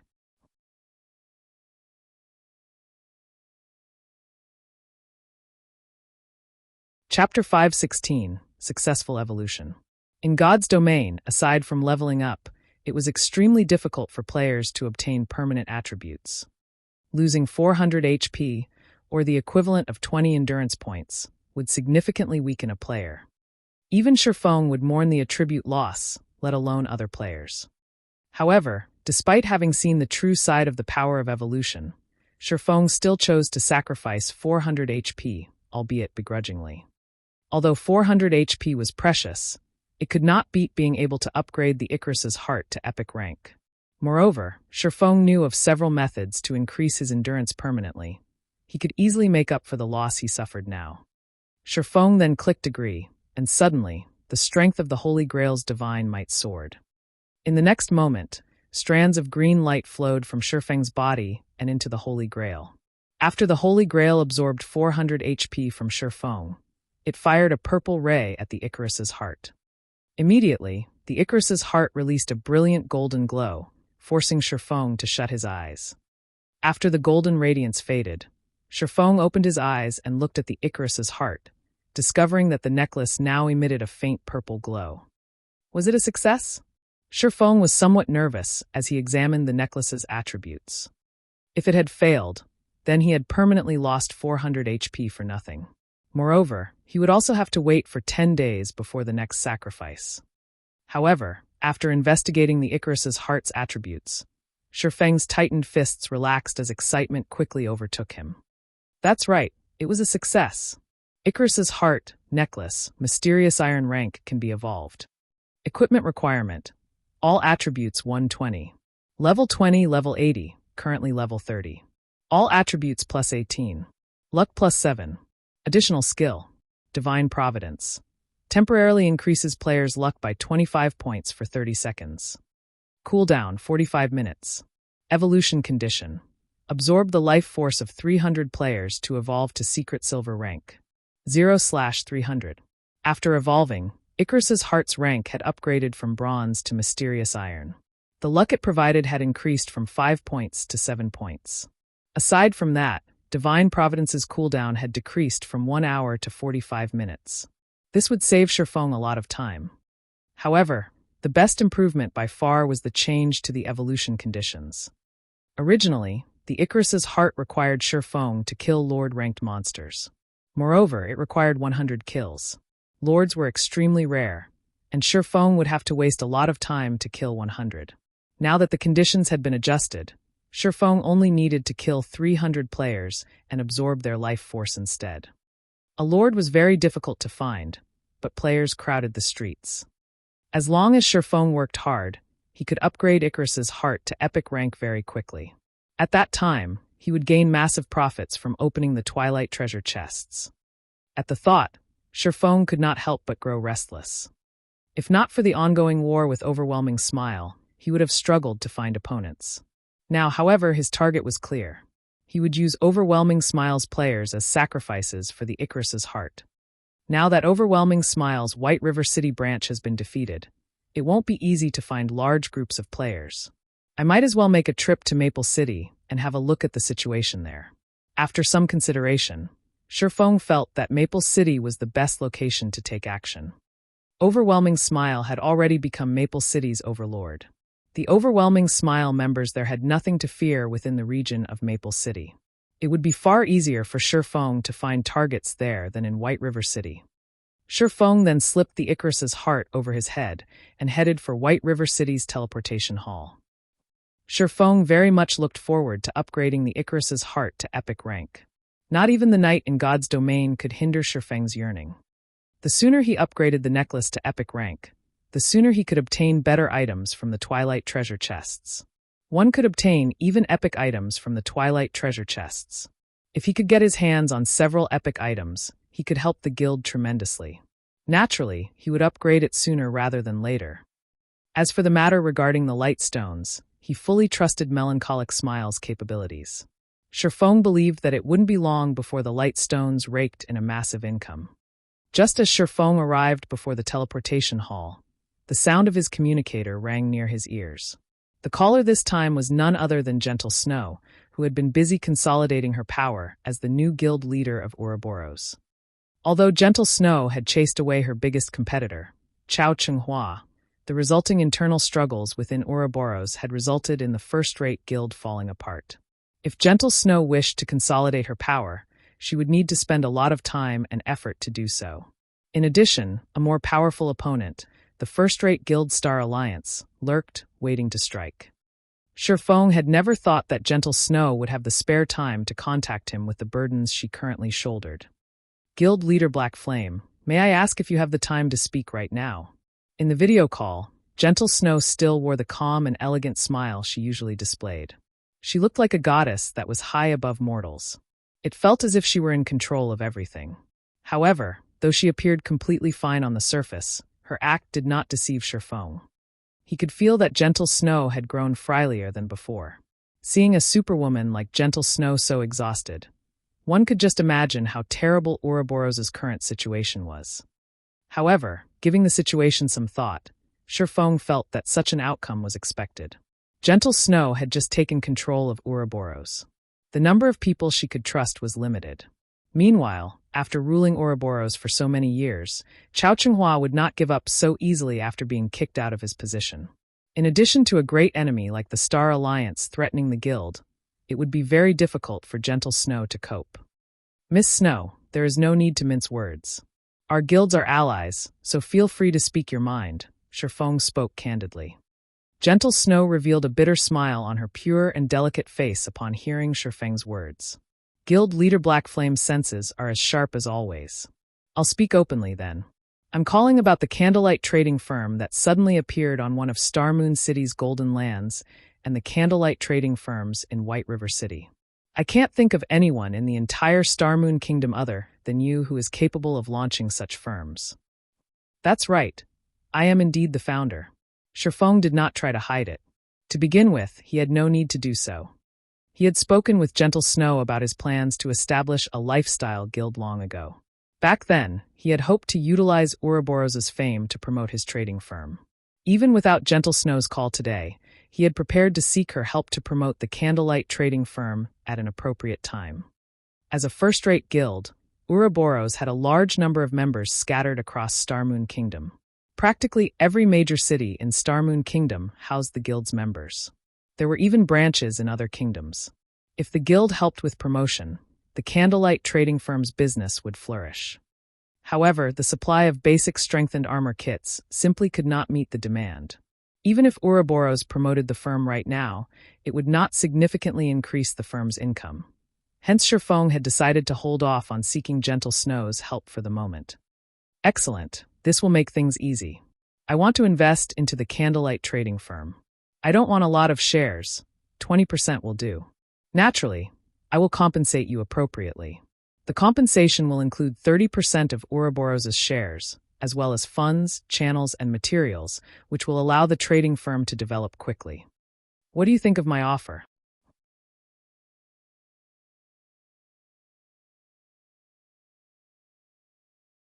Chapter 517. Fate Makes Fools of the People. One had to admit that Gentle Snow's proposal was tempting. Even Zhao Yueru and the elders of Ouroboros standing beside Gentle Snow were shocked by her offer. After all was said and done, Ouroboros was a bona fide first-rate guild and possessed a massive fortune. The guild had only achieved its current status after striving for many years. Although the guild's internal struggles were serious, the guild itself was still frighteningly strong. Second-rate guilds were still no match for it. Yet, just for 20% of the shares of a trading firm, Gentle Snow actually intended to trade 30% of Ouroboros' shares for 20% of the trading firm, in addition to providing various funds and channels. This decision was simply insane. Snow, have you gone mad? You only hold 50% of Ouroboros' shares right now. Yet, you're actually going to give Black Flame 30%? What will you do if Black Flame joins hands with Chao Chenghua? Zhao Yueru persuaded her friend softly. Although Zhao Yueru trusted Black Flame, 30% of Ouroboros' shares was simply too important. If utilized properly, Gentle Snow could easily persuade more of the guild's elders to her side. That way, Chao Chenghua would not be able to impact the guild so easily. Utilizing the guild's shares to boost Gentle Snow's strength and solidify the guild was far more valuable than obtaining 20% of the Candlelight trading firm's shares. That's right, young Madam Snow. You have to consider this carefully. Those shares are the last resort left by young master for you to keep Chao Chenghua in check. Although Chao Chenghua can no longer play God's domain, in the real world, his authority in the company has not been affected in the slightest. If you give those shares to someone else and lose this protective talisman, he can easily join hands with the other shareholders of the company to oppose you. A man nearing his 50s in butler clothing similarly attempted to persuade Gentle Snow. You don't have to say any more. I know what I am doing. Gentle Snow shook her head, waiting for Shi Feng's reply. She was no fool. She knew this was not a worthwhile transaction. Even so, she insisted on conducting such a trade to deepen the relationship between their two guilds. Although she was the guild leader of Ouroboros and one of the major shareholders of the company, neither her authority nor her words were of any use. Unfortunately, although she had tried to nurture plenty of people herself, there were too few capable personnel under her command. It was especially true for experts in God's domain. Chao Chenghua had managed Ouroboros for many years now, so he had previously had the time and resources to nurture plenty of experts. Due to her premature victory over Chao Chenghua in God's domain, he had decisively ordered all of the experts under him to abandon the guild. In addition, Chao Chenghua had also roped in many of the guild's elders and had secretly been transferring personnel out of the guild, gradually splitting Ouroboros in half. If Ouroboros split in half, then the shares she had on hand would be meaningless. Hence, she might as well use it to pull Zero Wing to her side. Although Zero Wing seemed only to occupy a single city right now and looked to be inferior to many second-rate guilds, Zero Wing's city had the second highest population in Starmoon Kingdom. That was far better than occupying 3 to 5 minor cities with a population of only several 100,000 players. In particular, after seeing Yi Feng's and Violet Cloud's performance. Although Zero Wing was still a fledgling guild right now, Gentle Snow had seen Zero Wing's small, but sharp fangs. When the time was right, Zero Wing would rip apart all enemies in its way and become Starmoon Kingdom's overlord. At this moment, just the fact that Black Flame had managed to establish a candlelight trading firm on one of Starmoon City's golden lands displayed the man's capabilities and power. Meanwhile, Shi Feng was similarly stunned by Gentle Snow's proposal. He had never expected Gentle Snow to make such a tempting offer. However, Shi Feng still shook his head and said, "Miss Snow, your offer is indeed very tempting. However, please allow me to refuse." Refuse? Why? Gentle Snow asked in disbelief, her beautiful eyes widening with shock. Her proposal was no different than shoving money at Shi Feng's face. If Zero Wing and Ouroboros joined forces, not only could they make up for each other's deficiencies, but it would also become more convenient for their two guilds on their paths to becoming the overlords of Starmoon Kingdom. She could not fathom why Shi Feng would reject such a proposal. As I understand it, I know that you hope to deal with Ouroboros' internal problems quickly, but I do not want Zero Wing to get mixed up in the internal struggles of other guilds, Shi Feng explained. However, I have another proposal that Miss Snow might be interested in. Another proposal? Gentle Snow could not help but ask curiously. It's very simple. Miss Snow simply needs to bring Ouroboros' members into Zero Wing. I can give Miss Snow 15% of Zero Wing's shares. Although Shifeng's voice was utterly calm, his words were astoundingly shocking. Are you trying to annex Ouroboros? Gentle Snow said, slightly indignant.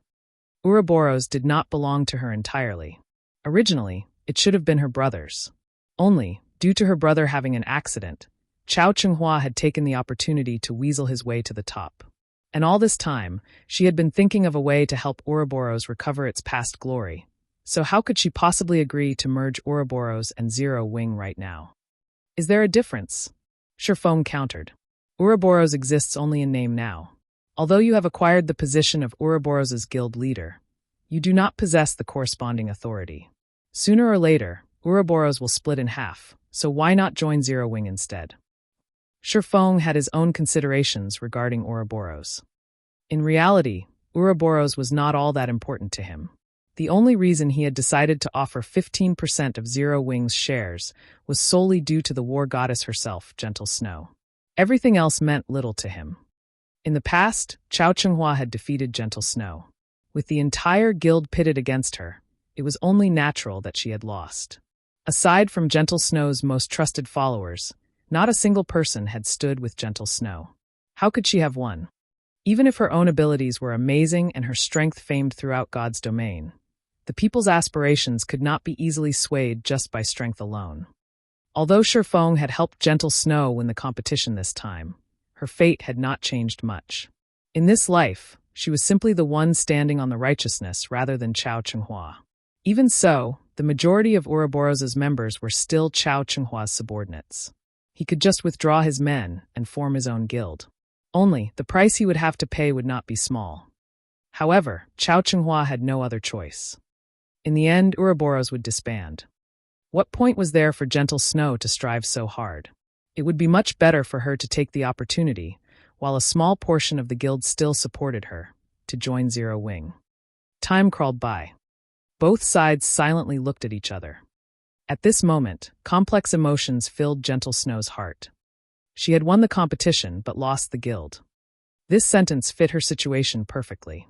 Despite her desperate efforts to preserve the guild, at the end of the day, she could not escape her fate. Fate makes fools of the people, Gentle Snow quietly exclaimed. She then looked at Zhao Yueru and the several guild elders beside her. They were all people whom she trusted the most. By the time Chao Chenghua extracted all of his underlings from Ouroboros, the guild would only exist in name. At that time, it would be very difficult for the guild to continue in Star Moon Kingdom. After all, Ouroboros and the Star Alliance were sworn enemies. Even if Ouroboros only existed in name, the Star Alliance would not let it off the hook. Only when the guild had thoroughly erased Ouroboros from God's domain would it rest.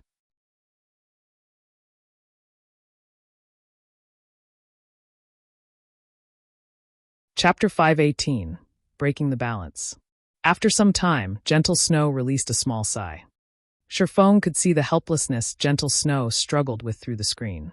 However, her reaction was only natural. After all, who would willingly merge the guild they had spent an endless amount of effort to establish with another guild? However, Shifeng had his own considerations as well. Even if Zero Wing and Ouroboros were allies, the guilds resided in two different cities. And as no one could predict the future, both Zero Wing's upper management and its guild members had to keep up their guard constantly. In order to avoid adding to Zero Wing's worries, the best result would be to annex Ouroboros. It was truly hilarious. A little guild like Zero Wing actually dared to annex a first-rate guild. However, Shifeng possessed the strength and confidence to succeed. Zero Wing currently possessed many experts. There was also a continuous supply of funds from the Candlelight trading firm, so Zero Wing could afford to annex a gigantic existence like Ouroboros. Moreover, after receiving Ouroboros' trade channels, the Candlelight trading firm could profit further. In addition, after operating in the virtual gaming world for so many years, Ouroboros must have accumulated plenty of old customers, who were very rich and willing to spend lots of money in virtual reality games, as well as corporate sponsors. Otherwise, the guild would not have such an impressive income. Zero Wing Workshop was currently still developing their customer base. If the workshop could claim Ouroboros' old customers, it could very quickly earn large sums of credits, unlike the workshop's current state, where it was without a stable income and required Shifeng to look for a source himself. Guild leader Black Flame, I need some time to consider this matter, Gentle Snow said after calming down. Since Guild leader Black Flame has no intentions of selling the Candlelight trading firm's shares, may I purchase some coins from you? Although there were plenty of people selling their coins on the virtual trade center, the available volume was very small. Moreover, every other guild in the game was also attempting to purchase coins in bulk, making it practically impossible to purchase large sums. Thus, Ouroboros could only rely on its own money-farming teams to cover the guild's daily expenses. Miss Snow, you should know how tight the various guilds are for coins right now. However, if you're only interested in purchasing a small sum, there should be no issues. May I know how much you are looking to buy? Shifeng asked. Although he had spent quite a lot of money already, both the Starstreak trading firm and the Candlelight trading firm provided him with a significant daily income. He could easily sell 1,000 or 2,000 gold. I don't want much. 5,000 gold will do, Gentle Snow stated after giving the matter some thought. I can transfer 50 million credits for them immediately. With 5,000 gold, she should barely be able to stabilize Ouroboros' current situation. If she established a guild residence and gave the guild members some hope, it would make it more difficult for Chao Chenghua to lure players away. 5,000? Miss Snow, you think too highly of me. Shifeng smiled bitterly. How about this? I can sell you 2,000 gold at market price. However, I will require Ouroboros' help to purchase a few plots of land in Starmoon Kingdom's top 10 cities and to promote the Candlelight trading firm. Coin's market value constantly depreciated. Currently, 1 gold coin was worth about 6,000 credits. One could roughly purchase a piece of level 25 mysterious iron equipment or level 20 secret silver equipment with that kind of money. Gentle Snow's offer to purchase 5,000 gold at 50 million credits was far above market value. However, even if she had 50 million credits, she couldn't even purchase 4,000 gold, much less 5,000. Otherwise, those corporate giants would have long since bought up all the available lands in major cities. One could say that coins were at their peak value right now. If one could purchase a good plot of land now, they could earn back the money spent by 10, or even dozens of times. These massive corporations naturally would not hold back from spending their credits. Unfortunately, such a thing was simply not possible. 2,000 gold? Gentle Snow was immediately stunned. Before, she had only mentioned 5,000 gold with the intention of probing Zero Wing's bottom line. Throughout God's domain, there was not a single guild that was capable of revealing 5,000 gold. Yet Shifeng had just casually mentioned that he would sell her 2,000 gold. 2,000 gold. In order to acquire so much money, she would have to spend several days relentlessly trying to purchase coins and draft the guild's money-farming teams and her confidants. On the other hand, even after purchasing so many golden lands, Shifeng could still afford to sell 2,000 gold. His financial prowess was unmatched. Is it not enough? Shifeng pondered for a moment before saying, I can offer you 3,000 gold at most. If it is still not enough, you will have to look for other avenues yourself. Gentle Snow had helped him plenty of times, so he would not kick her while she was down. He would help her to the best of his abilities so long as it was within his capability. Although he had a lot of money, he needed that money to purchase lands and set up shops in other cities. Besides that, he also needed to leave some for the guild in case of emergencies. Thanks, I'll transfer the money to you right away, Gentle Snow said, inwardly feeling overjoyed. With 3,000 gold in addition to the 2,000 gold she currently had on hand, she would have enough to purchase a plot of land and establish Ouroboros' guild residence, as well as maintain the guild's daily expenses. This way, Chao Chenghua would find it far more difficult to tear the guild. After Shifeng sold 3,000 gold to Gentle Snow through the virtual trade center, he then teleported to Maple City. Maple City was also considered a major city in Starmoon Kingdom's eastern region. The city had nearly 1 million players. This was also one of the reasons that many people had an optimistic opinion of Overwhelming Smile. Aside from a few small guilds, Overwhelming Smile was the only large guild residing in the city. It had already chased any major competition out of Maple City.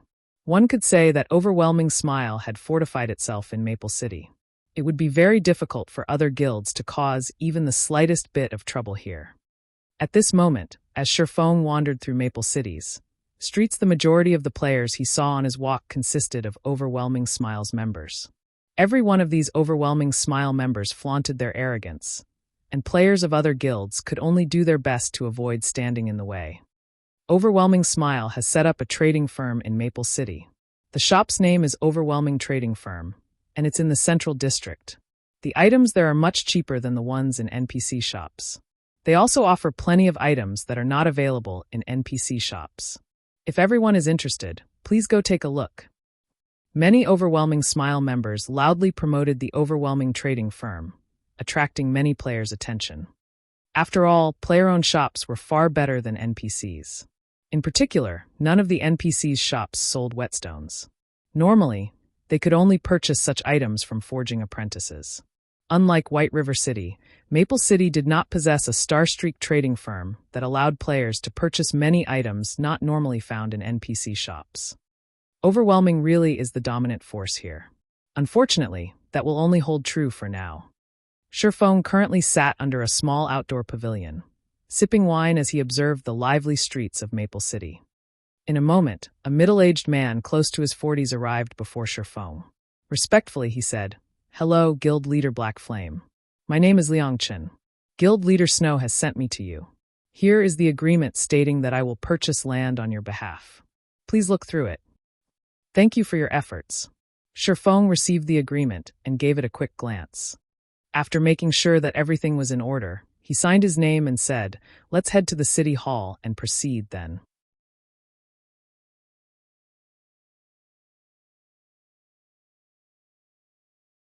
Chapter 519 Silent Massacre.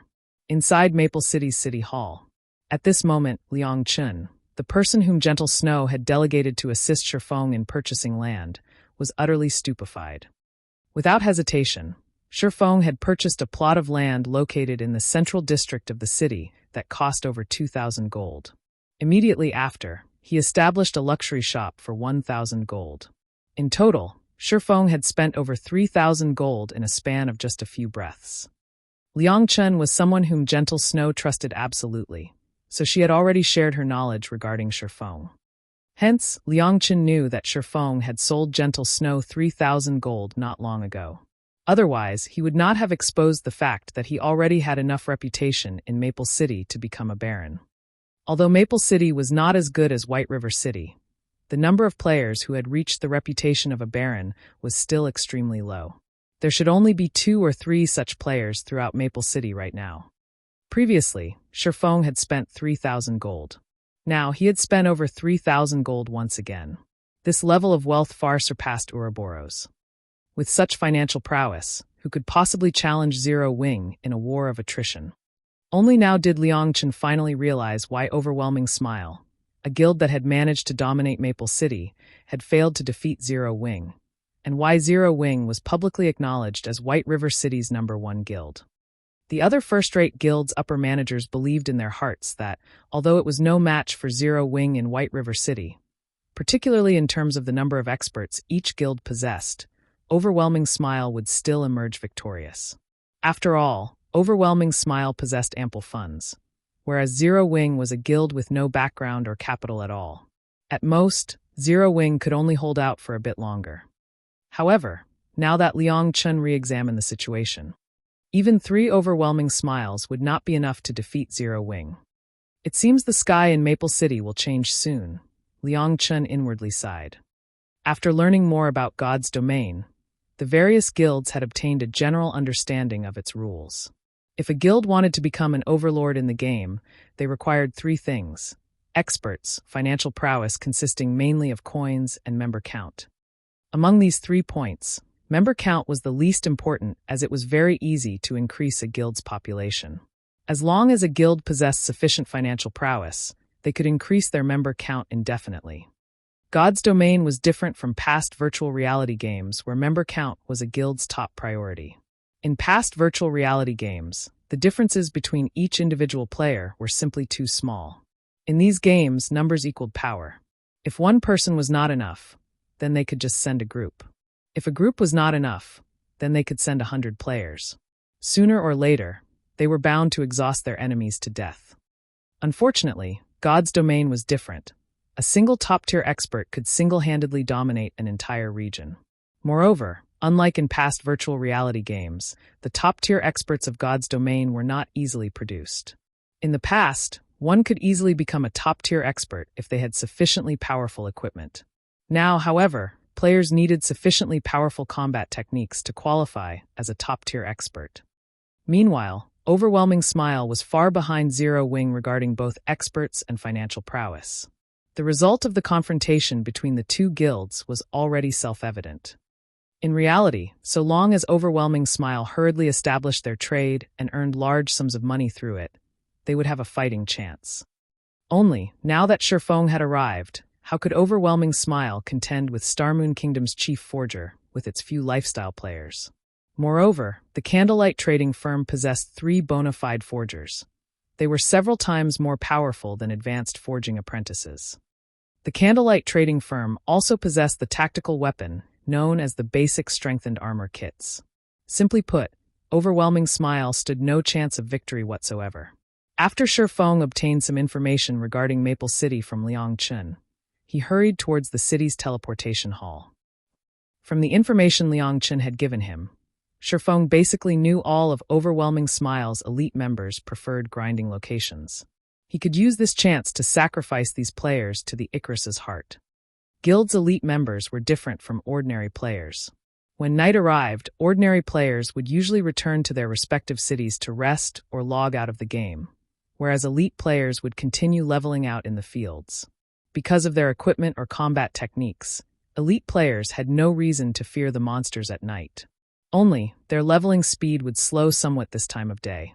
Even so, it was much better than others who could not level up at all. Even if their leveling speed were slower at night, they would gradually widen the gap between themselves and other players. As a result, the levels of guild elite members were usually a lot higher than ordinary players. Meanwhile, Overwhelming Smile's main grinding location was the Dragon Ridge. Dragon Ridge was a level 25 to 30 leveling area. The monsters inside consisted of dragon men. Dragon men were born with thick scales and had inherited the unparalleled strength of dragons. They were natural-born warriors. Moreover, as they were a small branch of the dragon race, dragon men also had an innate love for collecting treasures. Hence, dragon men had significantly higher drop rates. There were also many quests available in Dragon Ridge that required players to deal with the dragon men. So many players loved to level here. However, Overwhelming Smile monopolized the high-resource areas within Dragon Ridge. So, other players could only complete some kill quests for dragon men in areas with low monster populations. Shortly after Shifeng teleported to Dragon Ridge and was in the midst of searching for Overwhelming Smile members, Melancholic Smile suddenly contacted him. "Guild leader, I've completed the task you gave me." Sure enough, they tried to steal all 3 advanced forging apprentices who have learned the lightstone forging design, regardless of cost. In the end, all 3 defected, Melancholic Smile said excitedly. With all 3 advanced forging apprentices poached, that meant the firm had received the compensation for 3 lightstone forging designs. They had earned nearly 50 million credits, just like that. As for the loss of the 3 advanced forging apprentices, Melancholic Smile was utterly unaffected. After the Candlelight trading firm had developed itself, the benefits it provided its members were extremely good. The firm's forgers also received an unlimited supply of materials. As long as they worked hard, they could earn a lot of money. Hence, many forging apprentices had arrived to apply to the firm. Among them, there was no lack of intermediate forging apprentices. As long as the firm nurtured them a little, it would have another batch of advanced forging apprentices in no time. Although Overwhelming Smile had successfully stolen many players from the Candlelight trading firm, the firm's advanced forging apprentice count had not decreased since its establishment. On the contrary, they had accumulated more forgers. Good. Shifeng similarly smiled. With this sum and what he received from Gentle Snow, he could soon carry out his expert training plan. Right, how many lightstones have been produced so far? I have secretly recruited dozens of advanced forging apprentices in other cities, and they are frantically producing light stones in their respective cities' forging associations. They are still unfamiliar with the production process at the moment, so their production is somewhat slow. Even so, we already have several hundred stones. In 1 or 2 days, we should accumulate up to 20,000 pieces, Melancholic Smile said confidently. At that time, Candlelight will become a household name. I guarantee that Candlelight will become Starmoon Kingdom's #1 trading firm. Melancholic Smile had spoken these words not out of arrogance, but because the light stone's value was simply immeasurable. Both elite players and ordinary players could afford them. Considering the number of players producing the light stones right now, they could supply several cities' worth of players. After Melancholic Smile finished her report, Shifeng had stealthily arrived at the inner region of Dragon Ridge. At this moment, one could see lights flickering occasionally through the dark and quiet forest, coupled with the sounds of explosions. The cause of these phenomena was none other than Overwhelming Smile's elite players grinding dragon men. These Overwhelming Smile elites were very organized. Forming groups of 20, the team of 100 took turns battling the dragon men army. They fought with great efficiency. While one group fought, the others would rest and remain vigilant of their surroundings, preventing other monsters from ambushing them. You guys will be it. Shifeng smiled.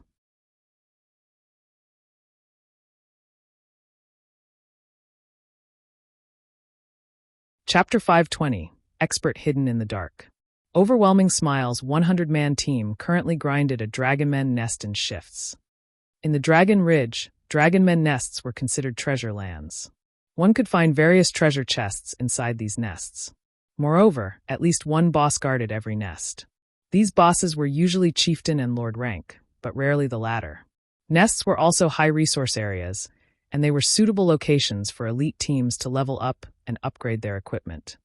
This 100-man team from Overwhelming Smile had not noticed Shifeng's slow approach at all. However, when Shifeng was roughly 100 yards away from the team, he suddenly stopped. Why is he here?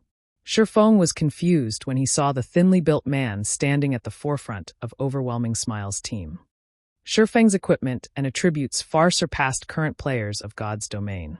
Moreover, with a powerful identification skill like the omniscient eyes, his vision was naturally superior to ordinary players. Even during at night, his vision was not significantly affected. Meanwhile, the thinly built man he saw was none other than War Wolf, a true top-tier expert he had met several times before. At this moment, War Wolf was already a level 27 Tier 1 shield warrior. His equipment had also undergone major changes. Currently, he wore nothing but level 25 dark gold ranked items, and his HP was close to 7,000. Compared to Zero Wing's Chief MT Cola, War Wolf was only slightly inferior. However, the most significant change about the man would have to be the guild emblem on his chest. Shifeng had once attempted to recruit War Wolf to Zero Wing. However, the latter had expressed his dislike of being bound by a guild, so Shifeng had given up. Yet now, not only had War Wolf joined a guild, but the guild he had joined was also Overwhelming Smile. How could this not shock Shifeng? No wonder Overwhelming Smile's dungeon raiding progress in Maple City is so fast. It turns out that they have his help. Shifeng came to a realization. He had personally witnessed how skilled War Wolf was. With the help of the Tier 1 shield warrior, Overwhelming Smile would not need long to clear a team dungeon. However, Shifeng could not figure out just how Overwhelming Smile had managed to persuade War Wolf. On this 100-man elite team, aside from War Wolf, Shifeng could also see several more experts. These people were clearly different from the elite members of Overwhelming Smile. A decisive aura surrounded their bodies, and in terms of attacking and dodging, they were obviously a cut above Overwhelming Smile's elite members. Several of these experts had even reached the level of a true expert. No matter which guild they joined, they would be their guild's top combatants. Regarding combat techniques and experience, none of these people were less than Ouroboros' soaring snake. Overwhelming Smile really knows how to hide its secrets. Fortunately, I discovered this ahead of time. If these people gradually accumulate their power in the dark, they will become a vicious threat to Zero Wing in the future. After watching for some time, Shifeng discovered that there were 7 true experts in this 100-man team. Including War Wolf, there were 8. Not even Zero Wing possessed so many true experts. Although the 7 others were inferior to War Wolf, they were most likely stronger than Cola and the 5 demon generals. Only Flying Shadow of the 5 demon generals was close to being a match for these 7 experts. If it really came down to a battle, if Flying Shadow did not possess the advantage in attributes, he would not last against any of these experts. The only ones who could contend with these 7 people were Fire Dance, Aqua Rose, and Violet Cloud. Of course, regarding growth potential, Cola alone was already far above these 7 people, not to mention Aqua Rose and Violet Cloud, who had the potential to reach God tier. In God's domain, every peerless expert capable of reaching God tier was an extraordinary existence. Experts who had only touched on the refinement realm stood no chance against them. Furthermore, these experts' combat techniques resembled werewolves. It was clear that they had only achieved the skill they had today after training with Werewolf for many years. Meanwhile, Cola, Fire Dance, Flying Shadow, and the others were only ordinary people. In the past, they had to rely on themselves and undergo countless trials and errors to attain what they had. The number of experts in God's domain is limitless. I really can't afford to take things lightly. After seeing these experts, Shifeng suddenly felt that he was too negligent. The world's population was massive. Adding to the fact that this was an era of technology and humanity as a whole focused on physical fitness, there were countless capable people throughout the world. Even though he had been the guild leader of a second-rate guild in the past, he had only seen a small fraction of God's domain. He was just a frog at the bottom of a well. There were still plenty of secrets about God's domain that a minor character like him was not qualified to see. Take Werewolf, for example. In the past, Shifeng had never once heard of the man before, yet the strength Werewolf displayed was already so powerful. He definitely had a high chance of becoming a Tier 6 God-ranked expert in the future. Meanwhile, this was only Starmoon Kingdom. There were hundreds of kingdoms and empires in God's domain, and kingdoms held the fewest experts. One could just imagine how many experts and secrets there were in God's domain that he was still unaware of. It seems that I'll have to proceed with the experts' training plan quickly. Although Shifeng had wanted to train Fire Dance and the others, pushing them into the refinement realm to become true top-tier experts as soon as possible, he was simply too busy to do so. He also did not have the appropriate facilities or supplies. Hence, he had told Fire Dance and the others to train by themselves for now.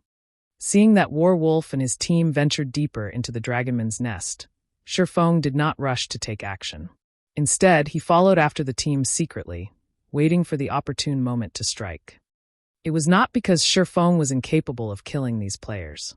Rather, he hoped to take care of these experts in one go. It was especially true for Werewolf. Before, although Werewolf was not his friend, they had not been enemies either. Now that Werewolf had joined Overwhelming Smile, however, that meant that Werewolf stood against Zero Wing. Naturally, Shifeng could not let him go. However, Shifeng was only one man.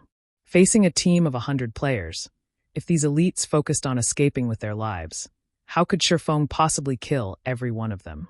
Not to mention, there were 8 top-tier experts in their midst. Among them, there was also a thorny existence like Werewolf. If Werewolf and the 7 other experts cooperated to deal with him, even Shifeng would face the threat of death. Hence, Shifeng was not in a hurry to attack. First and foremost, a good hunter required patience. A hunter also needed to have a firm grasp of timing. The first ambush was particularly important. Shifeng had long since become familiar with ambushing his enemies. Unfortunately, the terrain was simply too spacious. Forests also covered the surrounding environment, making it easy for players to escape and hide their trails. Naturally, Shifeng could not act rashly and prematurely expose himself. Moreover, time was on his side at the moment. It was already nighttime in God's domain, and players' vision significantly weakened during this time of day. If Shifeng hid under the cover of darkness, it would be even more difficult to discover him. In addition, Shifeng was currently level 30. He was much higher leveled than the monsters inside the Dragonman's nest, so it would not be easy for monsters to detect him. Time passed slowly, and Shifeng followed Werewolf's team as they pushed deeper into the nest. With nothing better to do, Shifeng opened Twilight treasure chests whenever Divine Providence was ready. After the Icarus's heart had evolved, the luck attribute it provided had significantly increased. Upon activating Divine Providence, Shifeng's luck could reach a maximum of 32 points. That was 7 points higher than before. With each use of Divine Providence, Shifeng could open up to 9 treasure chests, and among these 9 treasure chests, there was a very high probability of Shifeng obtaining 1 or 2 pieces of Tier 1 set equipment. After Shifeng had tailed War Wolf's team for close to 4 hours, he had completed the Hurricane set equipment, the Tier 1 set equipment for swordsmen. As expected of a godly tool. I've only gone through half of the treasure chests, and already, I've completed a set of Tier 1 set equipment. If I can upgrade the Icarus's Heart to Epic rank and open up the remaining Twilight treasure chests, I might complete the Tier 1 set equipment for all classes. Shifeng grew excited as he smiled at the brand new Hurricane set equipment inside his bag. As a Tier 1 set equipment for swordsmen, the Hurricane set was only inferior to an Epic set equipment. It was far superior to the level 20 Dark Gold ranked Dragonclaw set equipment he currently wore. Moreover, unlike the Dragonclaw set, the Hurricane set specifically catered to swordsmen.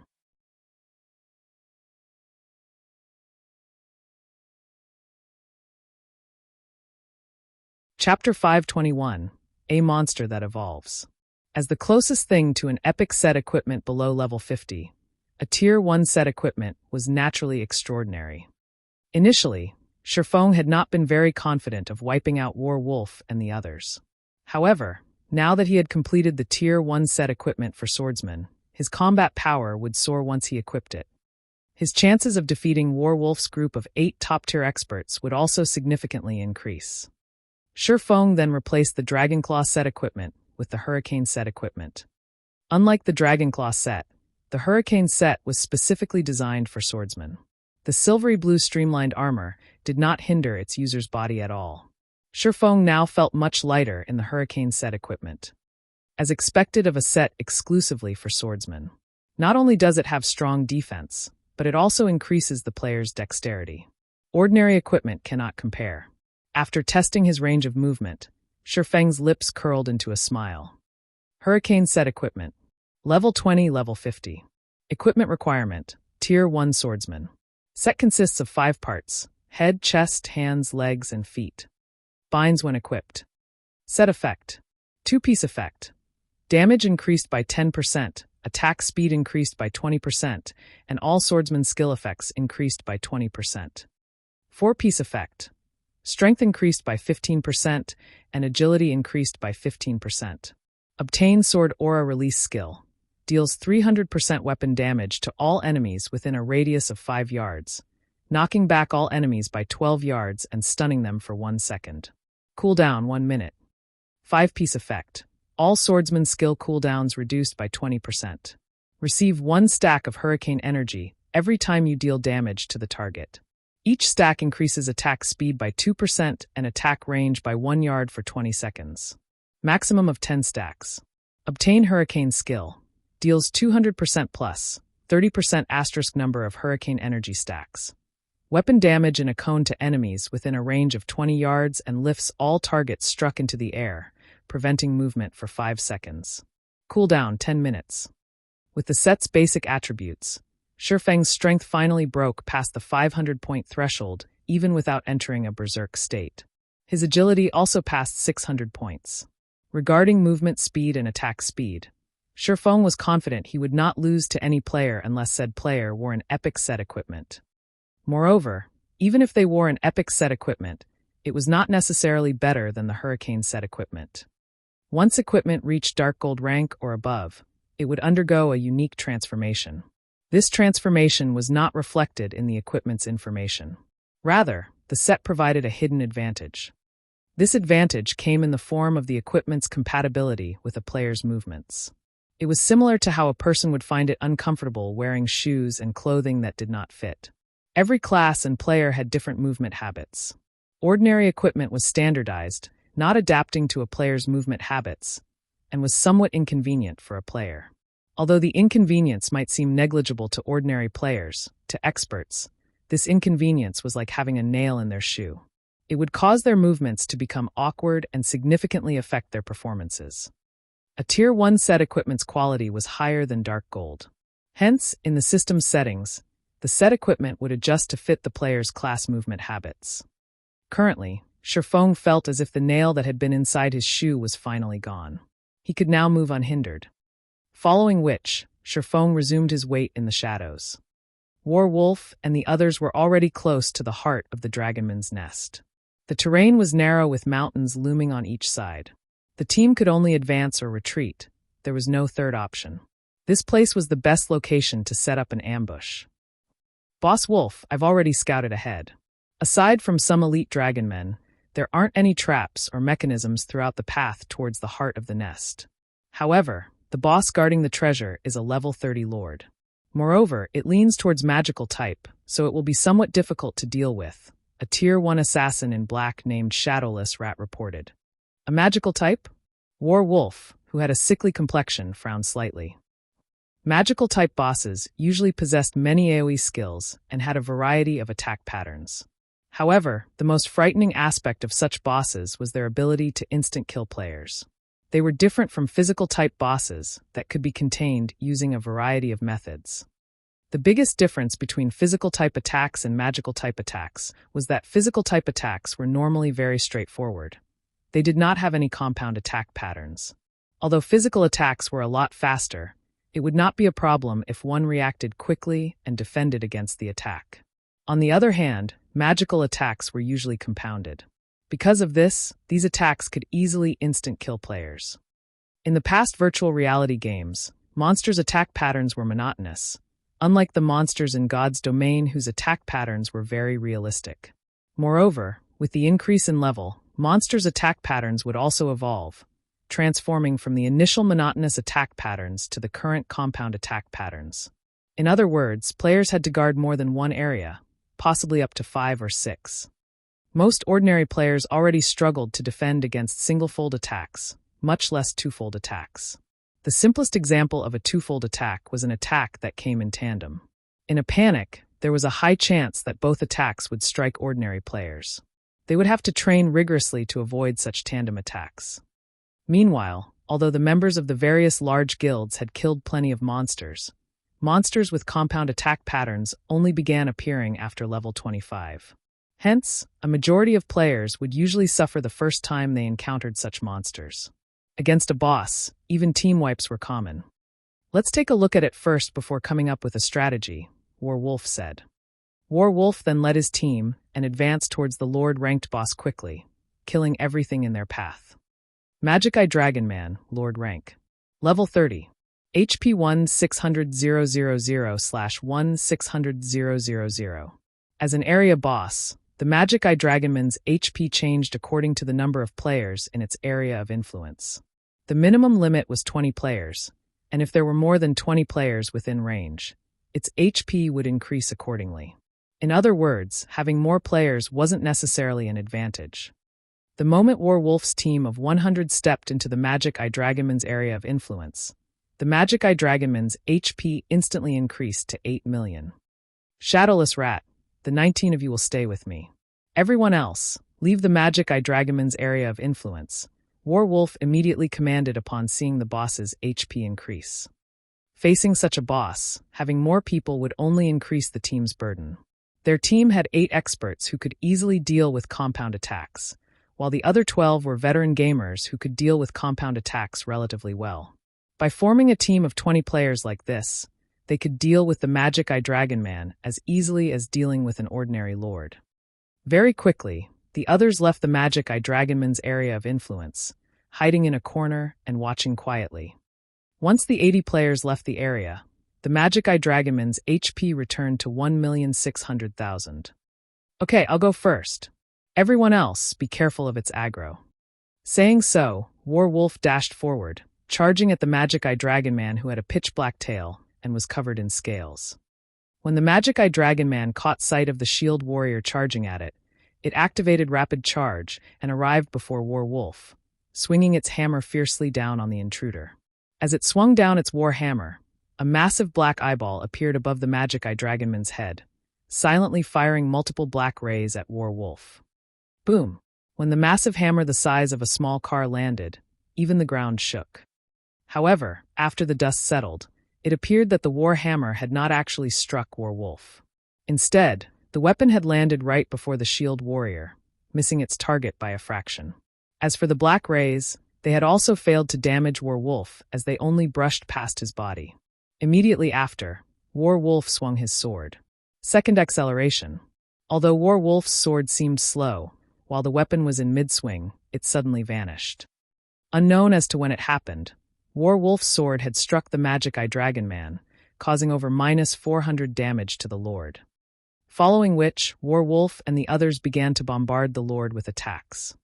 For a time, attacks flew back and forth, the extraordinarily intense battle shocking the overwhelming Smile members who watched from a distance. If they recorded this battle, they could enjoy it like watching a sci-fi movie. It's time. Shifeng, who had waited for a long time, revealed a faint smile. At this moment, Shifeng downed a bottle of Haunted and activated the Ring of Nothingness. Upon entering a state of nothingness, he charged forward.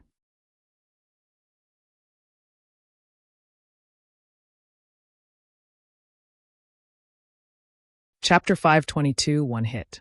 While Wolf's team of 20 cautiously faced off against the Magic Eye Dragon Man, the other overwhelming Smile members watched excitedly, hoping to learn Wolf and his team's techniques. They yearned to become one of those 20 players on the team and were enchanted by the battle. They paid no attention whatsoever to their surroundings. It was not because they were foolish, but because overwhelming Smile's prestige in Maple City made them untouchable. No one would dare to provoke them. Furthermore, it was currently night time, and there were fewer players out in the field grinding and leveling up. Even if someone were plotting against them, they had so many players on their team. There were even top-tier experts in their midst. They had no reason to fear anyone. Boss Wolf is really amazing. Despite facing so many magical attacks, he has not once received any magical damage from the boss. I know, right? If I had just half of Boss Wolf's abilities, I could easily become the chief MT of other first-rate guilds. Half. In my opinion, 1/3 would be enough to become the chief MT of Starmoon Kingdom. Didn't you see how Boss Wolf tanked the final boss of a 20-man Hell Mode team dungeon all by himself? Even when the previous 2 MTs had all of the healers on them, the final boss still took them out easily. Meanwhile, after Boss Wolf arrived, he tanked the boss all by himself and only required 1 healer to keep him alive. My jaw nearly hit the ground. When the spectating crowd spoke about Wolf, admiration for the Shield Warrior filled their hearts. Due to Wolf's appearance, the 20-man Hell Mode team dungeons that had previously given Overwhelming Smile a headache had become very easy to raid. If not for the 50-man large-scale team dungeons having too high of a requirement, Overwhelming Smile would have long since obtained the first clear. Huh, why does it suddenly feel hot? Hot. Now that you mention it, you're right. Isn't it nighttime right now? Several players began to glance around, searching for the source of the sudden heat. However, they had not noticed anything in particular. Wait, above us, a vigilant assassin shouted as he pointed towards the sky. Immediately, everyone shifted their gazes upward, only to find an endless stream of fire-type mana gathering above their heads, condensing into a fire that rained down on them. Meanwhile, a spinning wall of flames had appeared around them. The ground beneath their feet also began to boil. This phenomenon was none other than Shifeng's firestorm. After Shifeng had upgraded the 7 Luminaries ring, the level 7 firestorm now had an effective radius of 30 yards, and the skill shrouded all 80 spectating players. Before Overwhelming Smile's elites could react, a damage of over -10,000 points appeared above each of their heads. Wolf had the highest HP in Overwhelming Smile, yet even he only had close to 7,000 HP. After a storm of flames swept through the crowd, silence permeated the area. All 80 members of Overwhelming Smile had been reduced to ash. Due to Haunted's effect, the drop rate of all of the players Shifeng had killed had multiplied. Moreover, due to Shifeng absorbing their immortal souls, not only had these players lost their levels and equipment, but they were also barred from logging into God's domain for a long period. Good. Only you guys are left. Hiding a short distance away, Shifeng revealed a satisfied smile. This was the fearsome aspect of large-scale destruction spells. In the past, there had been a saying in God's domain.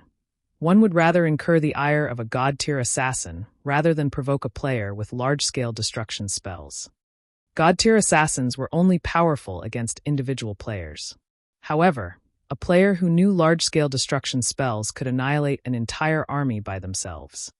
If a god-tier assassin was likened to a sniper rifle, then a player with large-scale destruction spells was like a strategic missile, They were a guild's worst nightmare.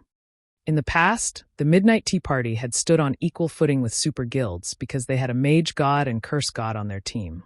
These two players had possessed an arsenal of large-scale destruction spells. To them, an army of thousands was no different than floating clouds. A single Tier 6 large-scale destruction spell could easily wipe out the entire army.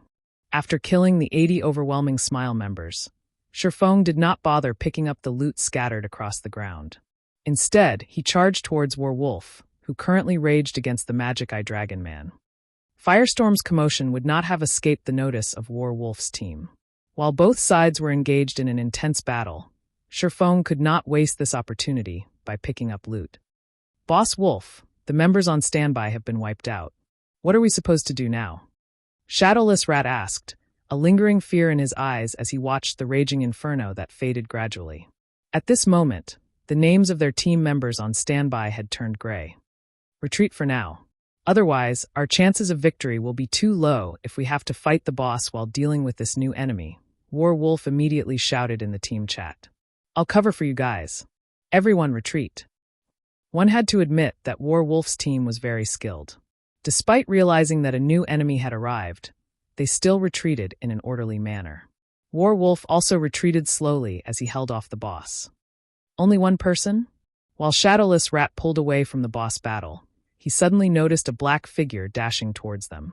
He sighed with relief at the sight.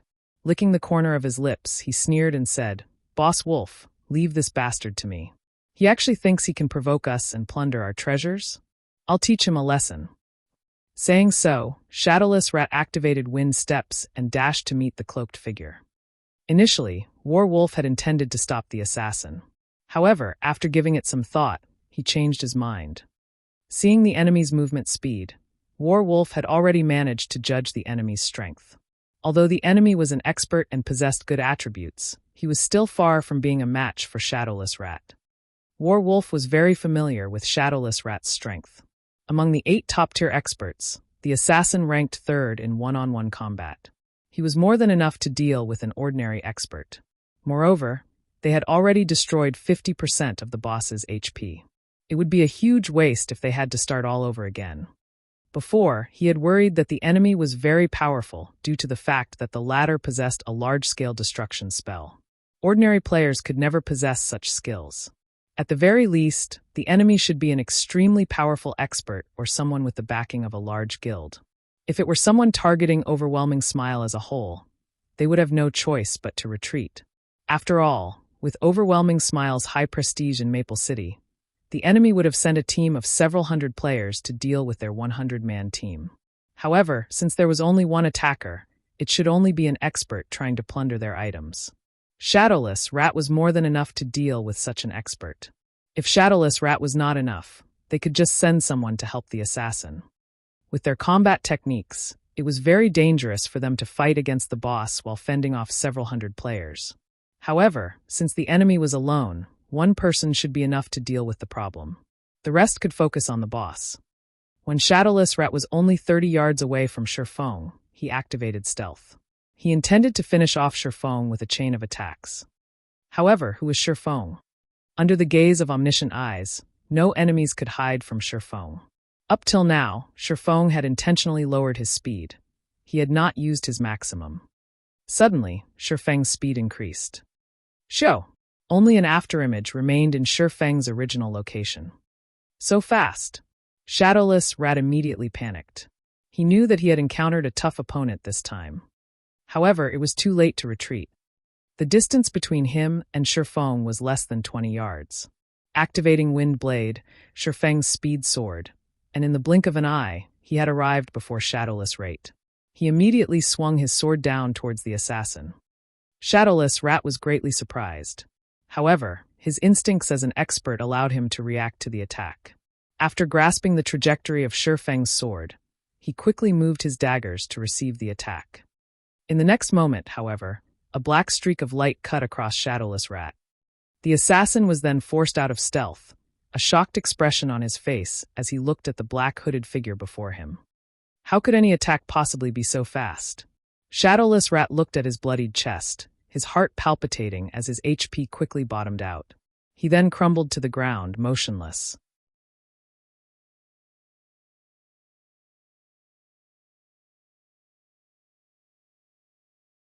Chapter 523, Cooperation. Shadowless Rat's instant death stunned Werewolf and the others, who watched the entire encounter.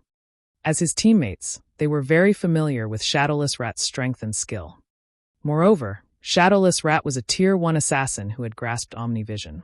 He could easily perceive his enemy's attack trajectory and respond appropriately. In addition, the majority of his equipment consisted of level 25 fine gold equipment, his total HP being over 4,400.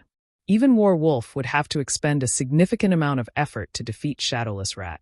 If the assassin focused on escaping, Werewolf would be helpless against him. Yet now he had actually been killed with a single hit. Meanwhile, they didn't even know what had happened exactly. They only saw the pitch-black sword in the enemy swordsman's hand transform into a streak of light, and in the next moment, Shadowless Rat was dead. How could they not be shocked? After killing Shadowless Rat, Shifeng did not stop. Turning, he dashed for Werewolf and the others. This time, however, he did not hold back as he sprinted at full speed. In the dead of night, his cloaked figure looked like a ghost. He was extremely difficult to locate. He hid his strength. All those who aren't Tier 1 classes, fall back. I'll hold off the boss. The rest of you delay him. Maintain your distance. His sword is extremely fast, so do not approach him no matter what. Werewolf shouted his orders in the team chat. Although Werewolf's instructions had been appropriate, he still felt as if something were off about this situation. Why had such an expert ambushed them? Moreover, based on the enemy's behavior, it was clear that he had aimed for them from the very beginning. This situation greatly confused Werewolf. Among the various teams in Overwhelming Smile, their team had always strived to maintain a low profile. They have never provoked anybody.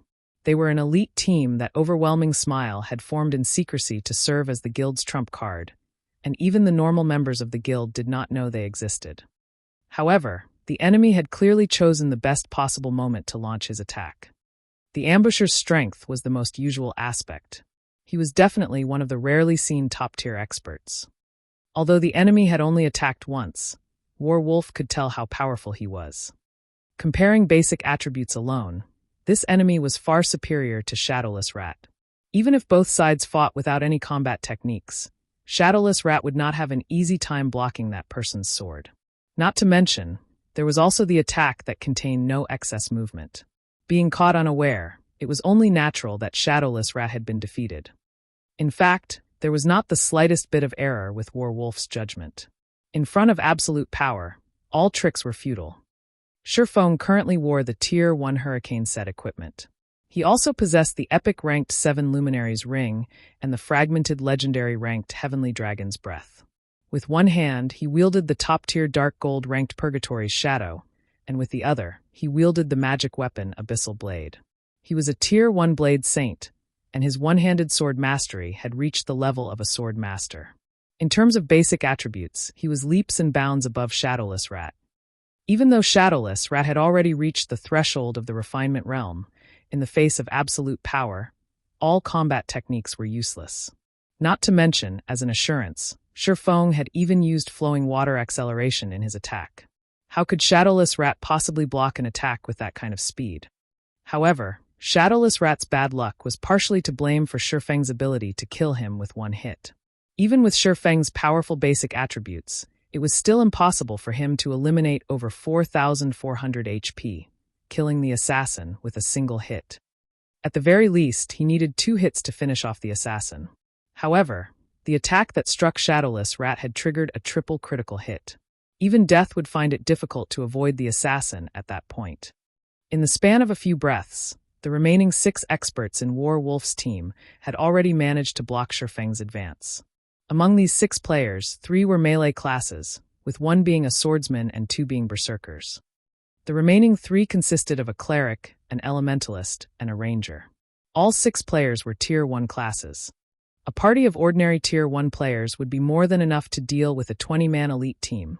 Not to mention that these 6 Tier 1 players were true experts. Their coordination was certainly something to behold.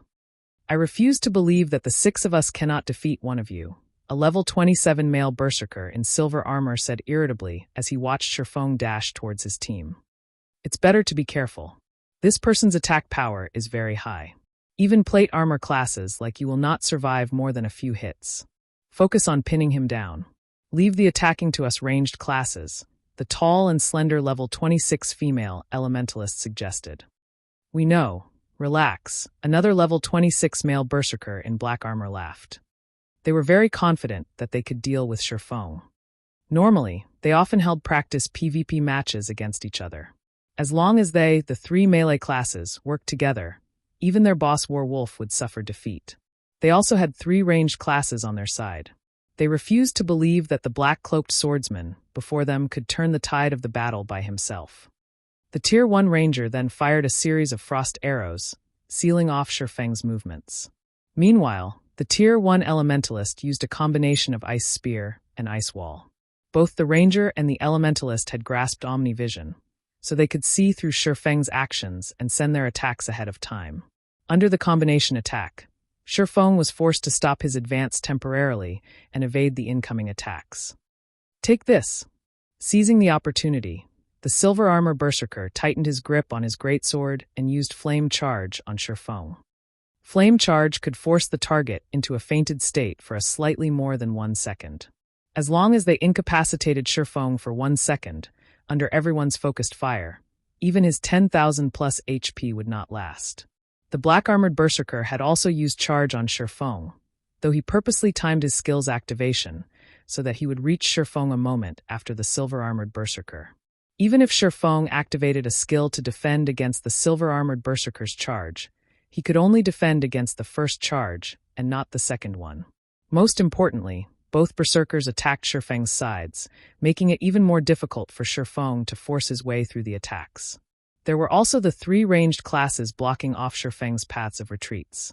If Shifeng tried to evade, the attacks would strike him. Die! The black-armored berserker readied his battle axe as the silver-armored berserker attacked Shifeng, waiting for the moment when Shifeng used a skill to defend against the silver-armored berserker's charge. When that time arrived, it would then be his turn to finish Shifeng off. Shifeng's only choice was to evade the charge and, in turn, sacrifice some of his HP by enduring the ranged class's attacks. That way, he would at least keep his life. In the long run, however, he would only find death here. It was only a matter of time. Why isn't he dodging? The Tier 1 female elementalist muttered, confused, as she watched from afar. Even when the silver-armored berserker arrived before Shifeng, the latter had not moved in the slightest. In the next moment, the silver-armored berserker swung down his greatsword with all his might. Dang! Dazzling sparks scattered to the surroundings as Shifeng blocked the silver-armored berserker's full-powered slash with one of his swords. You're dead. On the other side, the black-armored berserker sneered. Shifeng had actually decided not to evade the attack. He had not even used a skill to defend himself. He was simply insane. After being incapacitated by 2 charges, not even a miracle could save him from death. When the black-armored berserker arrived before Shifeng and swung his axe, everyone heard the sound of clashing metal once again. How? The black-armored berserker was shocked as he stared at Shifeng blocking his axe with the Purgatory's shadow. Does he possess a skill that makes him immune to control effects for a short time? The 2 robust berserkers standing beside Shifeng had failed to inflict any damage. Even an immunity skill won't save you. Shouting angrily, the silver-armored berserker's body increased slightly in size. It was obvious that he had used a berserk skill, allowing his strength to grow. He then used cross-slash. The other black-armored berserker used whirlwind slash. It should be my turn now, right? Shifeng asked softly.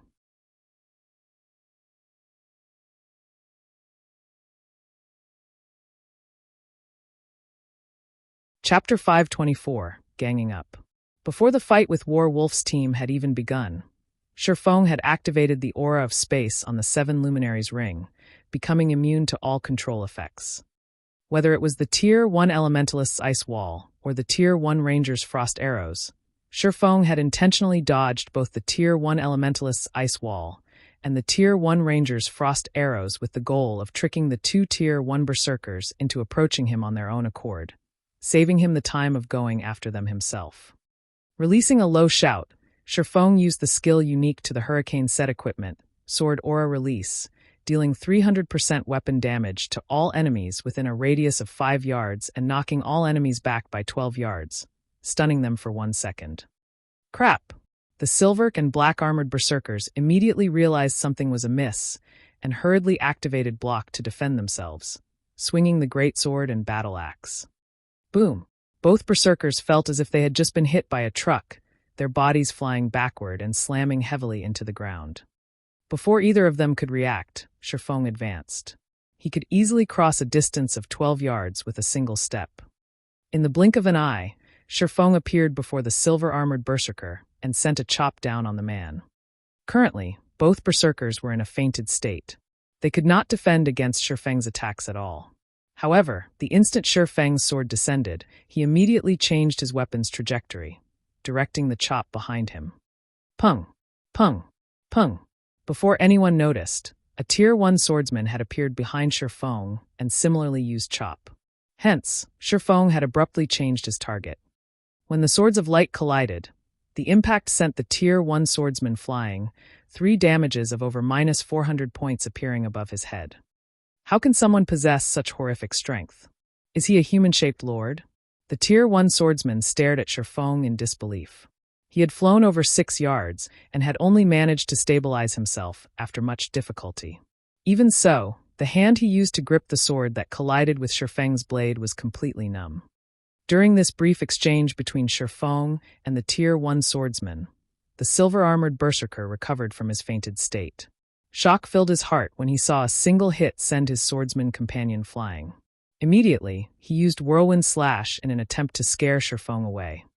When the silver-armored berserker used Whirlwind Slash, the elementalist and ranger at a distance promptly begun to launch cover fire. What a joke! Shifeng was capable of sending a level 26 Tier 1 swordsman flying with just 1 hit. If such an attack struck them directly, they would die instantly. Facing the barrage of attacks, Shifeng had no choice but to evade, opting to chase after the black-armored berserker. After all, not only were these attacks overwhelming, but they were also experts' attacks. If he really tried to take the silver-armored berserker's life, it was highly possible he would have to sacrifice his own. Seeing Shifeng retreat, the level 27 silver-armored berserker unconsciously released a sigh of relief. That was close. I nearly lost my life there. If he had not instinctively used block, allowing him to negate 1 instance of damage coming from his front, he would have lost his life during Shifeng's first attack. Not to mention that alarmingly dangerous second attack. Despite being in a fainted state, he could clearly feel the killing intent, which was intimidating enough to cause one to freeze during battle, contained within Shifeng's attack. Even if he were not in a fainted state, he was not confident he could block that lightning-quick attack. Although he possessed high HP and defense as a berserker, his HP was just slightly more than 5,300. With Shifeng's frightening attack power, even a plate armor class would die from a single hit. Only a brief second had passed since they had begun fighting Shifeng. However, this was the first time in his life the silver-armored berserker had experienced such a long second. His life very nearly flashed before his eyes. When the black-armored berserker saw Shifeng come for him, without hesitation, he turned and fled. He had also experienced Shifeng's power. Not only were Shifeng's basic attributes leaps and bounds above theirs, but his combat techniques were also far beyond them. Facing such a person head-on was nothing short of suicide. While the black-armored berserker fled, the distant female elementalist cast ice wall and ice spheres to hinder Shifeng's movements. Although the spells could not reduce Shifeng's movement speed, they still dealt damage. Hence, Shifeng had no choice but to dodge the attacks. Besides that, the ranger consistently fired accurate attacks at Shifeng's movement trajectory, hindering the Blade Saint's chase of the black-armored berserker. The Tier 1 swordsman also trailed behind him, waiting for an opportune moment to strike. This is really annoying. Although Shifeng had expected such a situation, he could not help his slight irritation. Top-tier experts were top-tier experts for a reason. They were not as easy to deal with as other players. Although he was very fast, he was not fast enough that his enemies could not react. With the 6 of them cooperating perfectly, attacking and retreating simultaneously, Shifeng simply could not find any gaps to attack. As for using long-distance attacks such as Thundering Flash, Earth Splitter, and so on. These skills' casting times were too long. With these people's skills, they could easily dodge Shifeng's long-range attacks. Moreover, using such skills would also slow his movement, allowing these people to widen the gap between them, placing him at a disadvantage. However, these people's ranged attacks were also useless, as Shifeng dodged them easily. As for confronting him in melee combat, they did not have the courage. They would be gambling with their lives if they tried to take on Shifeng's attacks. For a time, both sides were locked in a stalemate. At this moment, Warwolf had shaken off the boss and dashed towards Shifeng with astonishing speed. Haha, brat, you're finished. The silver-armored berserker could not help but laugh when he saw Warwolf running over to help them. Warwolf was a shield warrior. Not only did he possess a frightening defense, but he also had a shield. Adding in Warwolf's techniques, if he coordinated with them in melee combat, they could easily finish off Shifeng. Most importantly, while they had a healer, Shifeng did not. This battle's result was clear for all to see. Encircle him. Do not let him escape, Warwolf hurriedly shouted in the team chat. Boss, you can count on us. Overwhelming smiles, 12 other elites suddenly emerged from their hiding spots, each of them holding a crimson bead. Once they circled Shifeng, they immediately began chanting an incantation. Suddenly, a massive flame barrier rose from the ground, creating a dome that trapped Shifeng and the others inside. Brat, you're really not simple. We even have to use the sealing beads that we obtained from Hell Mode Team Dungeons after going through much difficulty to deal with you. Don't even dream of escaping now, the silver-armored berserker laughed. No one was allowed to leave the sealing barrier. Unless Shifeng possessed a skill with tremendous destructive power, he would have to wait until the barrier exhausted its power. Meanwhile, the barrier had a duration of 15 minutes. It was more than enough to deal with Shifeng. Isn't he just one extra person? Do you guys really think you can handle me? Shifeng retorted with a laugh. You underestimate the effect one extra person can have. Even before this, you couldn't do anything to us. With Boss Wolf's help, we will break the balance and kill you. Don't blame us for ganging up on you. You're the one who ambushed us. Next time, make sure you think twice about who you attack, the silver-armored berserker sneered confidently. If 6 of you are just barely a match for me, I wonder how the 7 will cope with 2. Shifeng could not help but ask.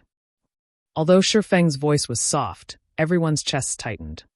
Even with Warwolf's powerful aid, they felt that they would only have a 60% chance of taking down Shifeng. If another expert popped up, then. 2. Do you think I'm a fool? Once this barrier is up, nobody is allowed to enter or leave. The silver-armored berserker refused to believe Shifeng's claim. However, the moment he finished speaking, another person suddenly appeared by Shifeng's side.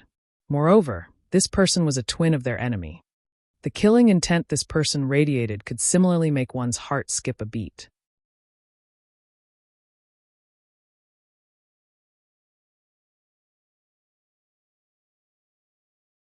Chapter 525, Instant Kill.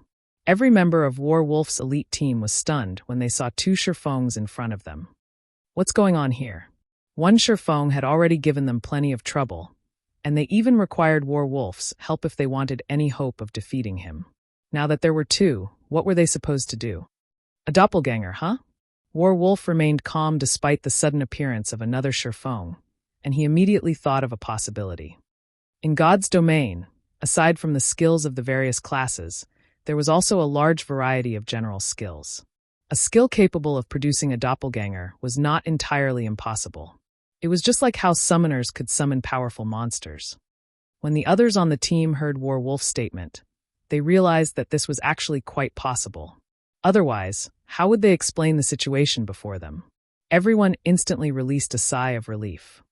Although a doppelganger possessed some lethality, at the end of the day, a doppelganger was still a doppelganger. However, they quickly realized that they were sorely mistaken. They were outrageously wrong. The instant Shifeng's doppelganger showed itself, it dashed towards the Tier 1 swordsman. Although the speed of the doppelganger's sword was not as frightening as the real Shifeng's, every one of the doppelganger's attacks forced the Tier 1 swordsman to take 3 to 5 steps back before he could stabilize himself.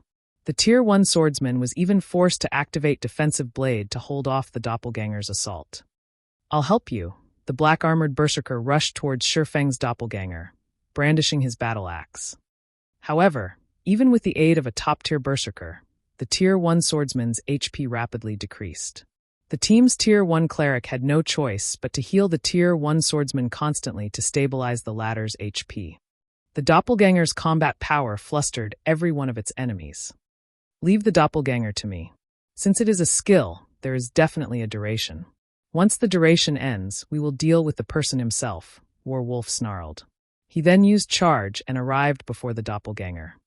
Sherfong had to admit that Warwolf was indeed an expert who had already set foot into the refinement realm. Both his attacks and evasion were extremely accurate and meticulous. He always achieved the greatest of effects using the smallest of actions. In addition, that massive shield of his allowed him to guard the majority of his body from the doppelganger's attacks easily. Despite being forced into a constant retreat by the doppelganger's every move, his body remained as steady as a mountain. Amazing. If Kola was as skilled as Warwolf right now, we could definitely try to raid a 50-man Hell Mode team dungeon. Sherfong pitted his situation while he watched Warwolf. With Warwolf pinning down the doppelganger, the remaining 6 experts kept Sherfong in check while they bided their time. However, before anyone could catch a breather, 12 swords suddenly appeared hovering around Sherfong.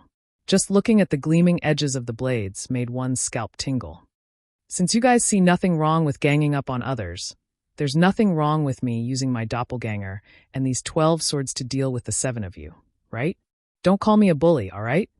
Sherfong smiled faintly. He then controlled the 12 abyssal blade phantoms to attack the 6 experts. Suddenly, the silver-armored berserker and the other experts paled, their words sticking in their throats. Although the 12 abyssal blade phantoms did not contain much power, their damage was still significant. They could cause up to 45% of Sherfeng's damage. In addition, the phantoms were small, fast, and nimble, making it extremely difficult to avoid their strikes. While the melee classes could cope, but barely, with the phantoms, the same did not hold true for the ranged classes. It was especially true for the cleric. Preserving his own life had become an arduous task, much less doing so and healing his team. After fighting for only a short moment, Warwolf and the other top-tier experts were miserable. The overwhelming Smile members watching from outside the barrier were utterly dumbfounded. Even if everyone present was a fool, they could tell just how powerful Sherfong was. By now, it was obvious that Sherfong had merely been toying with the 6 experts during their previous exchange. At this moment, Sherfong stood on the sidelines and watched the battle. By relying on the doppelganger and 12 swords, he had already beaten Overwhelming Smile's prided peak combat force into submission. If he joined the battle, couldn't he wipe them out anytime he wanted? Just who are you?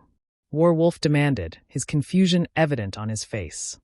Such a powerful expert would not just coincidentally ambush them. He must have a purpose for doing so. However, instead of replying to Warwolf's question, Sherfong silently pointed the abyssal blade towards the sky. Suddenly, countless swords of light appeared above the silver-armored berserker and the others, completely enveloping the 7 people. Then, like raindrops, the swords of light descended. This skill was none other than the Tier 1 skill Sherfong had learned when he became a Blade Saint, Skywheel Sword. Skywheel Sword inflicts 1000 base damage plus 200% weapon damage to all enemies within a radius of 20 yards. Also seals all enemies within range, preventing them from leaving the area for 4 seconds. Previously, 9 Dragon Slash had forced everyone to use up almost all of their life-saving skills. Among the experts, the Elementalist and Cleric had both exhausted theirs. Faced with the Rain of Swords, the 2 ranged players could only quietly go to their deaths. Meanwhile, the remaining 2 Tier 1 Berserkers, the Tier 1 Swordsman, and the Tier 1 Ranger had less than a third of their HPs remaining after the Skywheel Sword's descent. They were also trapped in a 20-yard radius area. Using silent steps, Sherfong appeared behind the Tier 1 Ranger. Although Rangers possessed melee combat capabilities, Sherfong had caught him completely off guard. A sword of light flashed across the Ranger's body, and without offering the slightest resistance, the Ranger, too, fell lifelessly to the ground, his equipment scattering around his body. Damn it! Warwolf's eyes turned bloodshot with rage. Although he wanted to save his companions, he already had his hands full dealing with the doppelganger before him. At this moment, he was overwhelmed with regret. Just why had he used a barrier to trap his own men with this kind of monster? Moreover, the barrier lasted 15 long minutes. Everyone outside, hurry up and escape. War Wolf was helpless as he shouted this command. Boss Wolf! The overwhelming Smile team members outside the barrier nodded and scattered. As they ran, they began to contact the other members of Overwhelming Smile, asking for reinforcements. However, they knew that no one could save War Wolf and the others. There was not enough time. Inside the barrier, though the silver-armored berserker and the other two experts tried to attack Shifeng as a group, the gap between their strength and speed and their enemies was simply too massive. Without needing any skills, Shifeng easily finished off the three of players after brandishing his swords a dozen times or so. As for War Wolf, Shifeng was done playing around. He immediately instructed his doppelganger to activate Blade Liberation. Blade Liberation was a skill that he had learned himself, not a skill that he acquired with his equipment. Since the doppelganger could utilize all of the skills he had learned, it was naturally capable of using the Tier 1 Berserker skill, Blade Liberation, as well. Instantly, both the doppelganger's strength and agility increased by 80%. At this moment, the doppelganger's strength and agility had even surpassed Shifeng himself. In the next moment, countless swords of light clashed with War Wolf's massive red shield, producing a continuous stream of rings. The barrage of powerful attacks sent War Wolf flying. As he tried to stabilize his body in midair, he suddenly discovered Shifeng's doppelganger before him. Hurriedly, War Wolf raised his shield in an attempt to protect his body.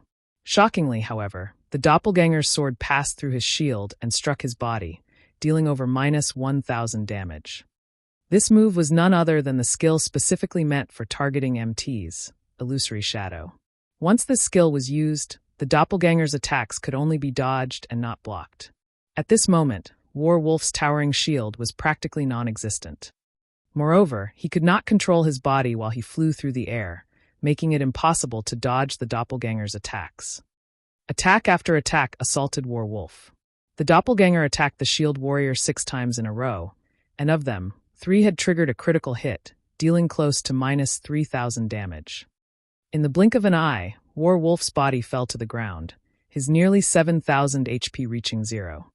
Meanwhile, Shifeng had activated space movement and instantly appeared before the 12 escaping Overwhelming Smile members.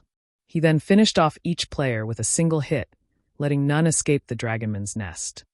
You're tuning in to the Blee Maze Sword of Destiny YouTube channel. We're so grateful for your support, and don't forget to subscribe to join us on this incredible journey through captivating stories. Your generosity through donations truly makes a world of difference, as it's the primary source of revenue that allows me to expand and enhance this channel for you. Thank you from the bottom of my heart for being a part of this adventure.